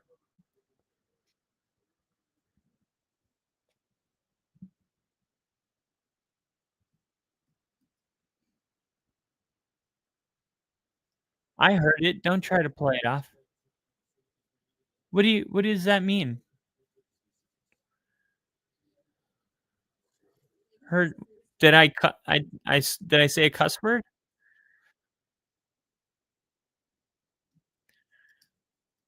It says not made for kids or not made for children on YouTube. So technically we are an adult channel.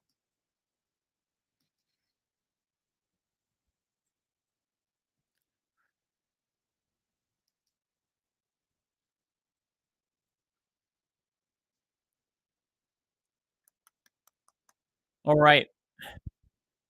Look at the time of possession. 10 minutes of offense for the Rams to 3 minutes for the Niners. A Rams win comes close to making the NFC West a two-team race. Yeah. Absolutely. And the Niners, man, they need Ricky Pearsall back. They really do. Ricky Pearsall is just a big part of this offense. He really is.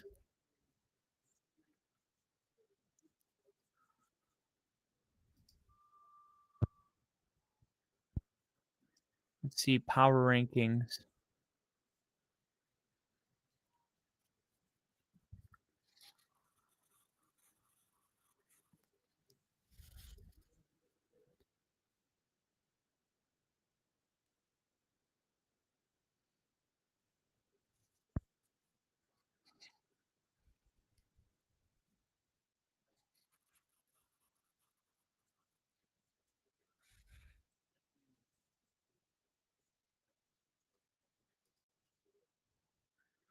Wow.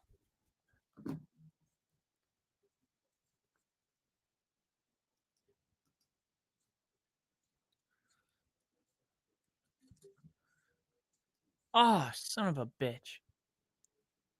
What game is this? What am I watching? Niners. Rams, Niners. Rams, Niners, Rams, Niners, Rams, Niners. There it is. Go.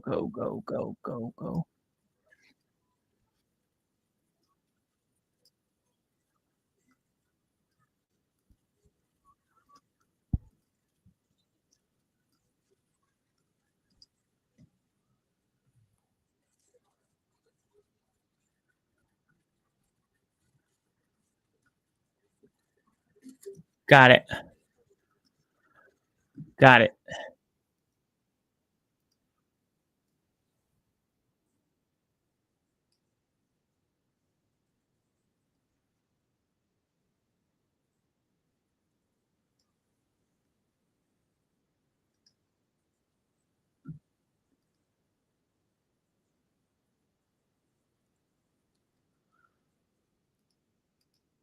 And sad news. Moments ago, the NFL has lost their old commissioner, Paul Tagliabue, today.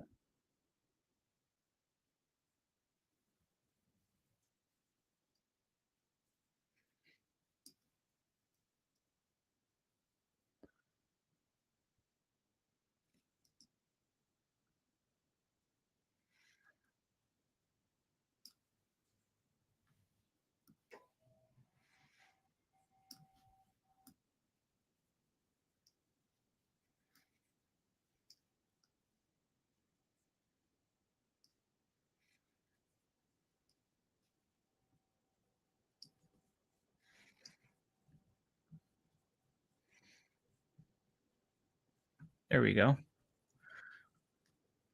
That looks pretty good.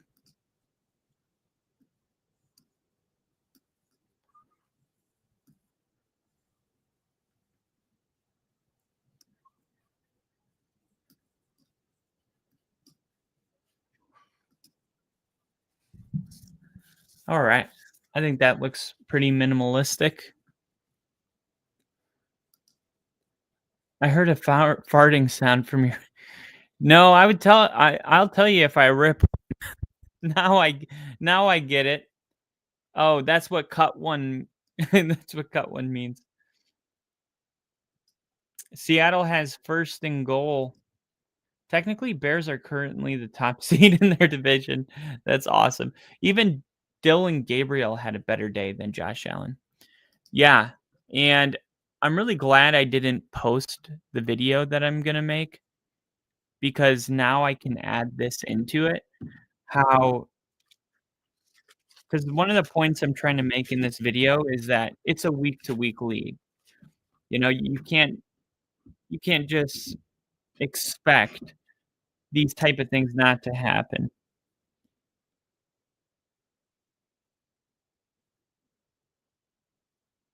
Dylan Gabriel, more success versus Miami than Josh Allen.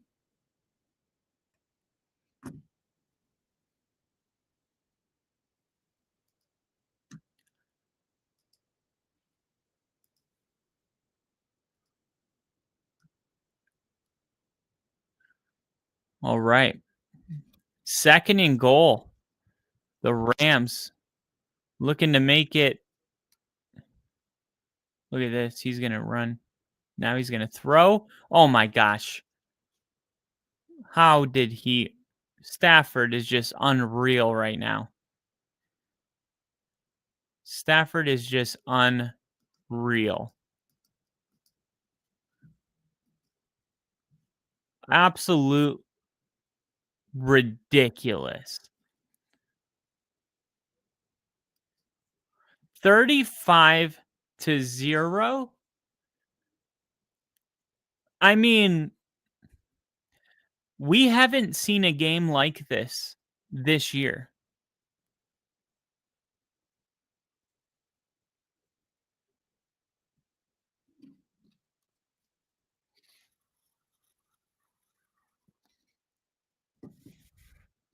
Trayvon Henderson asks sideline if he can score on 69-yard touchdown. He goes to he's running down the sideline and he asks his coach, "You want me to take it? You want me to take it to the house?"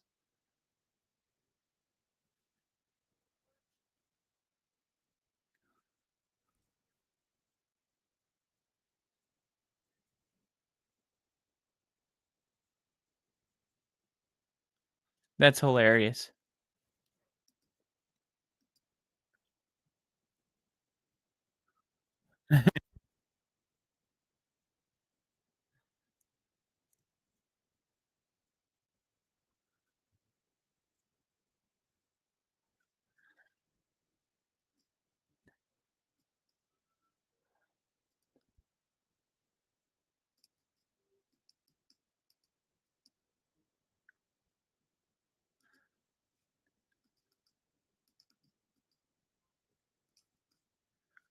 Damn, I'm trying to.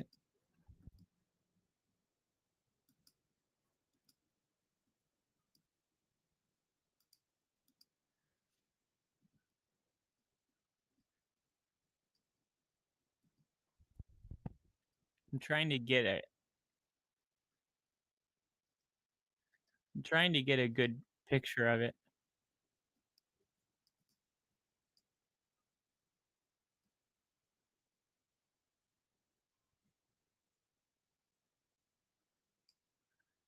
Oh, it happens so fast. It's hard to pause it, right? Oh, I had it.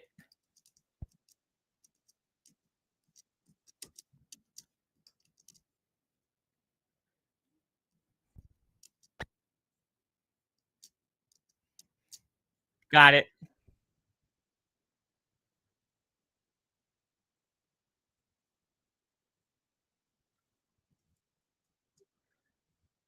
Got it. A picture's worth 1,000 words. You want to know how well coached this Mike Vrabel team is? All you got to do is look at this photo.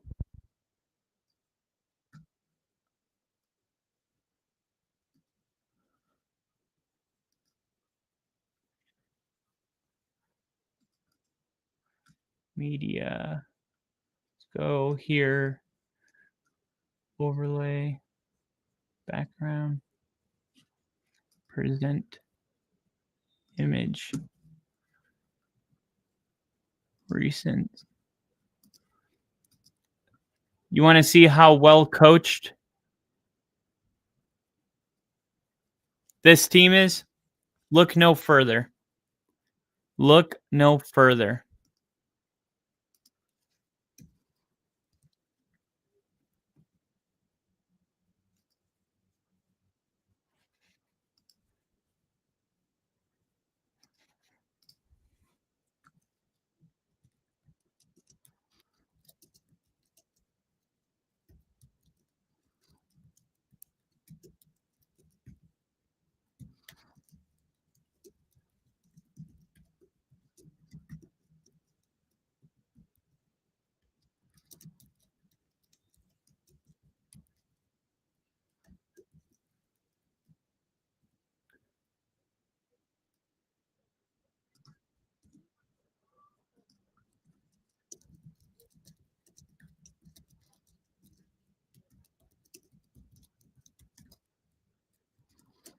How about Trayvon Diggs looking to the sideline, asking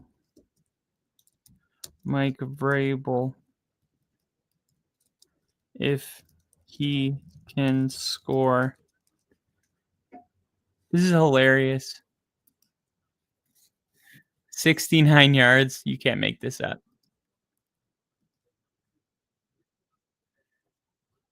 Asking Mike.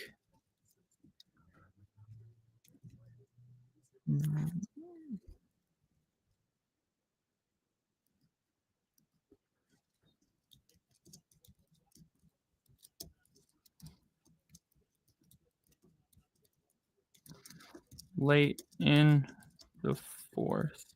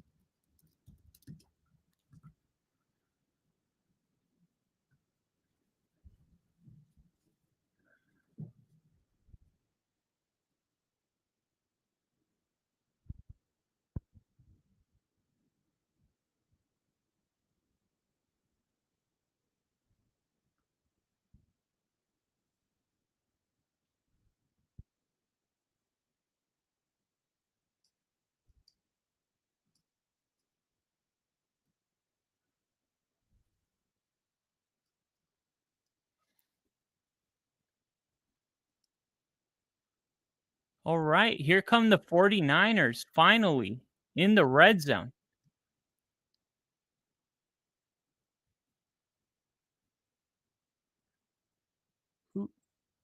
Nothing for Robinson, but keeps his legs moving, doesn't give up on the play, picks up 3.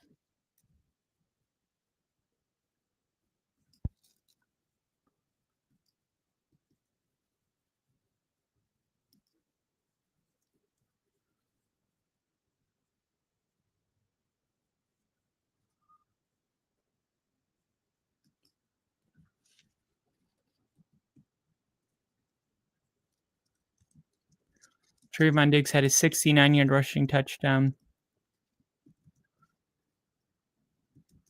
late in the fourth quarter.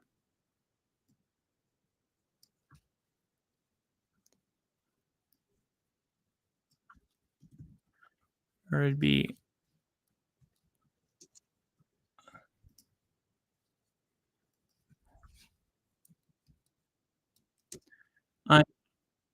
on Trayvon.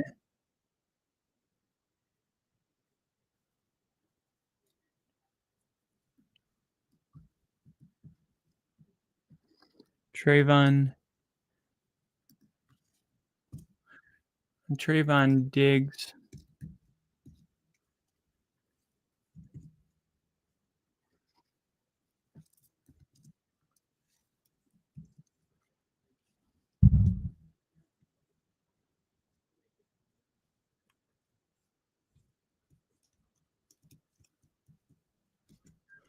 Here we go. On Trayvon Diggs, 69-yard rushing touchdown late in the fourth quarter. He looks to the sideline, asking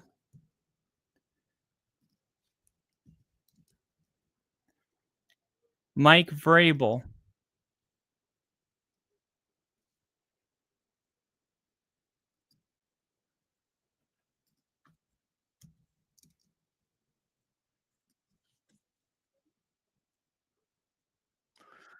Yes, I said asking if he can score on 69.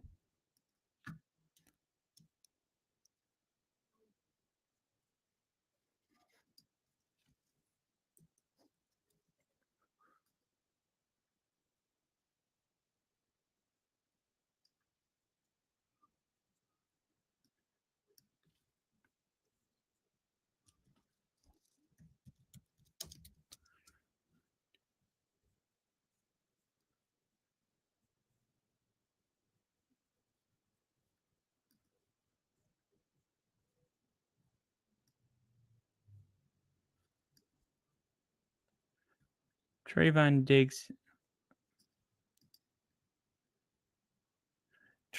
Diggs looks to the sideline, asking Mike Vrabel, "Can I score?"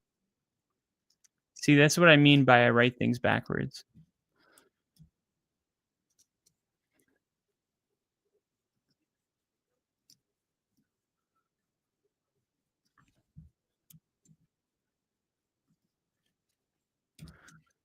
Trayvon Diggs looks to the sideline, asking Mike Vrabel, "Can I score?"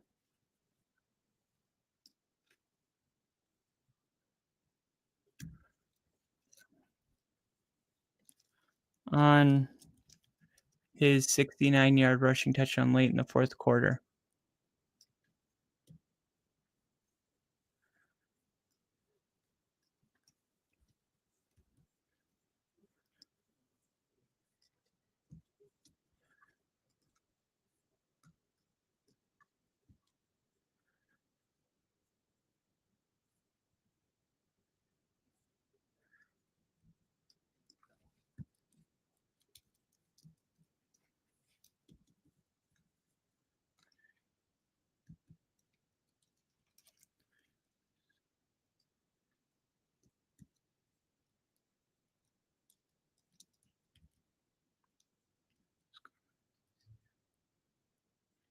Okay. How disciplined are the Patriots? A picture's worth 1,000 words. Trayvon Diggs looks to the sideline, asking Mike Vrabel, "Can I score?" on his 69-yard rushing touchdown late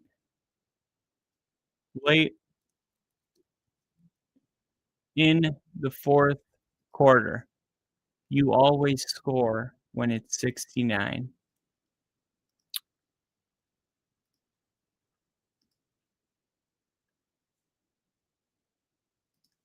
Boom.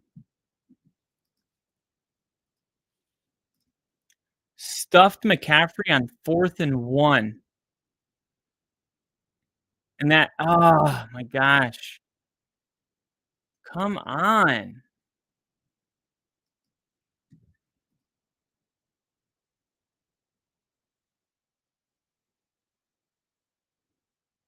McCaffrey has 5 points? 4.5?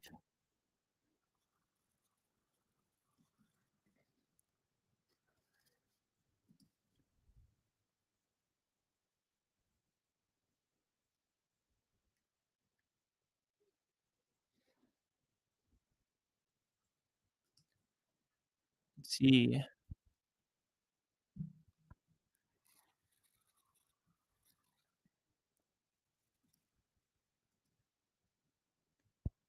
Gonna go here. Share screen. Or let's see if I can present.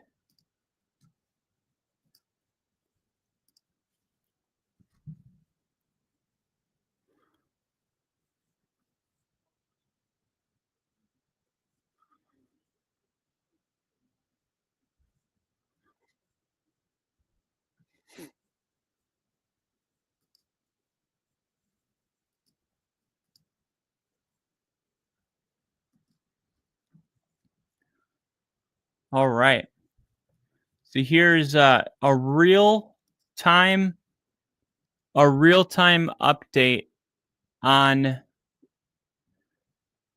fantasy scoring.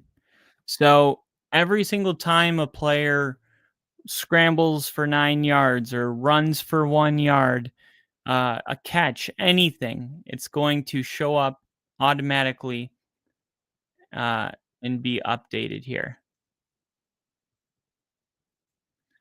Let me see if I can.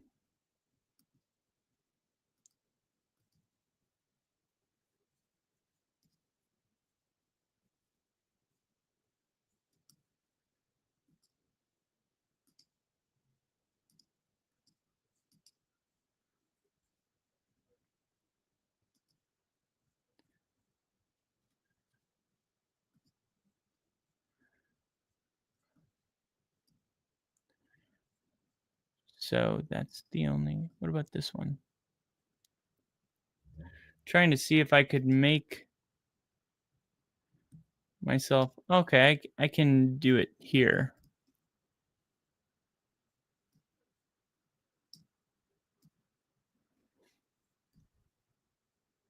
There we go.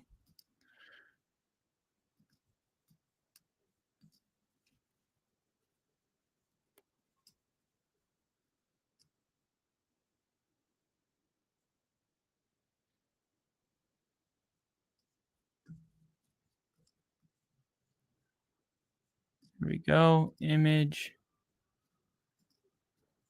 We got to make that bigger.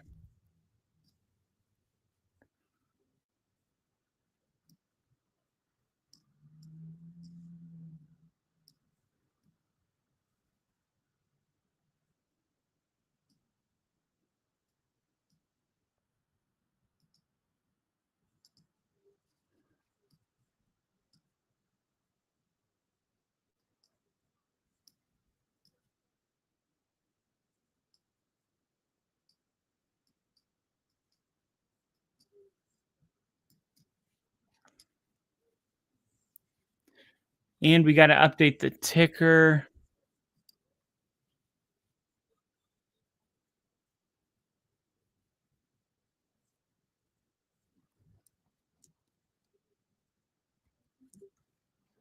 Here we go.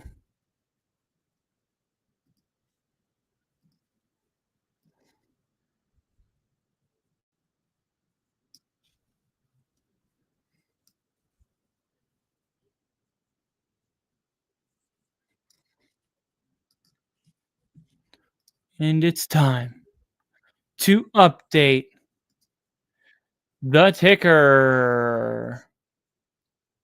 New layout. Add item. Camera slot.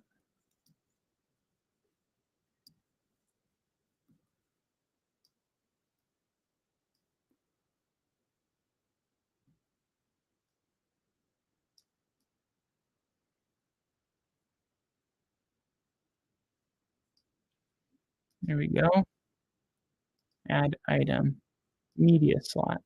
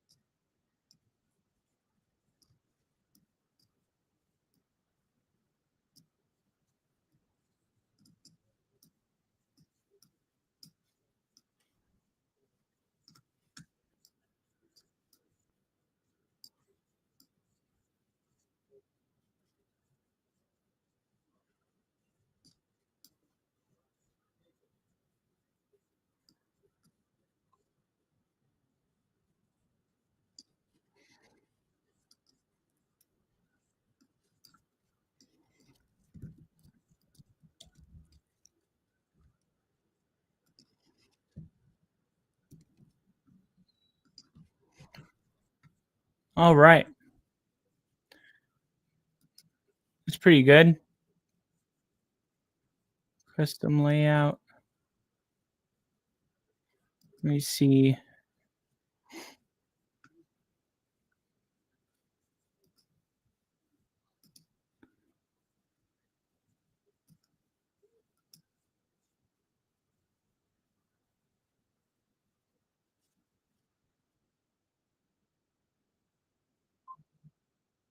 Oh, okay.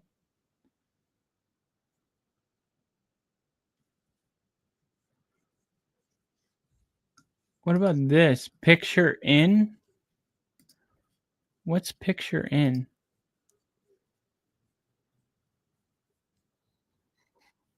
Oh, okay. I've never seen that one. Let me try.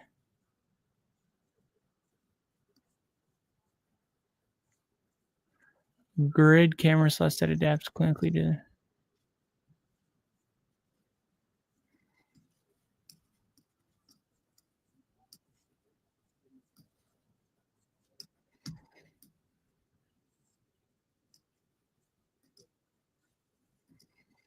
Layout 9.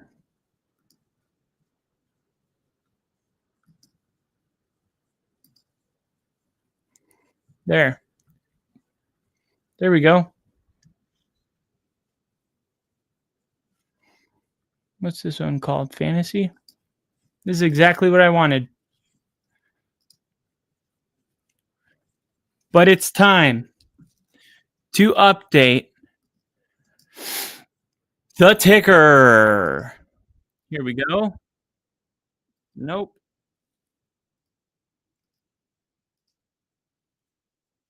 Recent.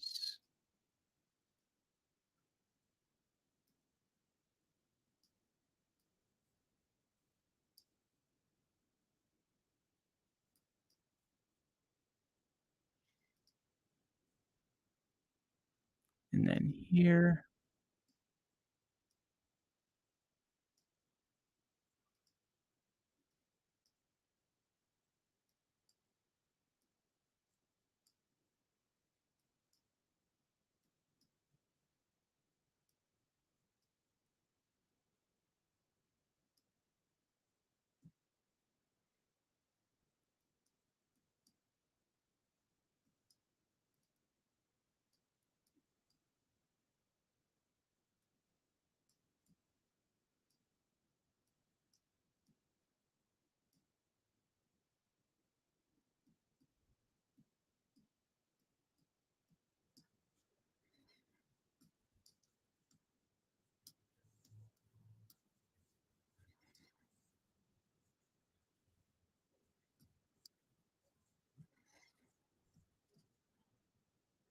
Here we go.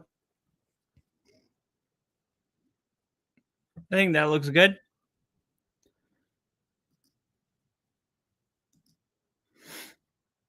Let's see.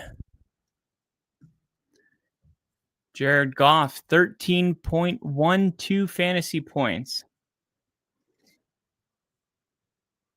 Wow. 4th and 2. Big conversion by Kittle.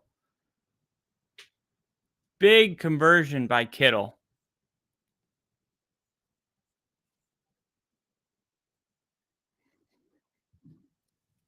And there was pass interference.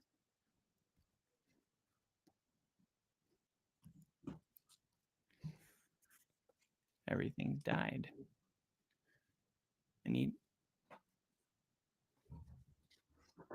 Let's see. Do I have a charger up here?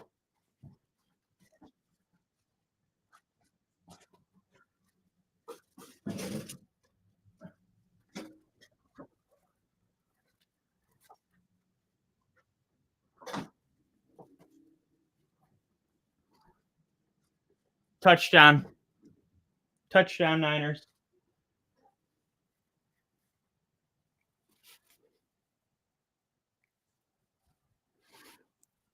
Touchdown, Niners. Touchdown cards. Is it the witching hour?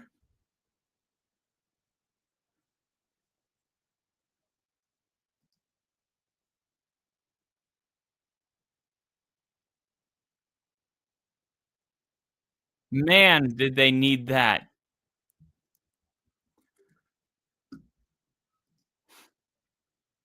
They needed that so bad. What do you guys think of the fantasy updates live on screen with the ticker?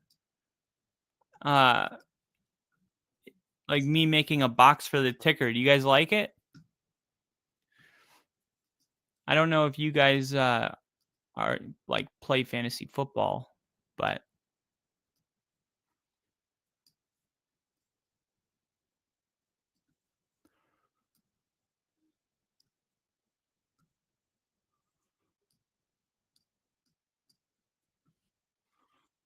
let's see. I think I could make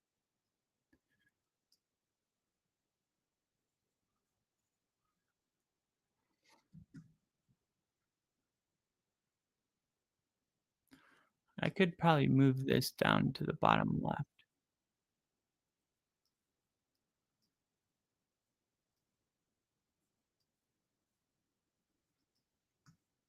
Actually, I can't. That's where the comments go.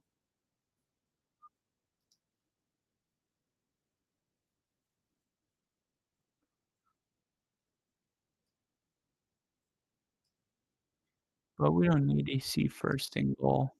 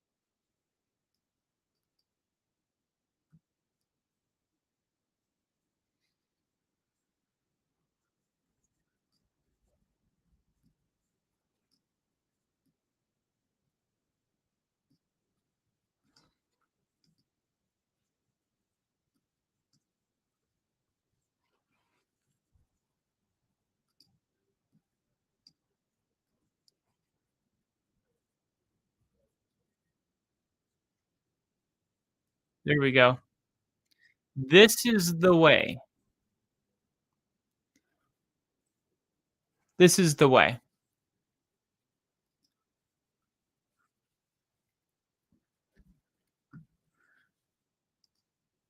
All right. So the 49ers back in this game. And now it's going to be up to their defense whether or not they can get a freaking stop. Jameson Williams with 2 points. Come on.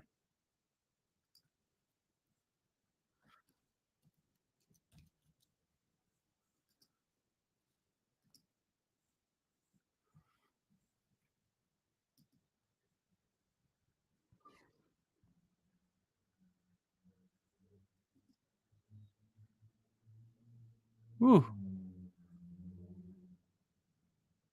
I have a 95% chance of winning.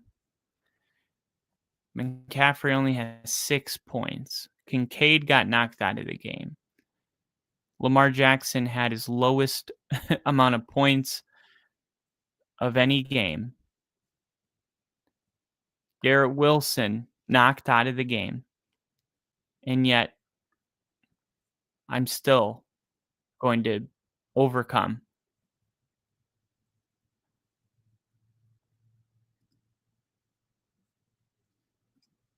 Stafford sack lunch. Num num num num num.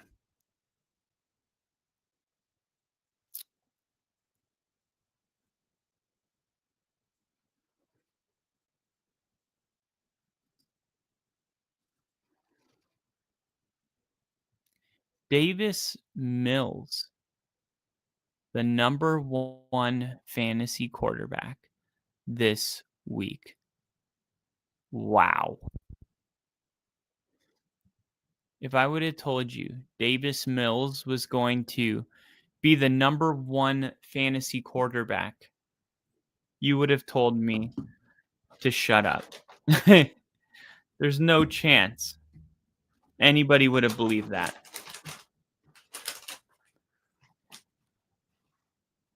No shot.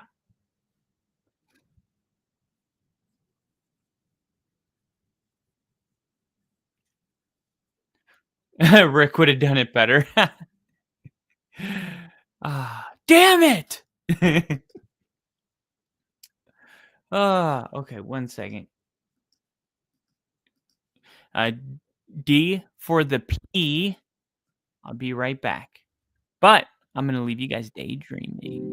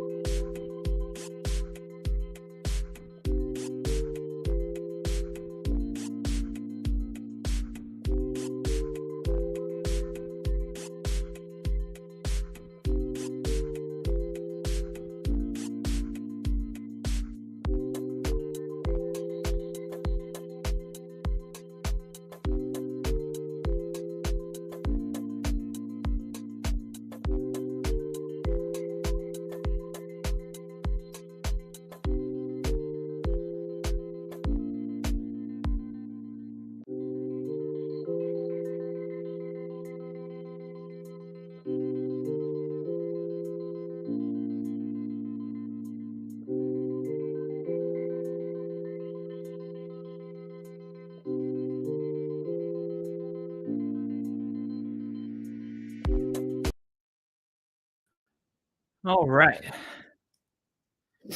And I am back. Hopefully you guys didn't miss me too much. I don't know, maybe you didn't miss me at all. But I hope you did. All right.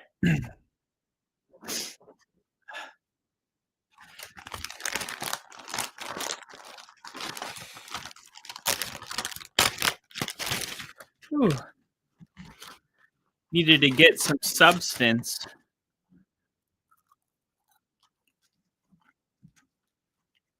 We're at the Verizon halftime show. Jahmyr Gibbs. Another touchdown.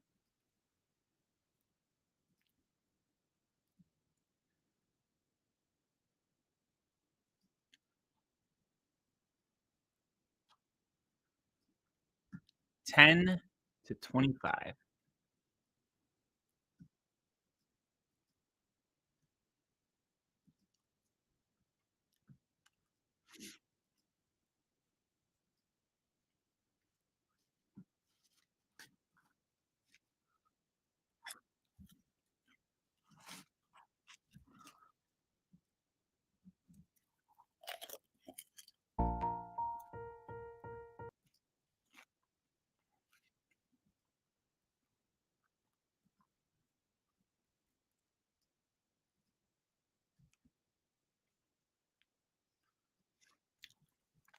Marcus Mariota kneels. And that's going to be the halftime score. Still a 15-point game.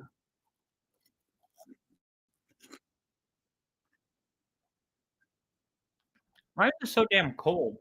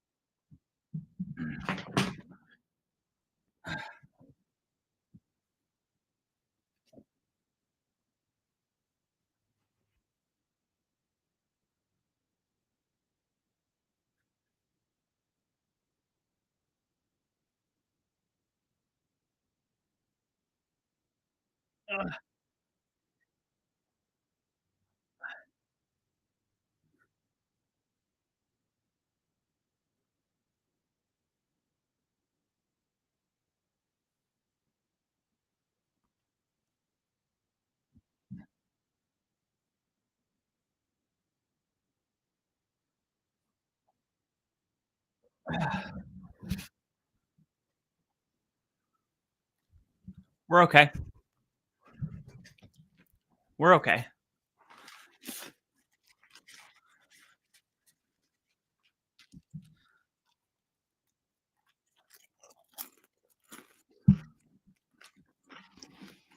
$25 points from Gibbs in the first half. And McCaffrey got me 3.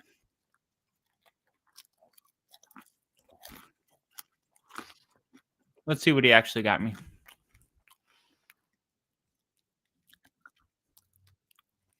$0.4? What the hell?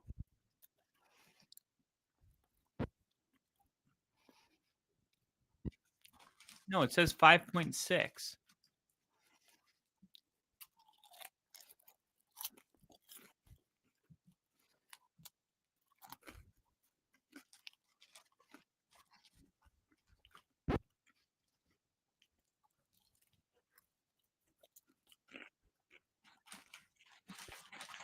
Come on. This is crazy.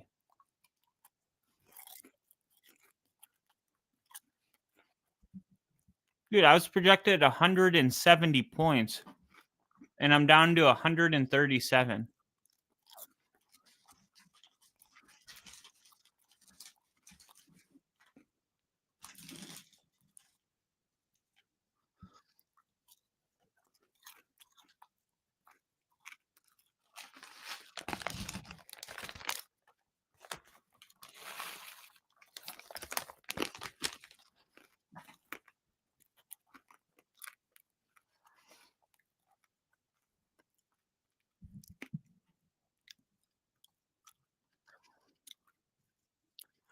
Jonathan Taylor is starting in 99% of leagues.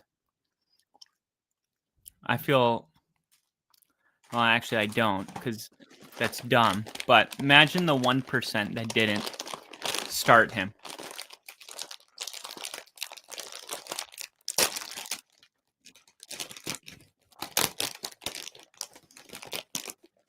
Seeing he scored 52 fantasy points.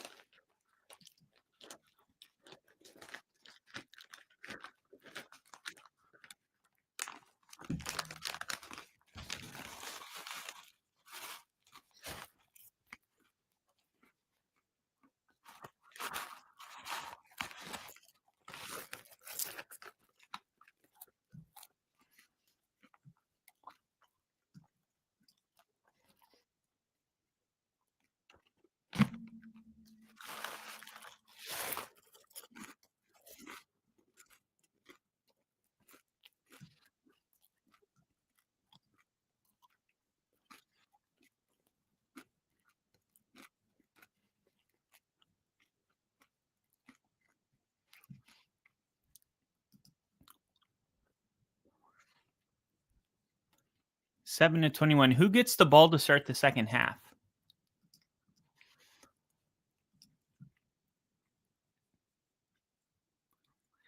Two Cleveland Guardian players indicted for ringing.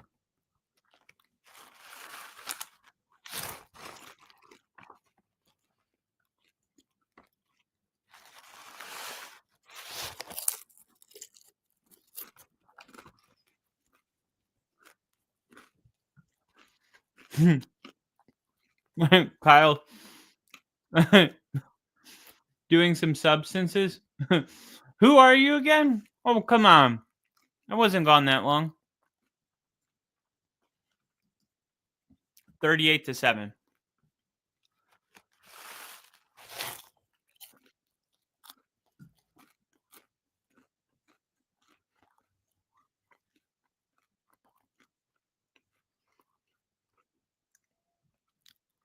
Why did Daniel Jones have a bloody mouth?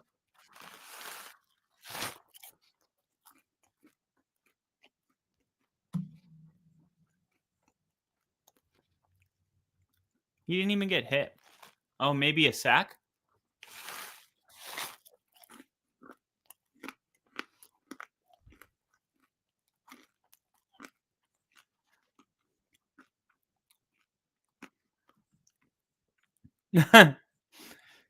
People here in Tennessee would appreciate that.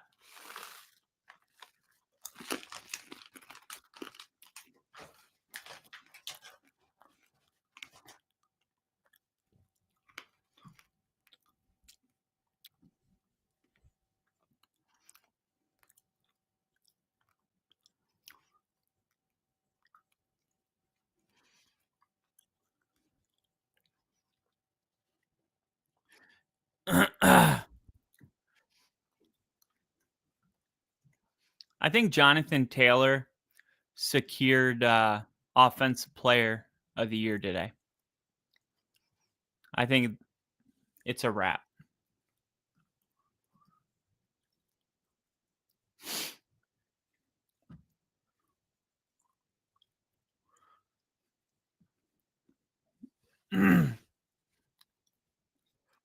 Dude, Garrett Wilson, what happened to him?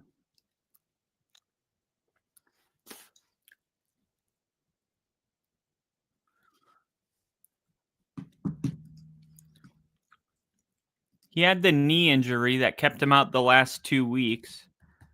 And he came back today and he hurt his knee. Is it the same knee? Is it season ending?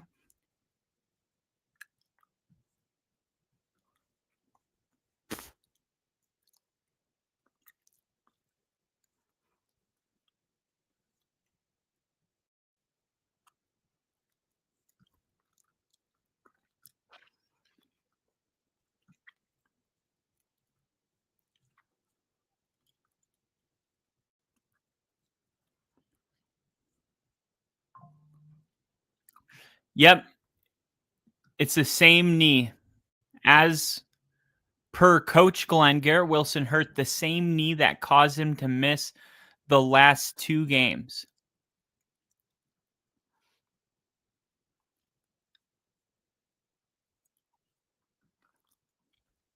Wow.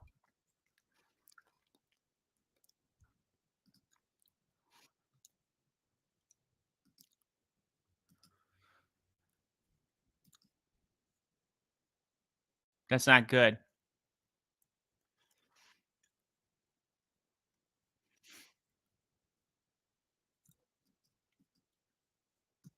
Wilson was sidelined partway through the game today. Yeah, I know. I was starting him. I was hoping that he hurt his other knee, not the same knee that had been keeping him out.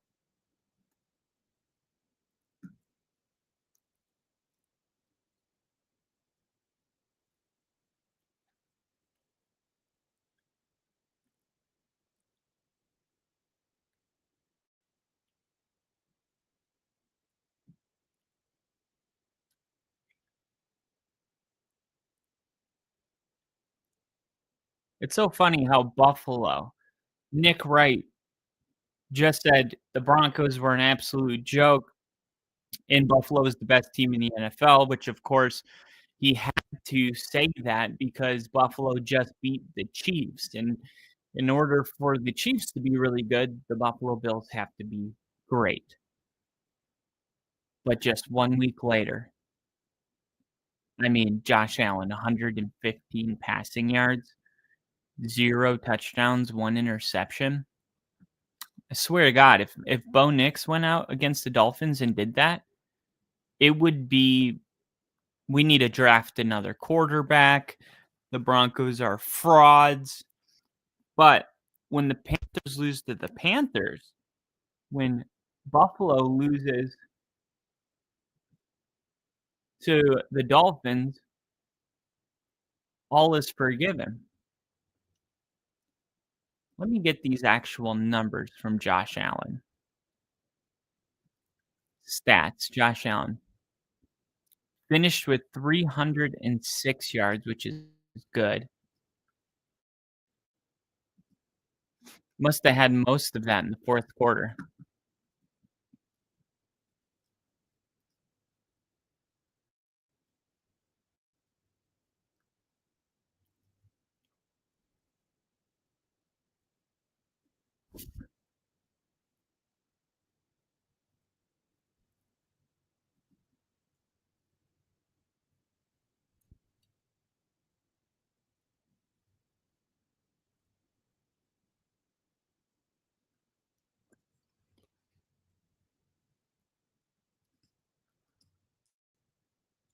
Yes, finally.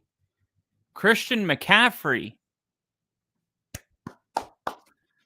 11 touches, 44 yards. Come on. Thank you. CMC. That's what I'm talking about.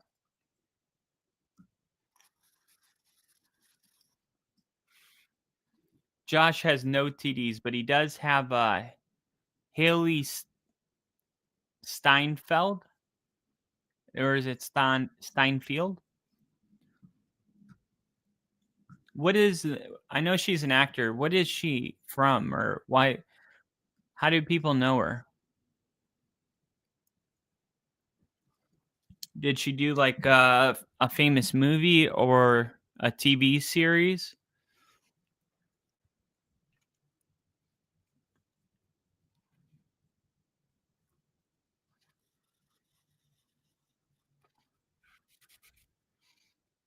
You down with CMC? Yeah, you know me. Yeah, I get that one. I got to wear the hat super high. Otherwise, my sunglasses pinch my head.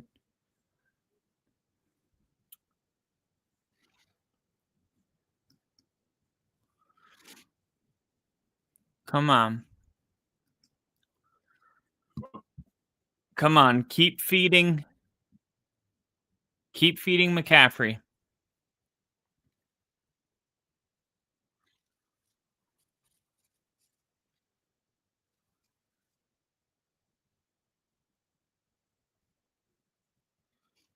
Brian Robinson comes into the game on this opening drive after CMC has a couple good plays and moves them downfield.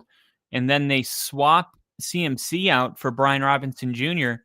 And Brian Robinson Jr. has a couple big runs. And now the 49ers, off the backs of both CMC and Brian Robinson, are on the 15-yard line. And now Juszczyk comes into the game. They're going to give it to Brian Robinson. And that's when I would have subbed Christian McCaffrey back in the game. But they didn't, and they handed it off to Brian Robinson, and he didn't even get a yard. She got an Oscar nomination as the young girl in True Grit remake, and she was recently in the horror film Sinners. Okay. That would be why I don't know her, because I haven't seen True Grit. And I haven't. Yes, McCaffrey. Why the fuck is Apple trying to charge me $131? I'm so tired of this shit. Jeez, seems like every fucking month there's some bullshit charge.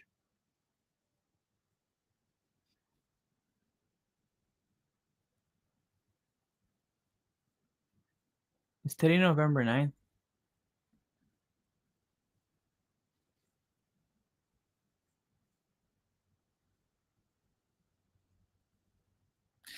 Oh, that's on me.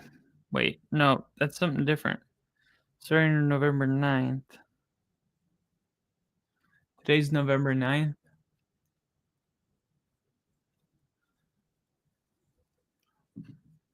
Yeah, it's November 9th. Here we go. Jameson Williams, 22-yard catch. Finally. Now I'm up to a 92% chance of winning. Why would they give it to... Oh! CMC got you to the one, and then you take him out. Explain that. What does he got? How does he have 5 points? It says fantasy points 11. But then it says 5 points when I look at... Is anyone else having this problem? It says 11.2 points.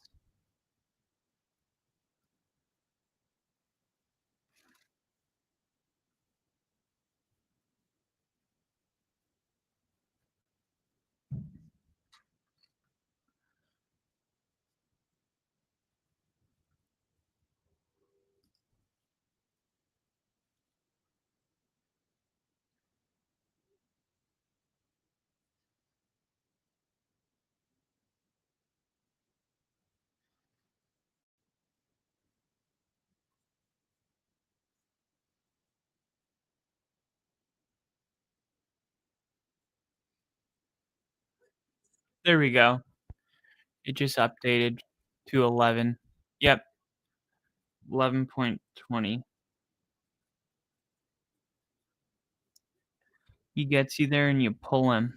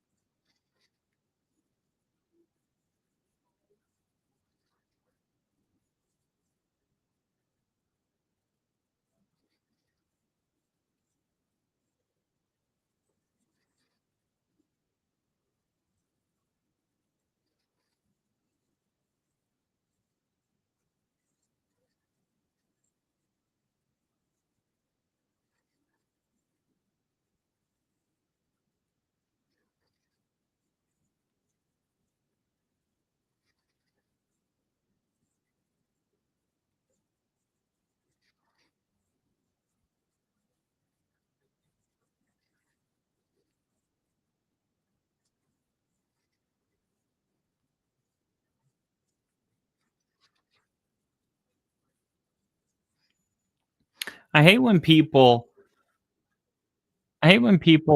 every time something doesn't go their way, they make it seem like it's Vegas.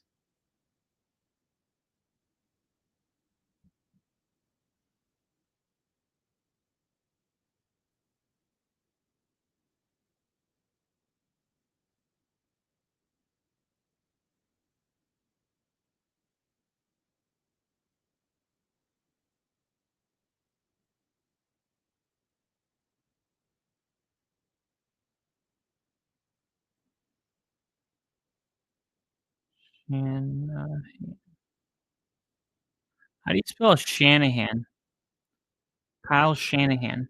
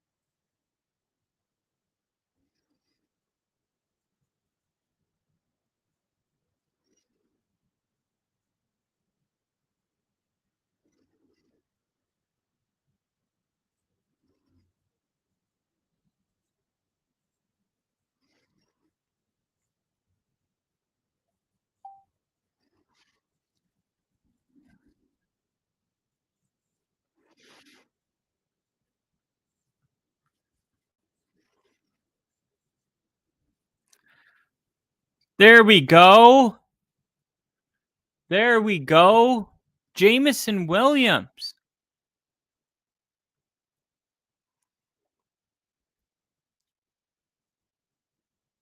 Touchdown. 14. There we go. So Jameson Williams. A 14-yard catch. And then an 11-yard. Washington's 25. He had an 11-yard catch. First and 10, Washington's 14. 14-yard catch, touchdown. +7. Wow, that's huge. He went into that drive with 2 points. And the drive finished with him having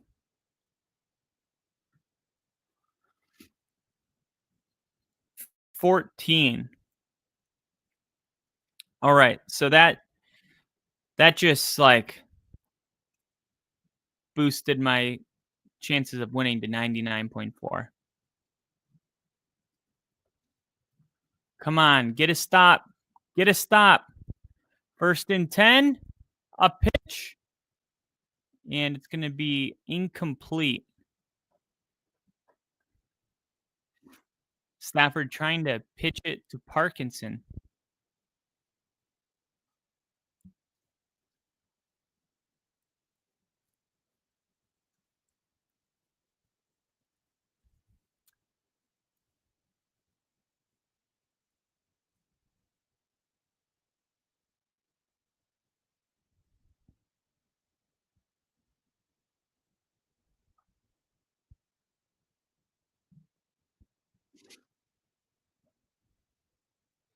Stafford, 2nd and 10. Looking, thought about it, throwing, and that's going to be caught by Tyler Higbee, and it's going to be 3rd and short. Looks like about 2 yards.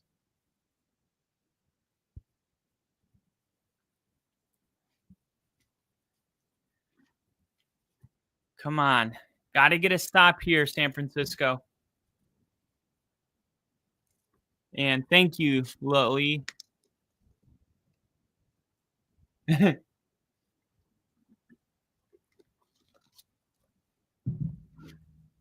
I'll do it. My name's Kyle.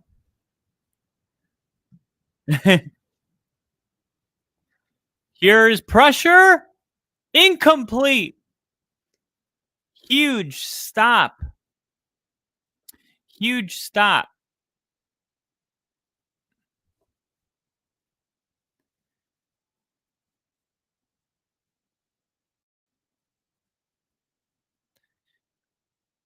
They're going for it. Rams are going for it. And that play right there that they just ran,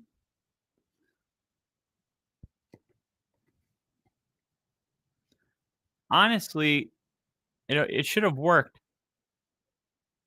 Oh, wow. Nakua.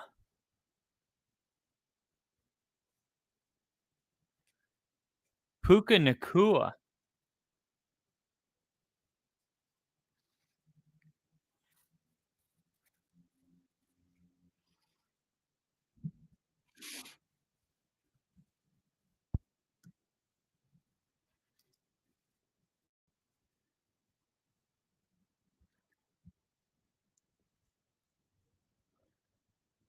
I guess Blake Corum gets the ball here.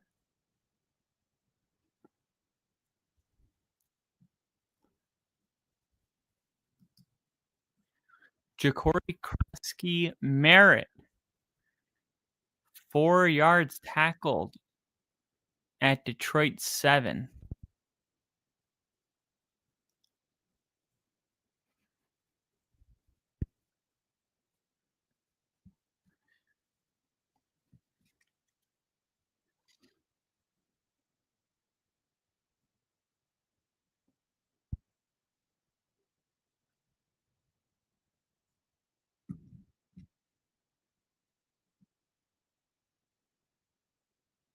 So I wonder if the Rams would kick the field goal again.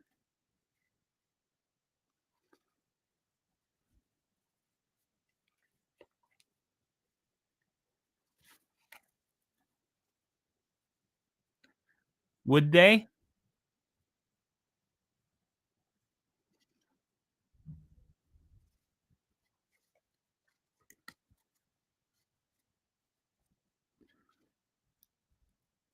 Here we go. Stafford under center. 3-step drop. Looking. Firing. Caught. Down to the 1 yard line. Parkinson.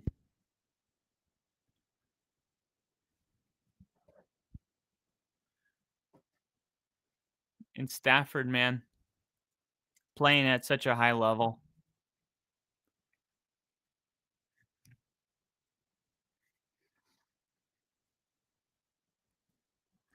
Stafford's just playing at a different level.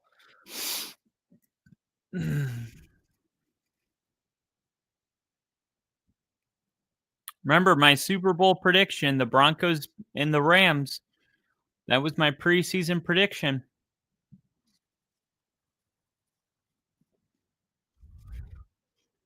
That was a big goal line stand.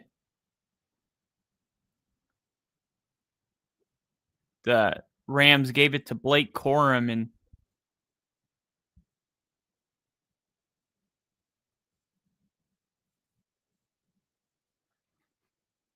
Puka Nakua coming back into the game.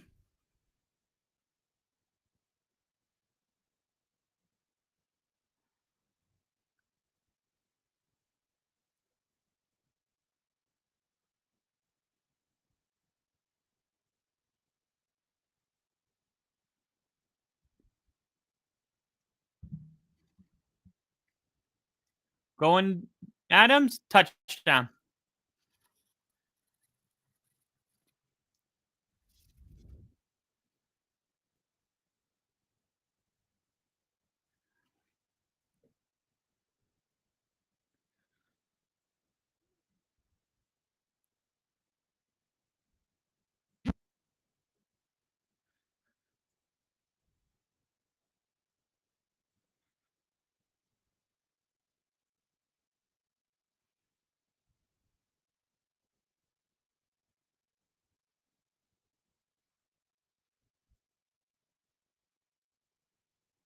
I knew it.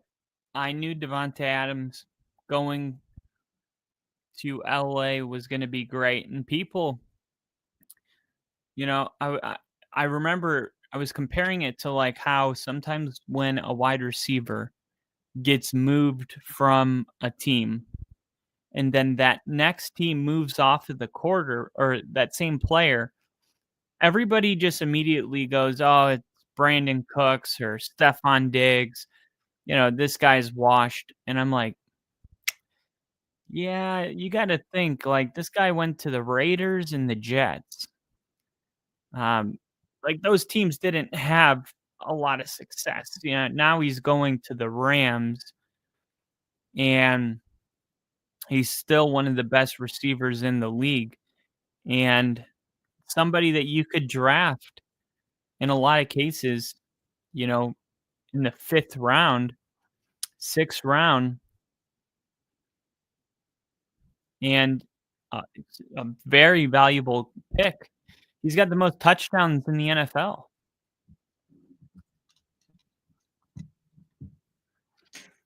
Out of any receiver.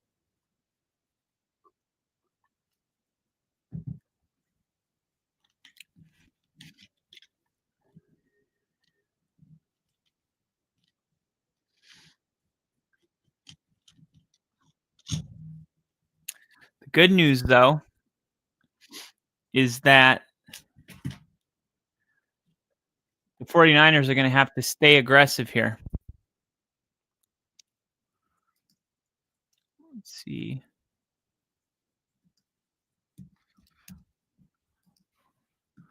Let me get to the Detroit game. Detroit and Commanders. That's what I want to see.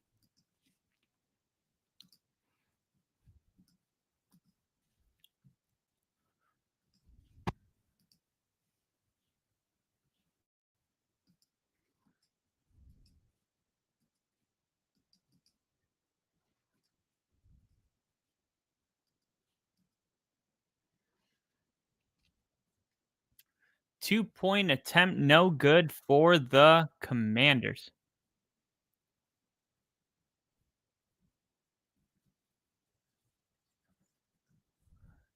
And Donald Trump is in the booth for the Commanders game with the announcers.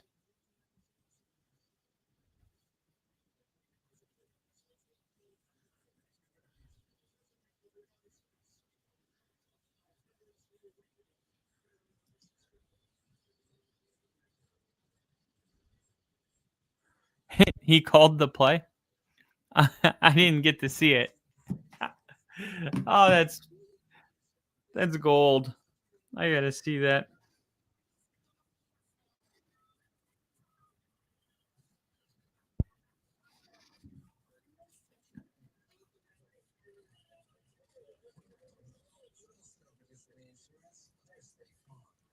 Loved it. I actually love playing football. We had a good time with it. So we were trying to look up your stats, and we wanted to know how many touchdowns did you have back then? Six, Right. 7. I'm not sure I had any. It's a long time ago. At least you realize that I never tell a lie, right? That's very good. I haven't seen that picture in a long time. But we had a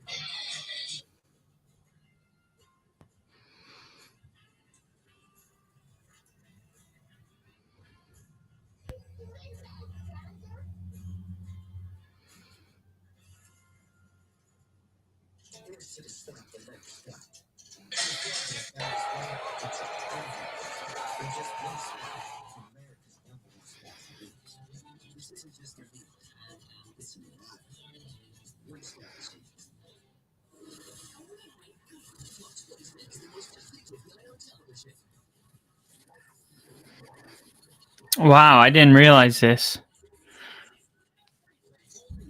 Trump is the first sitting president since 1978 to attend a regular season NFL game.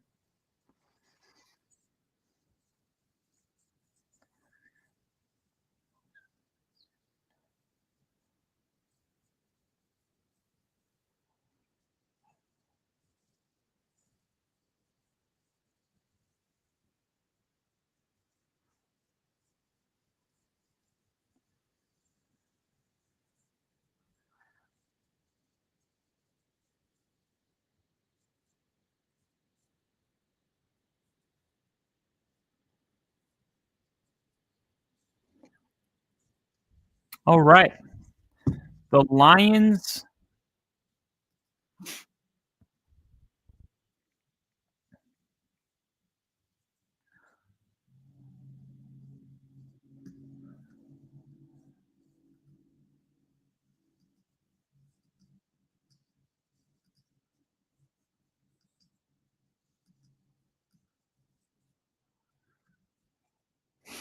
Here we go. Takes the handoff. Quick throw to Juszczyk. Geez, Juszczyk, such a violent runner.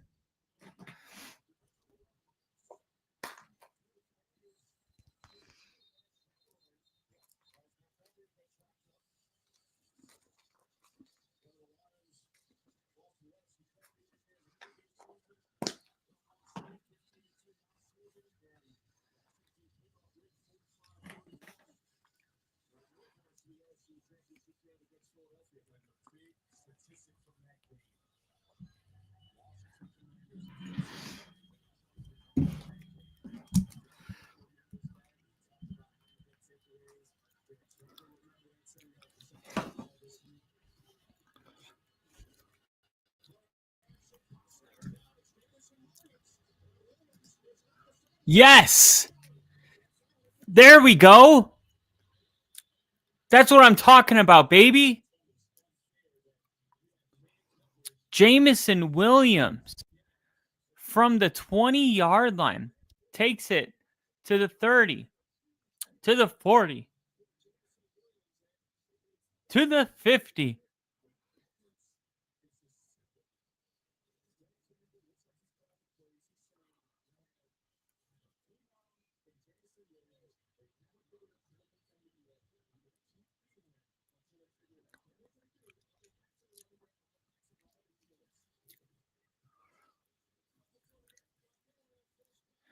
When did Dan Campbell start calling the plays?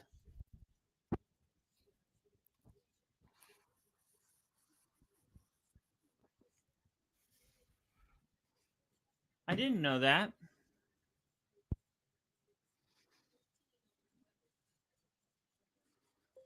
Dan Campbell to start calling plays.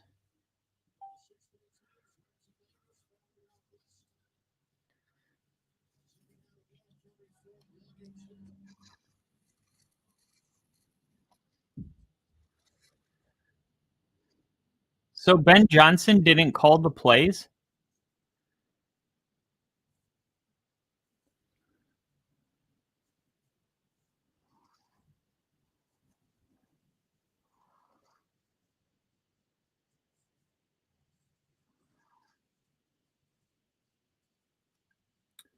Let's see, 2 months ago, October 9th, September 9th.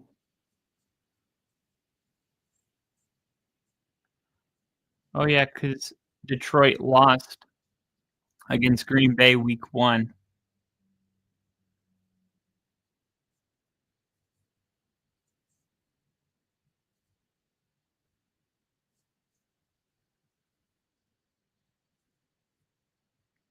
Jameson Williams again.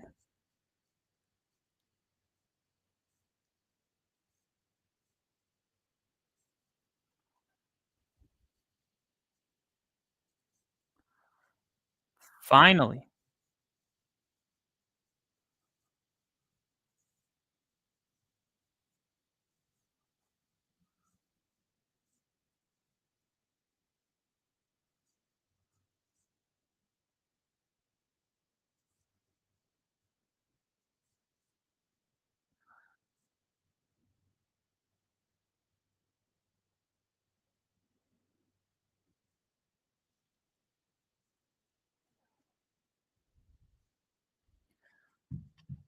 All right.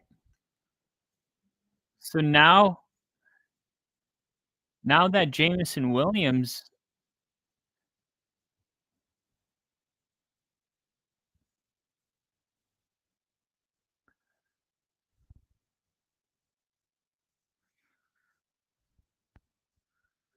now that Dan Campbell's calling these plays, Jameson Williams has started balling.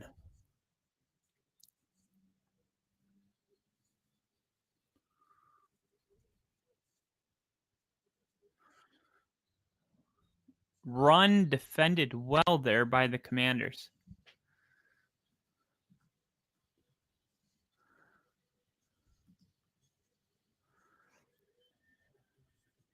There you go. Christian McCaffrey. Christian McCaffrey starting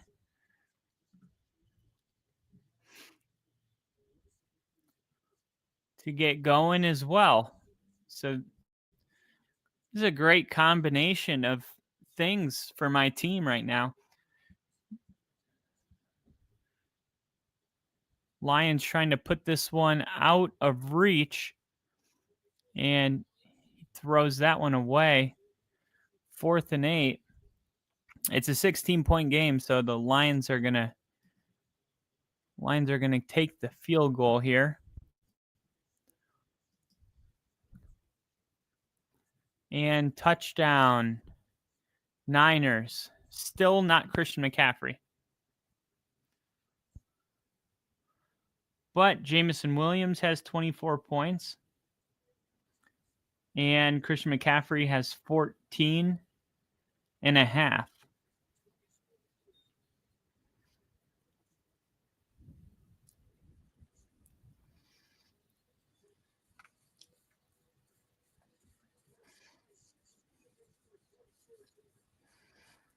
Yeah, Christian McCaffrey is going to get to 20.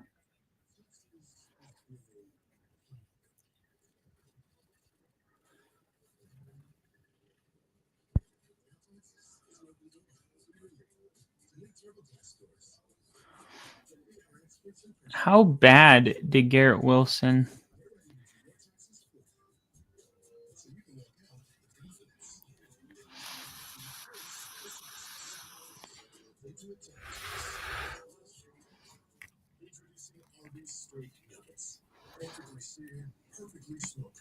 It's like if your favorite steakhouse great nuggets. Wait, is Arby's your favorite? Arby's, where we have the meat. Santa, see, breaking those DB's ankles is not very much. Santa builds that sideline swagger. Look at this. This is all the people out there that started Garrett Wilson. Should I drop him? He should have been traded. Thanks for the L this week, man. Gonna lose by 4 because of you. Never starting anyone coming off injury ever again. I'm going to lose because of this guy. I had a feeling I should have benched him. Gotta trust your gut. Yeah, as my opponent plays more games, the more I realize how much Garrett Wilson cost me this week. Gonna lose within a point thanks to this guy. Put him on IR. Hope you're happy you cost me my week and probably the playoffs.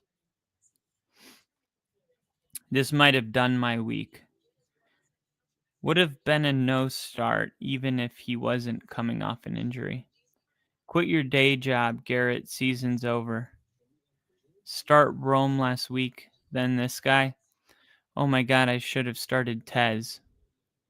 If you played this guy today, you have yourself to blame. Look at his stats this year against top defenses.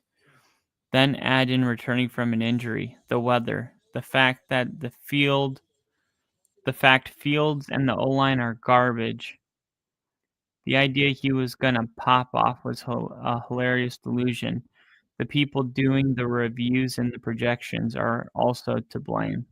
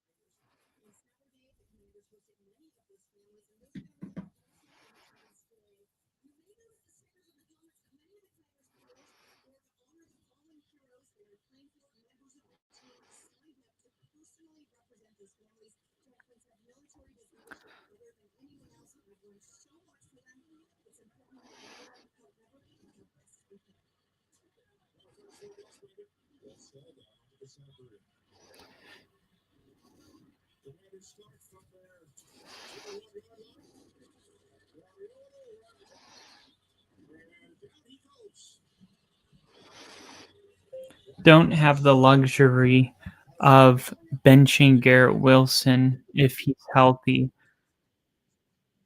regardless of how improbable a big game may be. Period.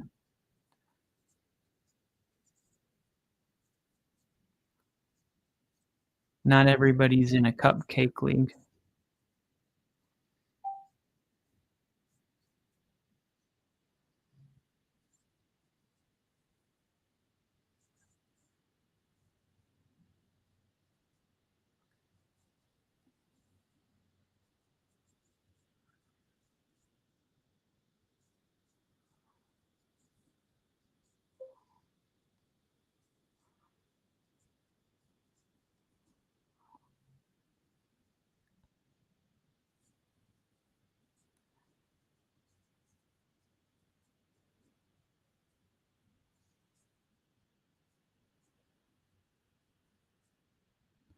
The kind of people that act like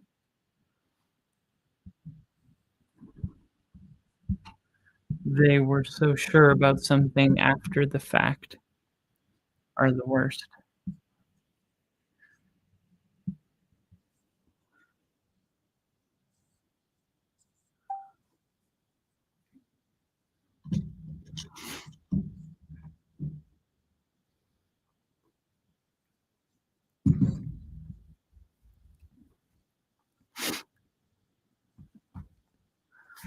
Whew. Poncho did its job. Oh.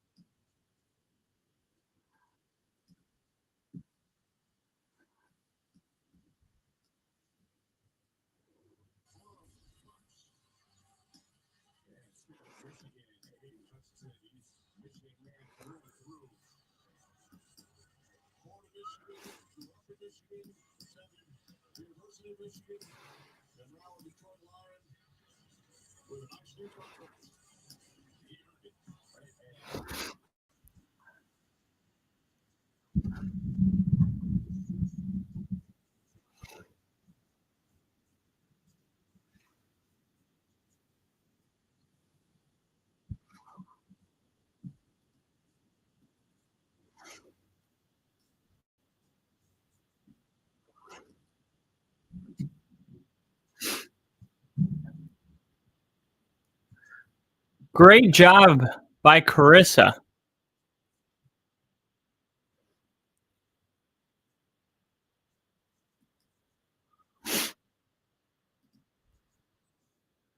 Wow. Touchdown. Rams. Kyron Williams. And the 49ers just don't have an answer for the Rams. But there's still plenty of time, but they're going to need one stop to tie this game. And they're going to have to score in their next two possessions.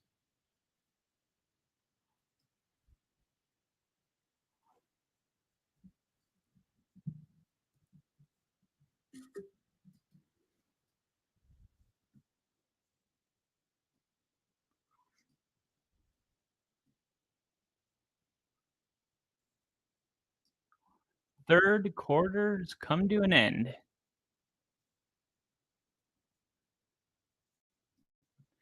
This is a revenge game for the Lions.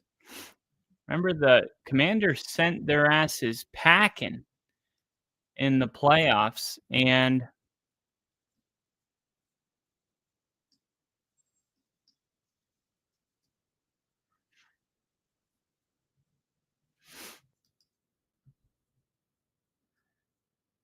they didn't forget about it. We'll just put it that way.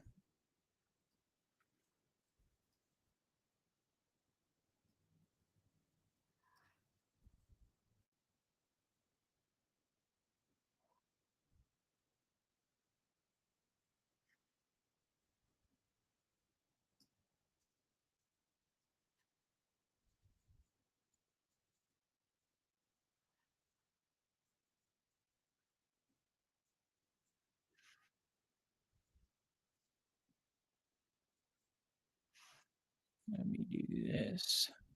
Camera. Zoom in.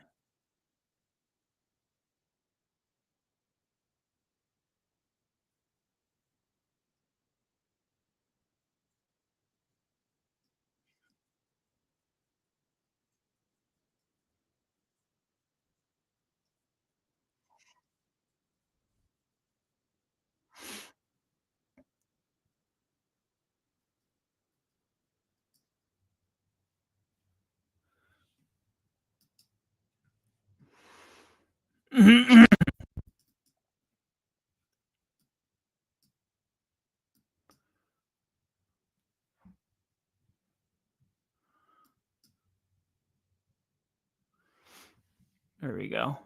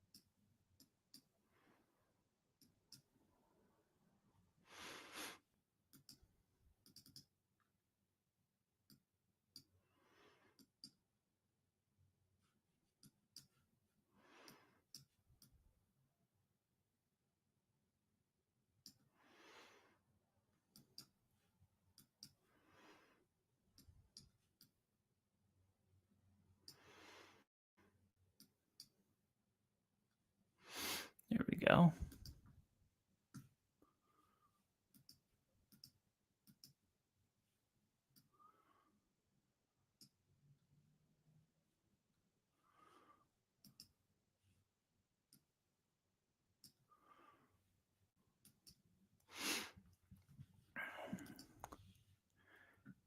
All right.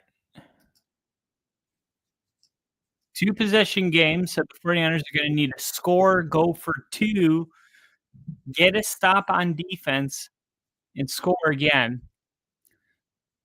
Not impossible, but they're going to need their defense to get at least 1 stop. Here's McCaffrey.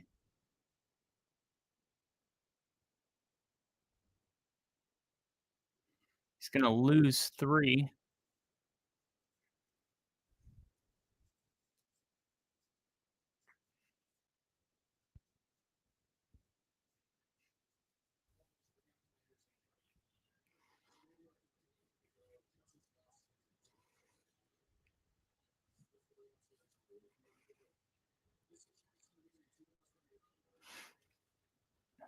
Here we go. McCaffrey lined up as a receiver here. Jones does a good job of rolling out. Jeez. Mac Jones had to throw it up. They got to go for it.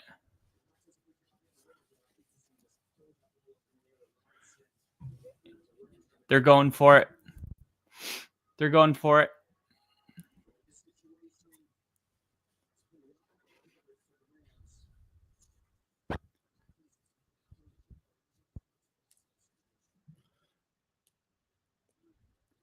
Time to get McCaffrey the ball. Come on. 4th and 4. Penalties down.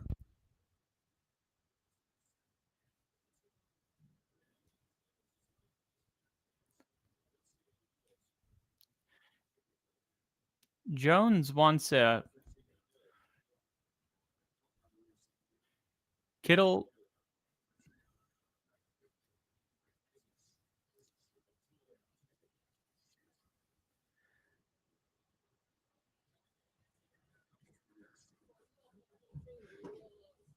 Oh, no.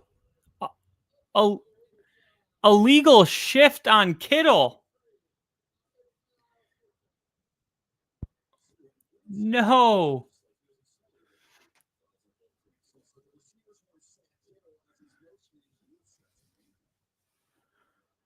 Where?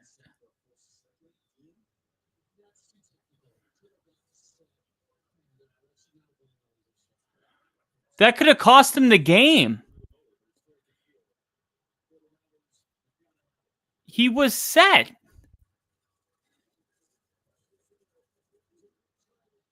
That's unbelievable. That's unbelievable. That is absolute garbage. The 49ers just got absolutely screwed. They call an illegal shift on George Kittle for not being fully set. They show the replay. George Kittle is absolutely set. The announcer comes on and says, yeah, that shouldn't have been called. George Kittle was set. But the only reason that they didn't get an automatic first down because they called defensive holding, but because of the quote unquote illegal shift, the penalties offset and they had to repeat 4th down, which led to an interception. And it feels like every time the refs blow a call like this, it never ends good for the team that got screwed. And this is exactly what happened here. A penalty comes out, should have never been called. An automatic first down for the 49ers gets completely wiped out. And then an interception on the following play with the 49ers down 15 points, needing a touchdown on this drive. Hence the reason they were going for it in the first place. But like, I'm sorry, there's got to be something different in the, like, something has to change in the NFL for our referee, for the officiating. We cannot continue in 2025 with all the technology and all of the analytics and cameras and everything and AI and robots, whatever. Like, why are we still living like this where a referee comes out, makes a bad call, it's not accurate, we all see it, and nobody can step in and intervene with the referee and say, pick that flag up. That was not an illegal shift. And even if it was, that is highly, highly technical on a game-altering play. Now, we do have to call technical penalties. No, he was set. I'm just looking at it again. Like, even if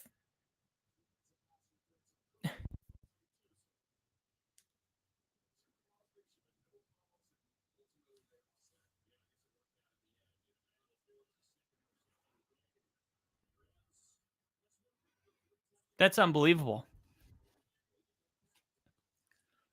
I'm going to record a YouTube short right now.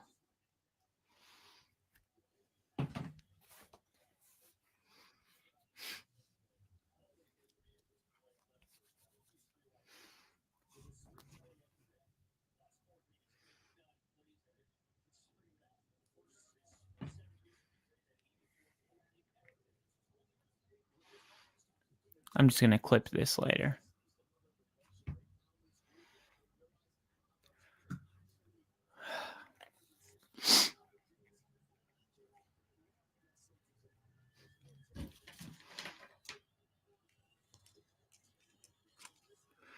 Man, what a bull crap call.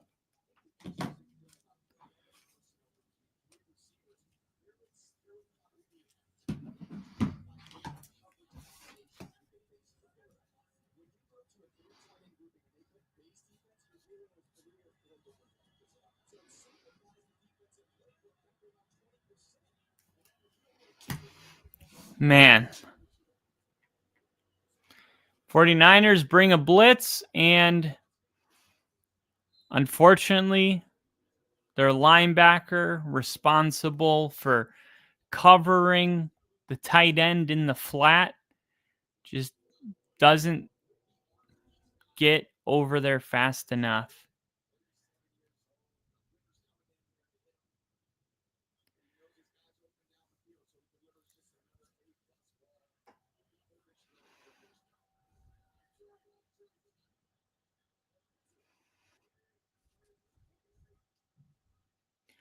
Stafford under center, handoff,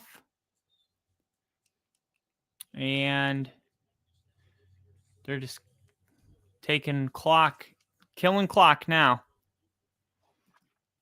Man.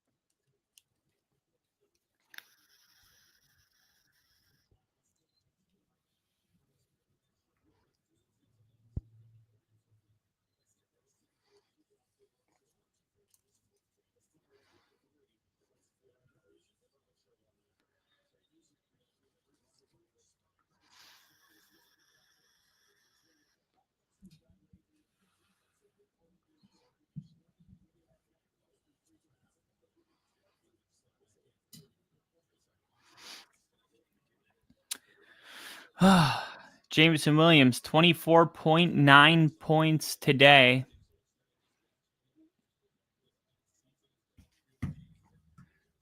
Parkinson touchdown. 42 points being dropped on the Niners' heads. My top 5 hasn't changed. My first top 5. Let me see this. Let me see this top 5.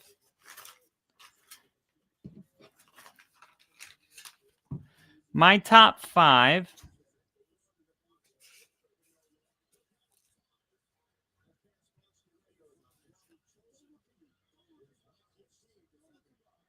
My top 5 was Broncos 5, Seahawks 4, Rams 3, Colts 2, Lions 1. Like my top 5 hasn't changed all year. The order's shifted because I will be swapping the Rams and the Colts, but I feel like it's pretty obvious. It's pretty obvious. All year it has been obvious. And the Seahawks, man, I'm going to have to even move the Colts back and put the Seahawks above. Well, the Seahawks are beating the Cardinals. That's a tough one. I think the Seahawks are the best team. Seahawks and Rams are both really tough teams. I think I would put the Rams above the Seahawks just because I think Matthew Stafford is as good as Sam Darnold's playing. If there was a playoff game tomorrow, I would be going with the Rams because of the experience Matthew Stafford brings. So wouldn't want to be a hypocrite and say, I got the Seahawks above the Rams. And if they're playing tomorrow, I think the Rams would win. So that would be the order: Broncos, Colts, Seahawks, Rams, Lions. Lions are the best team in the NFL. They have been all year. And the best teams lose to the Vikings at home for no reason. It's the Buffalo Bills lose to the Dolphins on the road. The Panthers beat the Packers on the road. The Falcons, who lost to the Panthers 30-0. That same Falcons team beat the Bills. It's a weird league, man. It is a weird league, a really weird league.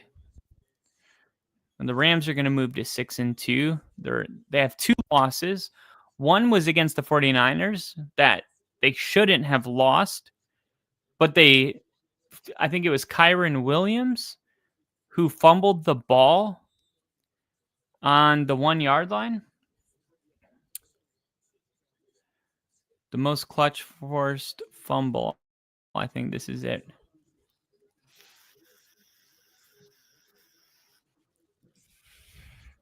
Yep.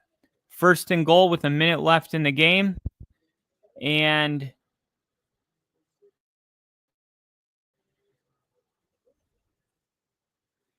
that was Thursday Night Football.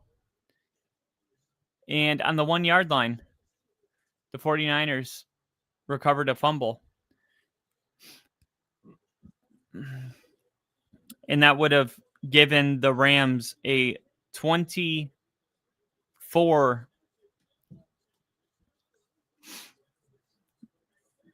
what is that, 24-20 lead?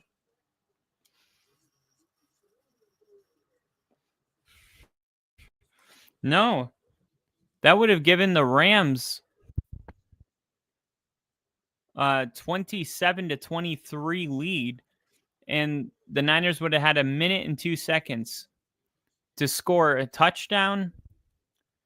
Well, actually, he didn't score on that play, so he would have been down the 1-yard line, and maybe they would have ran more clock. Timeouts probably would have been used by the 49ers.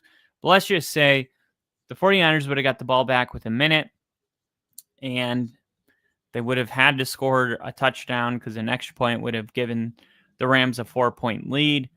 And the Niners ended up winning that game in overtime. And look, the Rams came out this week and they're like, hey, we're not going to let this come down to a last-second fumble, right? We're better than this team. And let's be real, the 49ers are without all of their best players, right? Brandon Ayuk, not in this game. Fred Warner, Nick Bosa. How about their starting quarterback, Brock Purdy? These are important pieces of this team, and there's so many injuries with the 49ers, and they were able to continue to win. Like, they got a 6-3 record, which is incredible when you consider the injuries that this team has sustained, and yet it finally got to the point. It started to feel like the injuries were catching up to the 49ers, and they were going to start losing some of these games.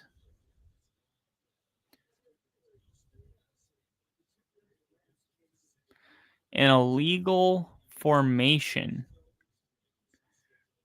on the 49ers.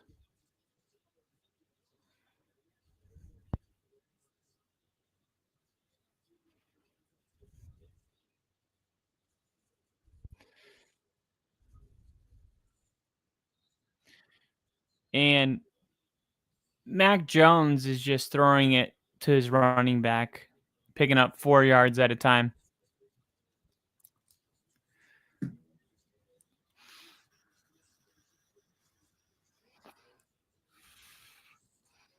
Good news is McCaffrey is up to 17 points.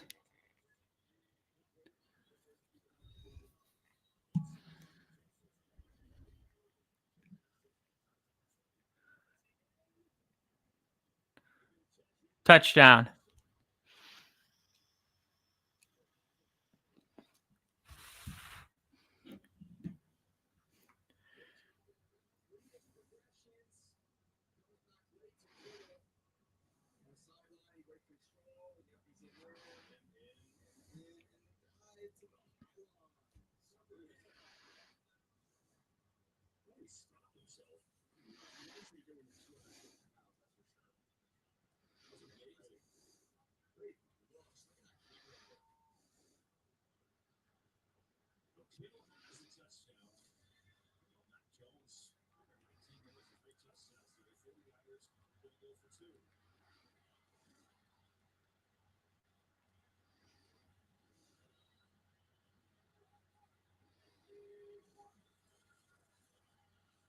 Going for 2.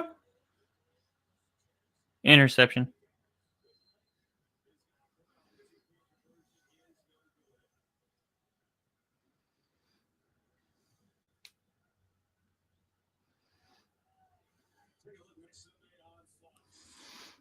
I was going to start the Rams defense this week, and I decided to start the Ravens defense.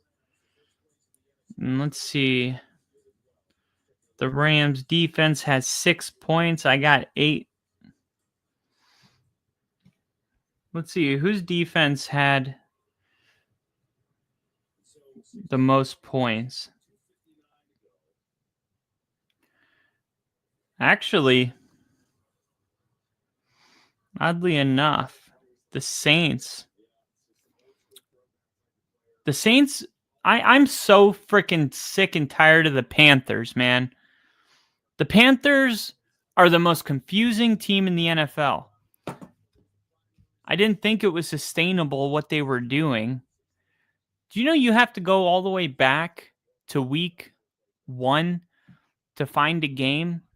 I'm sorry, week 2 to find a game where Bryce Young has thrown the football for more than 200 yards? It's pretty wild. I mean, they played against Jacksonville week 1. Bryce Young had 154 passing yards. Okay. They lost. Week 2, the Panthers played the Cardinals. Bryce Young had 328 passing yards on 55 attempts, and they lost. And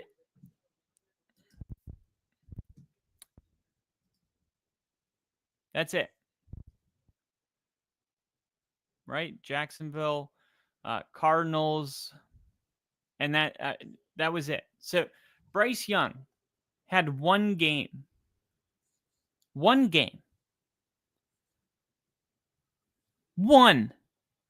with over 200 yards passing.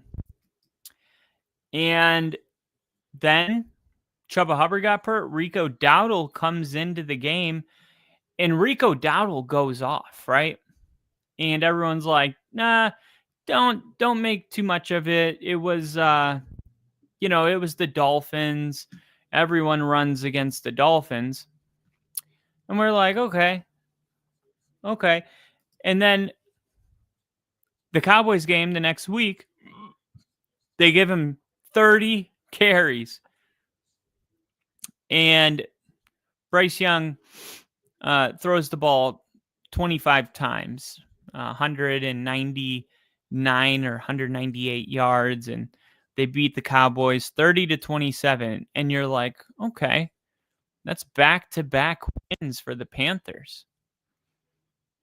And then they beat the Jets. And you're like, okay, Yeah, but it's the Cowboys, Dolphins, and Jets. So let's just pause the brakes. And then they get freaking smacked by Buffalo 40-9. And you're like, exactly. Right? Exactly what we thought. But Rico Dowdle only had 8 carries. It's like, what are you doing? You're on a 3-game winning streak because you give him Dowdle about 30 carries a game, and then all of a sudden you give him 8 carries. Part of that is because I guess they didn't want him to get hurt because it was a blowout. But then against the Packers, they go, hey, maybe we should go back to what was working. Let's give Rico Dowdle 25 carries. And against Green Bay, he had 130 yards and 2 touchdowns, and they upset the Packers. They just asked Bryce Young not to do too much, and he still threw an interception. 11 completions, 102 yards. I mean, that game was just, hey, Rico Dowdle, we're going to give you the ball 25 times, and hopefully you can get us a win. So then again, it's like they won a game, but you're like, I mean, 101 passing yards. This is the NFL. I mean, I guess if Rico Dowdle is going to, win you the game every single week on 25, 30 carries, then, so be it. And then the Saints game today, you're like, okay, I'm taking the Panthers. They've won 3 of their last 4, coming off a win against the Packers. This is a no-brainer. And Rico Dowdle, 18 carries for 53 yards. He averaged 2.9 yards per carry. What happened? And this is what happens when you don't have a quarterback, okay? Because they've won all of the games that the Panthers have won this year are because Rico Dowdle has had 25 to 30 carries and over 170 yards in these games. And as soon as Rico Dowdle, and this is, this was genius by Kellen Moore. This is the genius move, is the team playing the Panthers, Kellen Moore and the Saints. They go, let's make Bryce Young beat us. Because the only way the Panthers are getting any wins, because they're running the football so much, let's stop the run. We'll sell out. And let's see if Bryce Young can beat us. I don't think he can. He hasn't done it once this year. Let's make that our game plan. And they did, man. 18 carries, 2.9 yards a carry, under 54 rushing yards. And they said, Bryce Young, can you beat us? What did he do? 124 passing yards, no touchdowns, and an interception against the Saints, man. Against the Saints.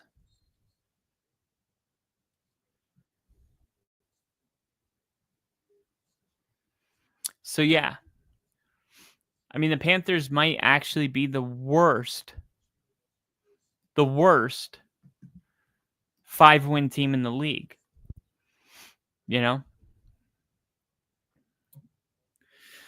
Their best win is by far the Packers game, but the other opponents that are worth their salt, I guess the Patriots, right? They lost 42-13.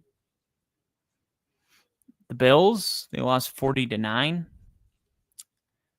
So, yeah, they got 5 wins against the Jets, Dolphins, Cowboys, Falcons.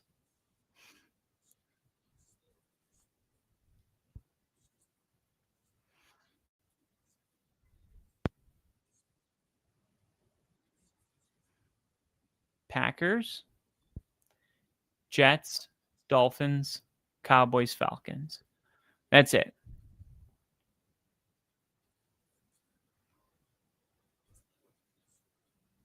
But that's still, going into this game, that was 5 of their last 7. Like, going into this game, The Panthers have won 5 of their last 7. Now it's 5 of their last 8. But still, like, you look at the division and the Panthers, with the loss today, and the Buccaneers also losing today, the Panthers are only 1 game back from the Bucs.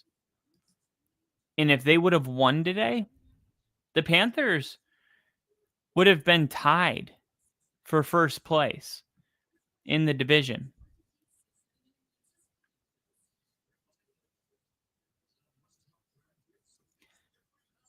Crafty said, I saw the Hawks were 41-15 over Cardinals at one point, despite Darnold being only 9 for 11. That's crazy. That's crazy. That's why when I think Rick was saying, like, the Bears are the most explosive offense, I was like, the Seahawks are definitely the most explosive offense. It's not even close. Like, I don't know what metric, they're using to come up with that. But just watch a Seahawks game. Nobody looks like that. I mean, look, last week, the Seahawks, I streamed it. I think it was Sunday Night Football. It was like 28-0 at halftime. And it was over. It was 28-0 at the end of the first quarter today. No one else in the league's doing that.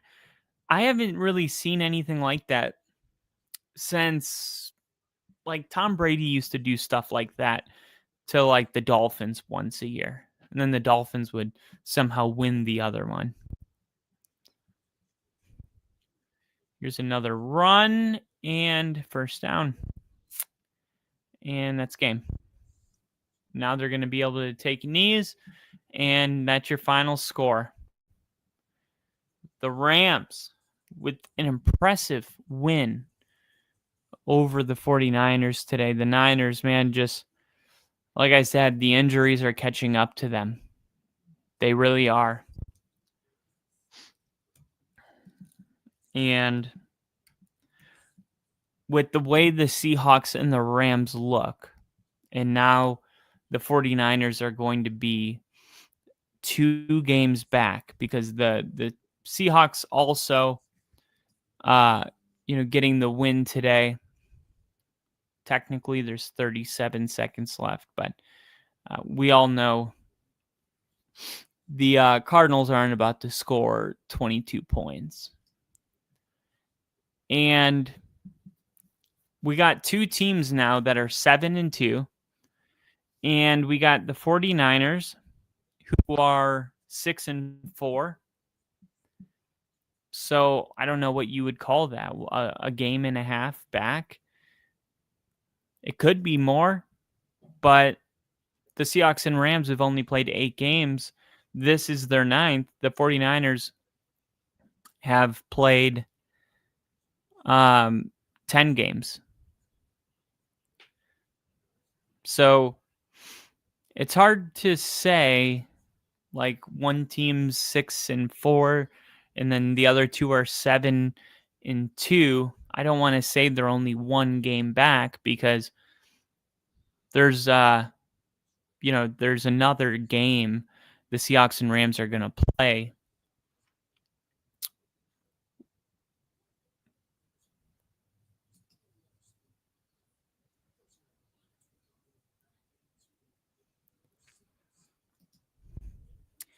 The Lions are going to move back into the 7 seed.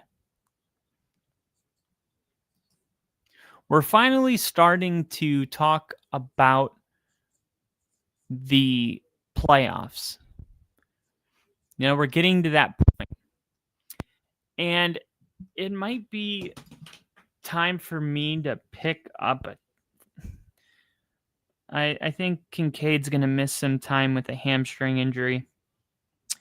I may want to take a look. Njoku today, 10 points. What did he have? 2 catches, 2 targets, a touchdown. What about Theo Johnson? He's somebody that he had 14 points today. I've seen enough. 75 yards. Green Bay, Detroit. I think it's time.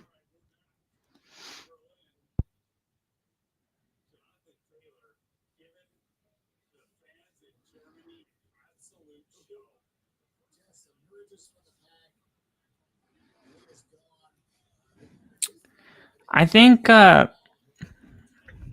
Theo Johnson might be the move. Looking forward to the Colts and the Hawks colliding December 14th. Hopefully NFL fixes that game into prime or flexes that game into prime time. December 14th. Yeah, that would be a good one. You know, it depends what other games are happening what is that? Week NFL week. What would that be, like 15? December 11th? Yeah, December 14th. Yep. Oh, I nailed it. First try. Ooh. All right. Well, Bills, Patriots, possible flex. Chargers, Chiefs, possible flex. Packers, Broncos, possible flex. Seahawks, Colts, possible flex. Lions, Rams.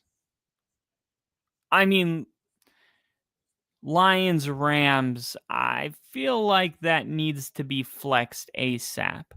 Vikings, Cowboys, no, absolutely not. You are not giving. Do not do that. Do not do that. I just said all of those games: Bills, Patriots, Chargers, Chiefs, Lions, Rams, Broncos, Colts, or Broncos, Packers, Colts, and Seahawks.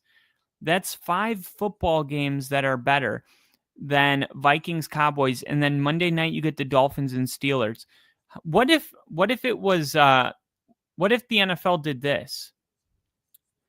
Broncos, Packers on Sunday Night Football, Monday Night Football flex to Colts and Seahawks doubleheader with the Lions and Rams with the time staggered so you see both games. They don't overlap. Let me just step in and fix the schedule because the writers obviously suck for not flexing Dolphins, Steelers, or the Vikings and Cowboys. Not interested, especially in the Dolphins Steelers. That game's going to be so boring. Even if it's a close game, it's going to be boring. You know, it's like the Broncos Raiders game. It was a close game, but it was a boring game, right? And Thursday nights tend to be boring because you don't have a lot of time to prepare for the opponent. And usually it's not a big deal because there's a lot of divisional games on Thursday. But in this case, we had never played a Pete Carroll defense. So it was kind of like playing a new team. But typically you try to keep those matchups divisional. Like week 15, it's the Falcons Bucks on Thursday. Week 16, it's the Rams and Seahawks. Rams Seahawks is going to be awesome on week 16. And actually, week 15, the Falcons and Bucks are playing. There's too many good games to flex. That's what I'm saying, though. There's so many games, like flex one of them at least. You just know the NFL is going to shove the cowgirls down our throats. Oh, my God. That's what they do best. Don't worry. Don't worry. I know you're so pumped up about getting the Cowboys on Sunday night on primetime television. You know what? I don't want you to worry.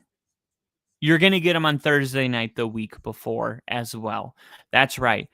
Cowboys on primetime, back-to-back weeks.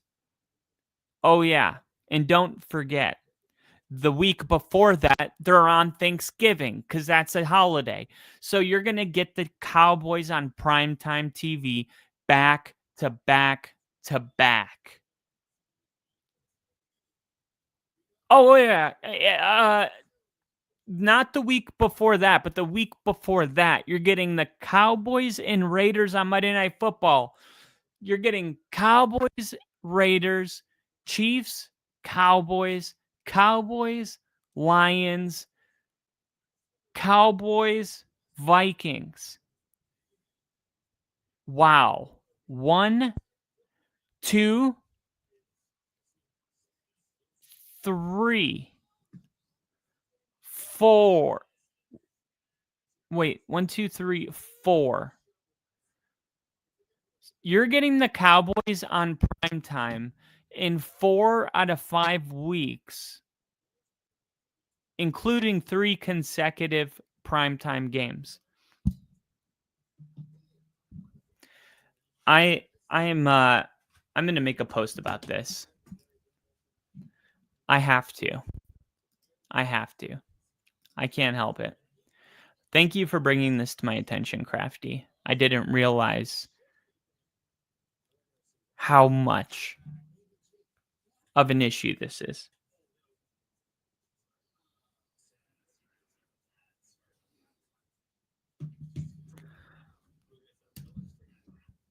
At NFL,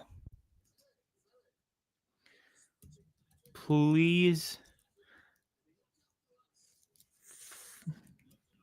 flex Sunday Night Football Week 15. I'm giving you plenty of time to make arrangements. I know you guys love shoving the Cowboys down America's throat, but I think having the Cowboys on prime time in 4 out of 5 weeks, parentheses, with 3 consecutive weeks. I'll just say 3 of them being consecutive.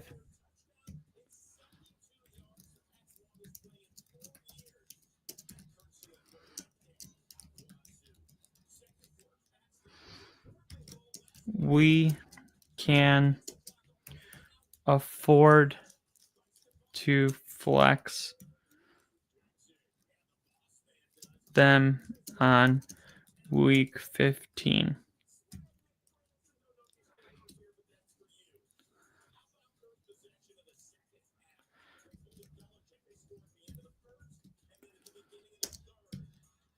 Tell me what.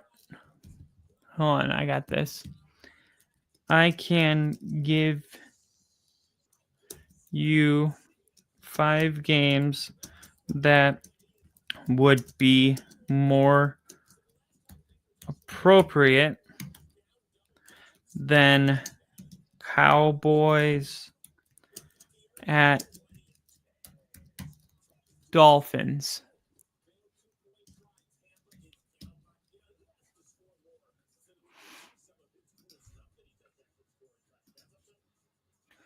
What if they respond to me?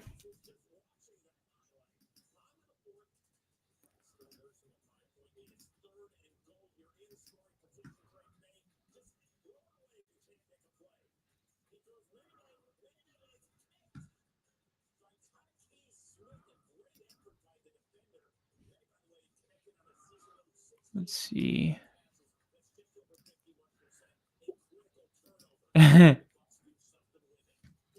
With a lawsuit. I know. I said that earlier. Crafty must do. You must have missed that part. But yeah, he was the first American president to attend a regular season football game since 1977.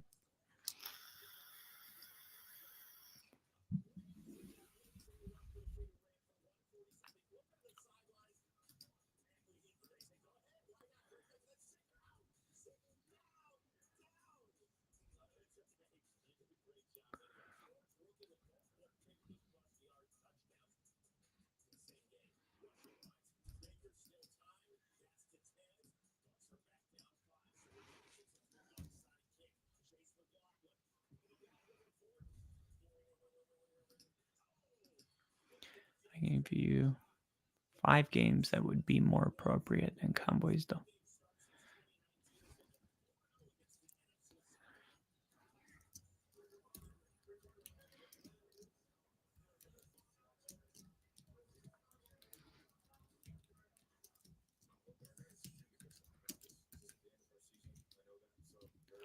I can give you 5 games that would be more appropriate than Cowboys / Dolphins.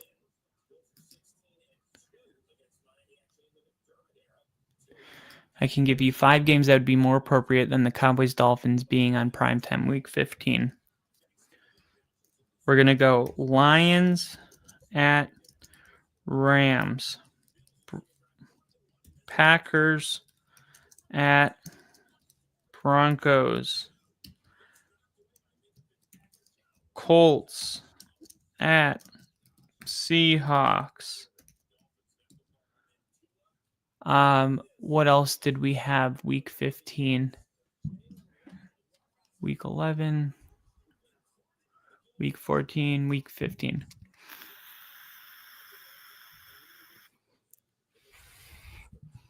Bills, Patriots, Chargers, Chiefs. Bills, Patriots, Chargers, Chiefs. Now, let me make sure I got the home team right. Chargers at Chiefs. Yep. Bills at Patriots. Yep. Got that. Got that. Colts at Seahawks. Yep. Packers at Broncos. Yep. And then it comes down to Lions at Rams. Yep. I don't know how I got all those right. I just kind of guessed. Besides the Broncos game, I didn't know there were other ones.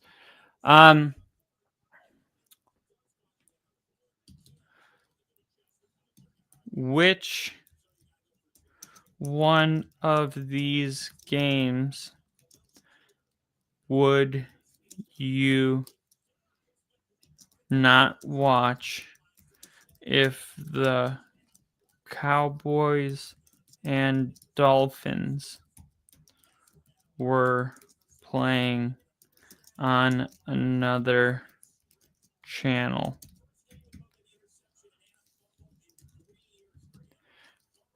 And then I'm going to add the "don't worry, I'll wait" GIF.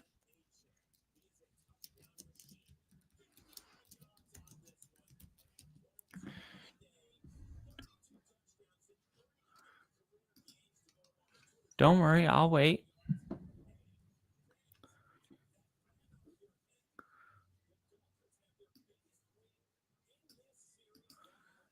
Which one of these games would you not watch if the Cowboys and Dolphins were playing on another channel? Which one of these games would you pass on? I'll do that. Pass on. Which one of these games would you pass on if the Cowboys and Dolphins were playing on another channel? Which one of these games would you... Which one of these games...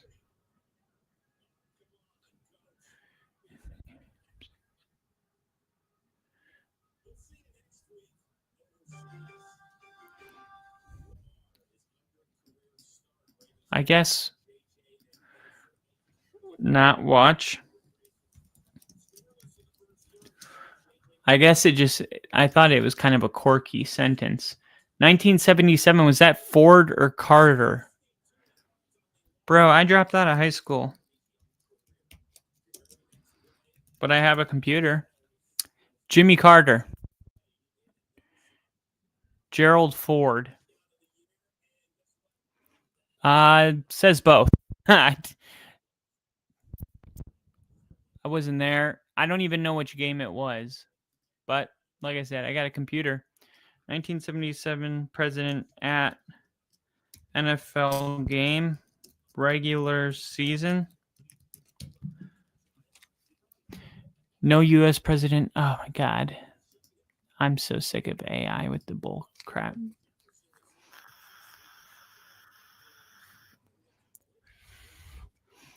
Donald Trump became the first U.S. president to attend an NFL game at Northwest Stadium.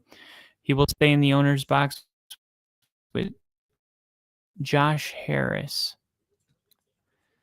Currently, sitting presidents are 1-1 on the scorecard, although we'll see if Washington pulls off the upset. The name controversy came just months after Trump. Josh Harris, Commissioner Goodell, announced 2027 NFL drafts will be held at the Capitol. The city last hosted the name controversy. All right, let me back up. That box might also serve as a bridge over the recent feud Trump had with the Commanders. He went as far to say he'll derail the $3.8 billion stadium if they didn't revert to their former name, the Redskins, which many consider offensive. You know what's crazy about that? And like, I don't have I really, there's certain topics I do have an opinion about. This one I don't have a huge opinion about because I'm just not educated on the subject. Like I've heard people from that, there's been people from that tribe come out and say that it's not offensive. I've seen a ton of white people offended over it, but outside of like the people on the internet, because when somebody says something's offensive, it's like, I'll say 80% of people, it seems like, just because if you're a good person, right, you're like, oh, we're not doing that anymore. Okay. Right. Like saying the R word, right? That was a word I grew up saying, along with other words that we're not allowed to say. Never had any hate in my heart when I said it, but when somebody told me that those words, are offensive because I'm not a selfish prick, I just stopped saying them. I'm like, okay, well, I can just not say that word if it's, offending people. But I do wonder, like, how many people are like me, just going along with it because we're good, good people. Like I haven't really seen anybody that's in real life offended about the name, but I've just met a lot of people that are like, oh, okay, that's offensive, and we won't say it. So it's like we're going along with the with the memo, just kind of assuming that the memo is based on truth. That these words are offensive. It's like my sister's gay. I stood up in her wedding next to her. I have nothing against gay people, but my whole childhood, like, if somebody showed you a song or something and you didn't like it, like, it was gay. It's like, now, now that's like, my sister says gay, like the same way. Like, she's like, that's so gay. Like, she doesn't really, it's not like offensive, it's like, why would that be offensive? It's like, we're able to separate the two, but then, out in society, I don't say it because I never know like where other people stand. And it's just like, it's just a lot easier for me to not say certain things than to risk, offending somebody. But this whole thing with the name is so interesting because it has been a polarizing topic where there is groups on both sides. Some of in it's not even a political issue. Like, this issue transcends politics, and I know that for a fact because I have personal friends with people that lifelong Democrats that are diehard fans of that team, and they refuse to buy anything that says Commanders on it. And they will die on the hill of what that means, what the name means, the origins of it. This guy that I'm talking about, Joe Theismann, came to his elementary school when he was a kid. And it was funny. There's even a story where his mom yelled at Joe Theismann because he was like on his phone. And she was like, "Can you give the kids your attention for like 10 minutes?" But like, that type of a fan of the team where it's like his whole life has been about this team. And I can empathize with that. Like, if somebody came up to me and was like, "You're no longer the Denver Broncos," I don't even know how I could ever get over something like that. Like, you're now the Denver Mountains. It's like, I just don't, I can't even fathom that. It's like the same thing as trying to imagine my team getting, moved to London and no longer being in Denver. It's like the worst thing that could happen to me outside of like a family member passing away, because that's my biggest passion in life. And it's like, it's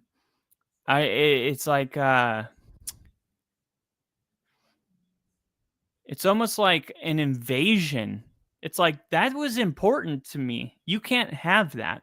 So I do understand, like, people that grew up, like my generation. I mean, we grew up with the name, but it shouldn't be that big of a deal. But like, there's a reason like people in their 50s and 60s are the biggest demographic of people that have a major issue with this, is because that's been their whole life, and now you're just like, no, we're taking it away because this is offensive to people. And there still hasn't been that, like, I don't feel like there's been that many people like that have actually come out. I could be, like I said, I could be wrong about it. That's why I don't have a strong opinion, but I haven't seen many people that care about this, like, from the actual, Native American community. I'm sure there's, a group out there that exists that don't like it, but I could also find a group out there that doesn't have a problem with it. So it's a really kind of interesting topic. Ford was a big football fan and had a working man's image, like a union guy, like a working's man, a man's man. My opinion, Washington should have changed their names to one that pays tribute to Native Americans, like the Warriors. It was cowardly of them to simply erase the entire Native American element from their identity. That's a great point too. Like, that's why when I said, imagine they changed the name of the Broncos, like, the first thing I'm thinking is like Stallions, the I don't know, like, it would have to be something that felt like a Bronco.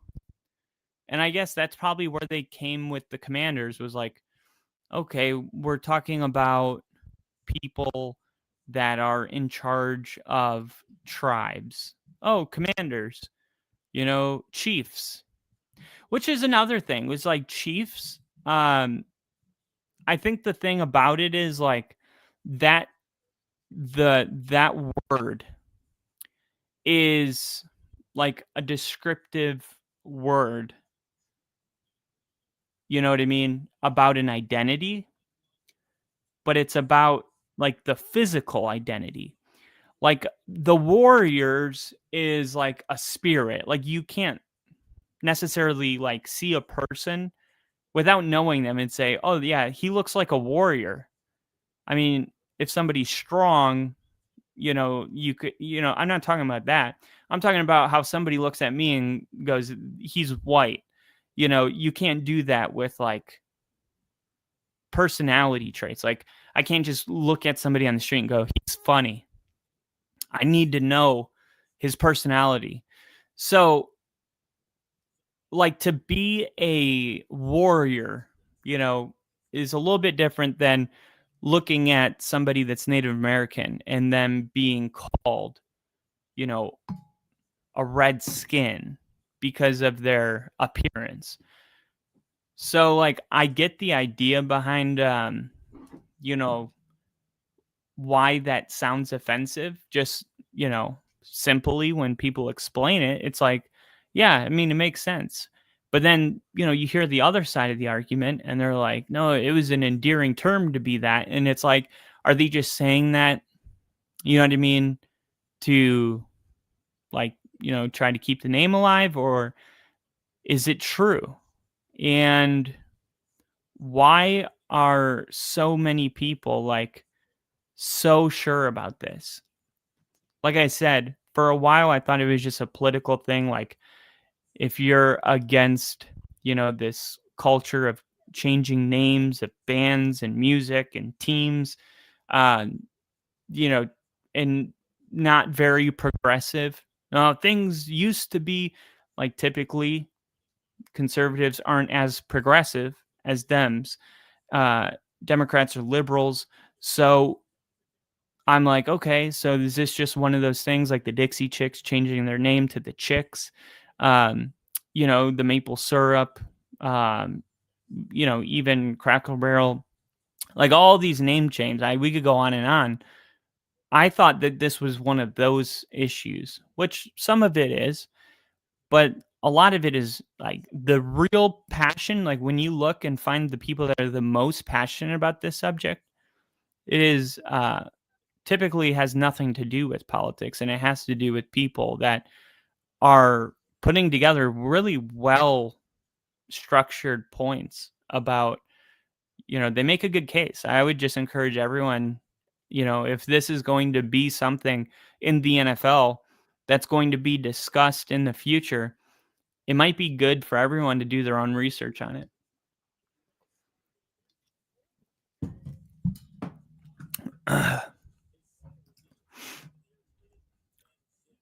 Because if you're like me, you're just like, oh, I didn't know that was rude. Okay, I won't do that anymore.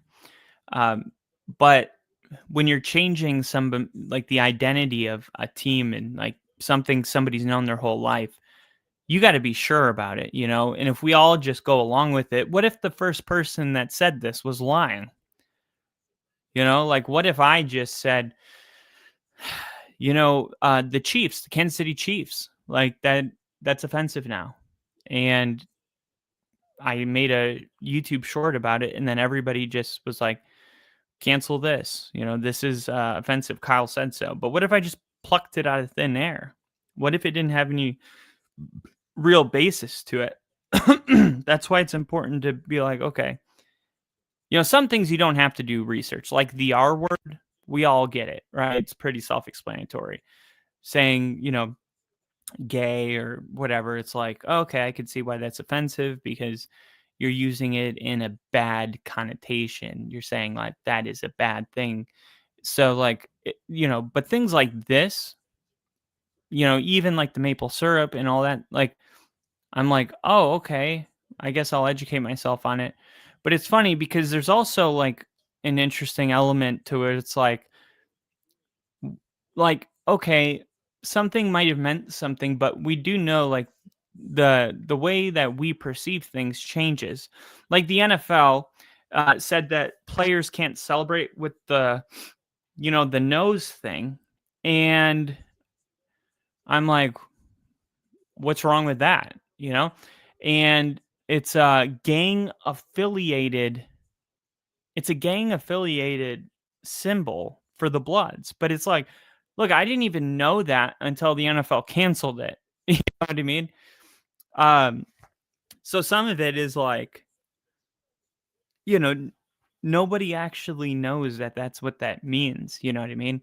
But it's like, should that be a reason not to, change things? Maybe not. You know what I mean? But it is interesting that it's like some of the things that are like the Dixie Chicks changed their names to the Chicks. It's like, look, I never even once thought it had anything to do with anything bad. I just thought that was the name of their band, like Dixieland. I don't even know what Dixie is. Like to this day, I'm just like, that's just a word that I know that, bands use, or Dixieland. But I didn't, but, they obviously found out that there was something wrong with it and they changed their name. But it's like, anybody that is like willing to change their band name that they've had their whole life obviously doesn't have any ill intent.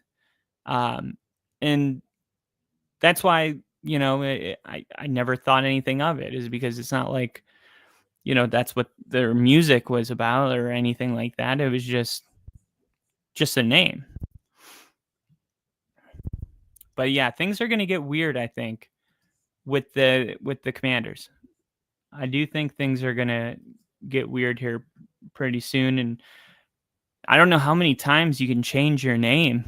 It's kind of weird to be one thing and then the Washington football team and then the Commanders, and now they're trying to make it, back to the Redskins, and obviously they're, pushing for this because they feel like, there's a window of time to do this. And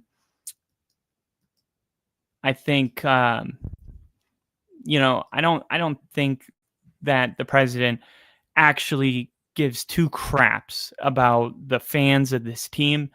I think he just wants the attention that comes along with, like, look what I did. I changed the name back. Anything he can do to be immortal. That's why he wants the awards and the stadium named after him and the, name change, anything that, what I mean, brings the focus and attention back to him. Like, yeah, I did that. I think that's all this is about. Like, I don't think he actually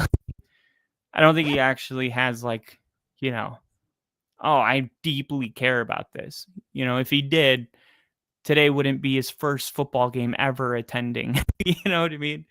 So I keep you up to date. As much as I know, you'll know. But every day it seems like some new information is coming out about the name and whether or not they're going to be able to go back to the name. And Adam Schefter actually tweeted yesterday about the name of the stadium. I didn't just make that up. Adam Schefter is a very credible guy, and he said he wants the Commanders to name their $3.7 billion stadium after him. And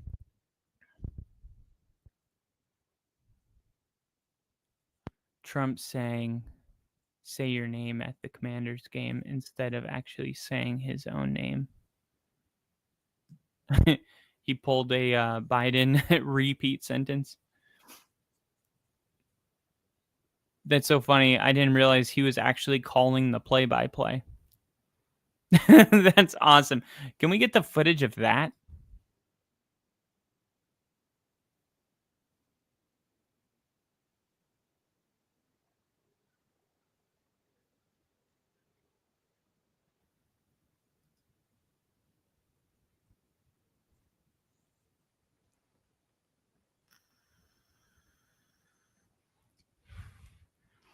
He got booed at the game. I was going to say,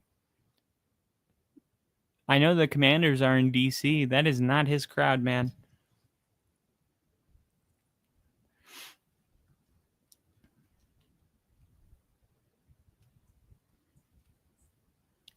Hey, admin, read the room. They're getting their asses kicked. Change the name.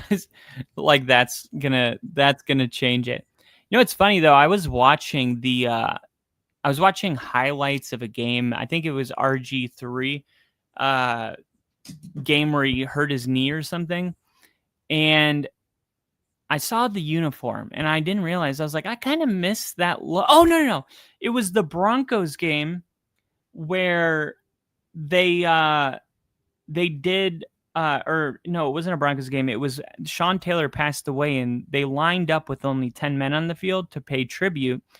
And I saw the uniforms and it was like the first time I actually liked them. I was like, wow, I kind of miss them. You know, I just miss seeing them. I hadn't seen it in so long and you just kind of forget. But I do wonder, would it be allowed to use them as a throwback? Because maybe that's a way both sides could win. It's like, no, we're not going back. Okay. But we will honor, the past people that played for, not the Commanders. They were a Redskin, like Sean Taylor and Joe Theismann and these, great guys that to this day, when they talk about their team, that's the word they use. And if you're going to honor the old, pay, homage to what they were, maybe that's a way both sides can win is like, hey, we got these throwback uniforms. Look, everybody in Denver wanted to go back to the throwback uniforms as our primaries, and they didn't do it, but at least they gave it to us 3 times a year. I think I just solved everyone's problem. Make it a throwback. You know what I mean? It's like, then the people that are, still saying that's wrong. It's like, look, you know what else is wrong? Pretending it never happened. You know what I mean? That's wrong no matter how bad it is, whatever it is. We learned from what it was. Then, if a kid's like, well, what is that? It's like, oh, that used to be their name. Now you're having a meaningful conversation that inspires empathy and teaches history, to your kids, So I'm not okay with just pretending this never happened. No throwback uniforms, just bury it. Something about that feels wrong, even if the name is wrong. I think it should be a throwback uniform. Boom, I just solved all your problems, America. That's what I would do if I was the owner of the Commanders. I would give it to as a throwback. But they wouldn't be satisfied. There would still be people like, not good enough. Oh, so we can have it as a throwback, but now that was a coward move. So yeah, I mean, no one's going to be happy no matter what you do. But I think that's a way both sides could win. And Crafty had a really good input on the subject. Fantasy was a pretty good day for me. I had 155 points scored. The guy I'm playing probably would have gotten more points if Davante Adams didn't get hurt. Because he had 77 yards, 8 targets, 6 catches, a receiving touchdown, and he ended up getting injured in this game, which is pretty crazy. I don't think this scores. I don't think this app knows that because it says I got 48 points, but I didn't get 48 points. I got more than that. Jonathan Taylor got me 52 points. He got me 52 points. And what's even weirder is like Jonathan Taylor being projected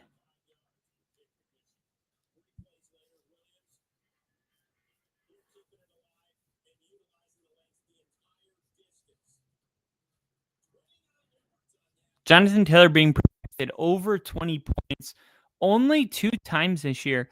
He's only gotten less than 30 points once. Yet he's only been projected over 20 twice.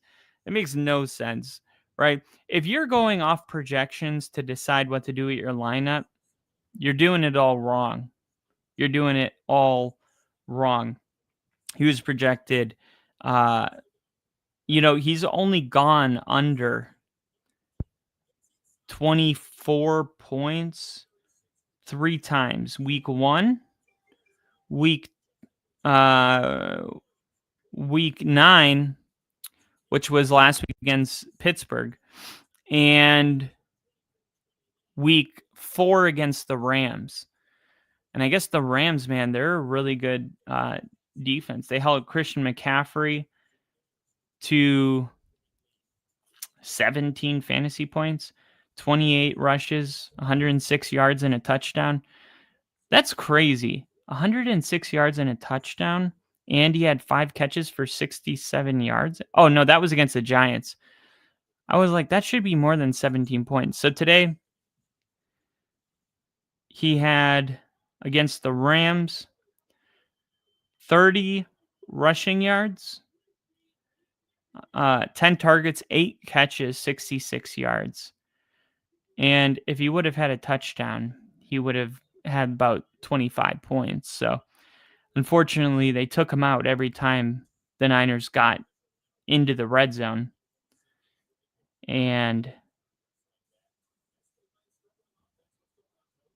Dicker, the kicker, and Josh Jacobs. Josh Jacobs would have to score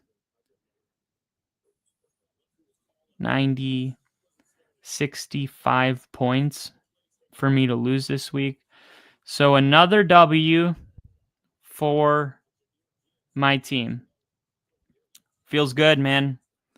Feels good to get another W, move to 7-3, and then next week,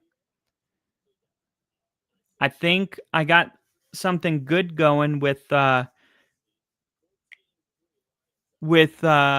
do I play next week? Hopefully I play a team that's not very good next week because let's see. I play week 11 Watts the play. He's 5-4 because Jonathan Taylor's on a bye week and he's been doing a lot of work for me. And the only other running back I have is Kyle Monangai. And Monangai will be going against the Vikings.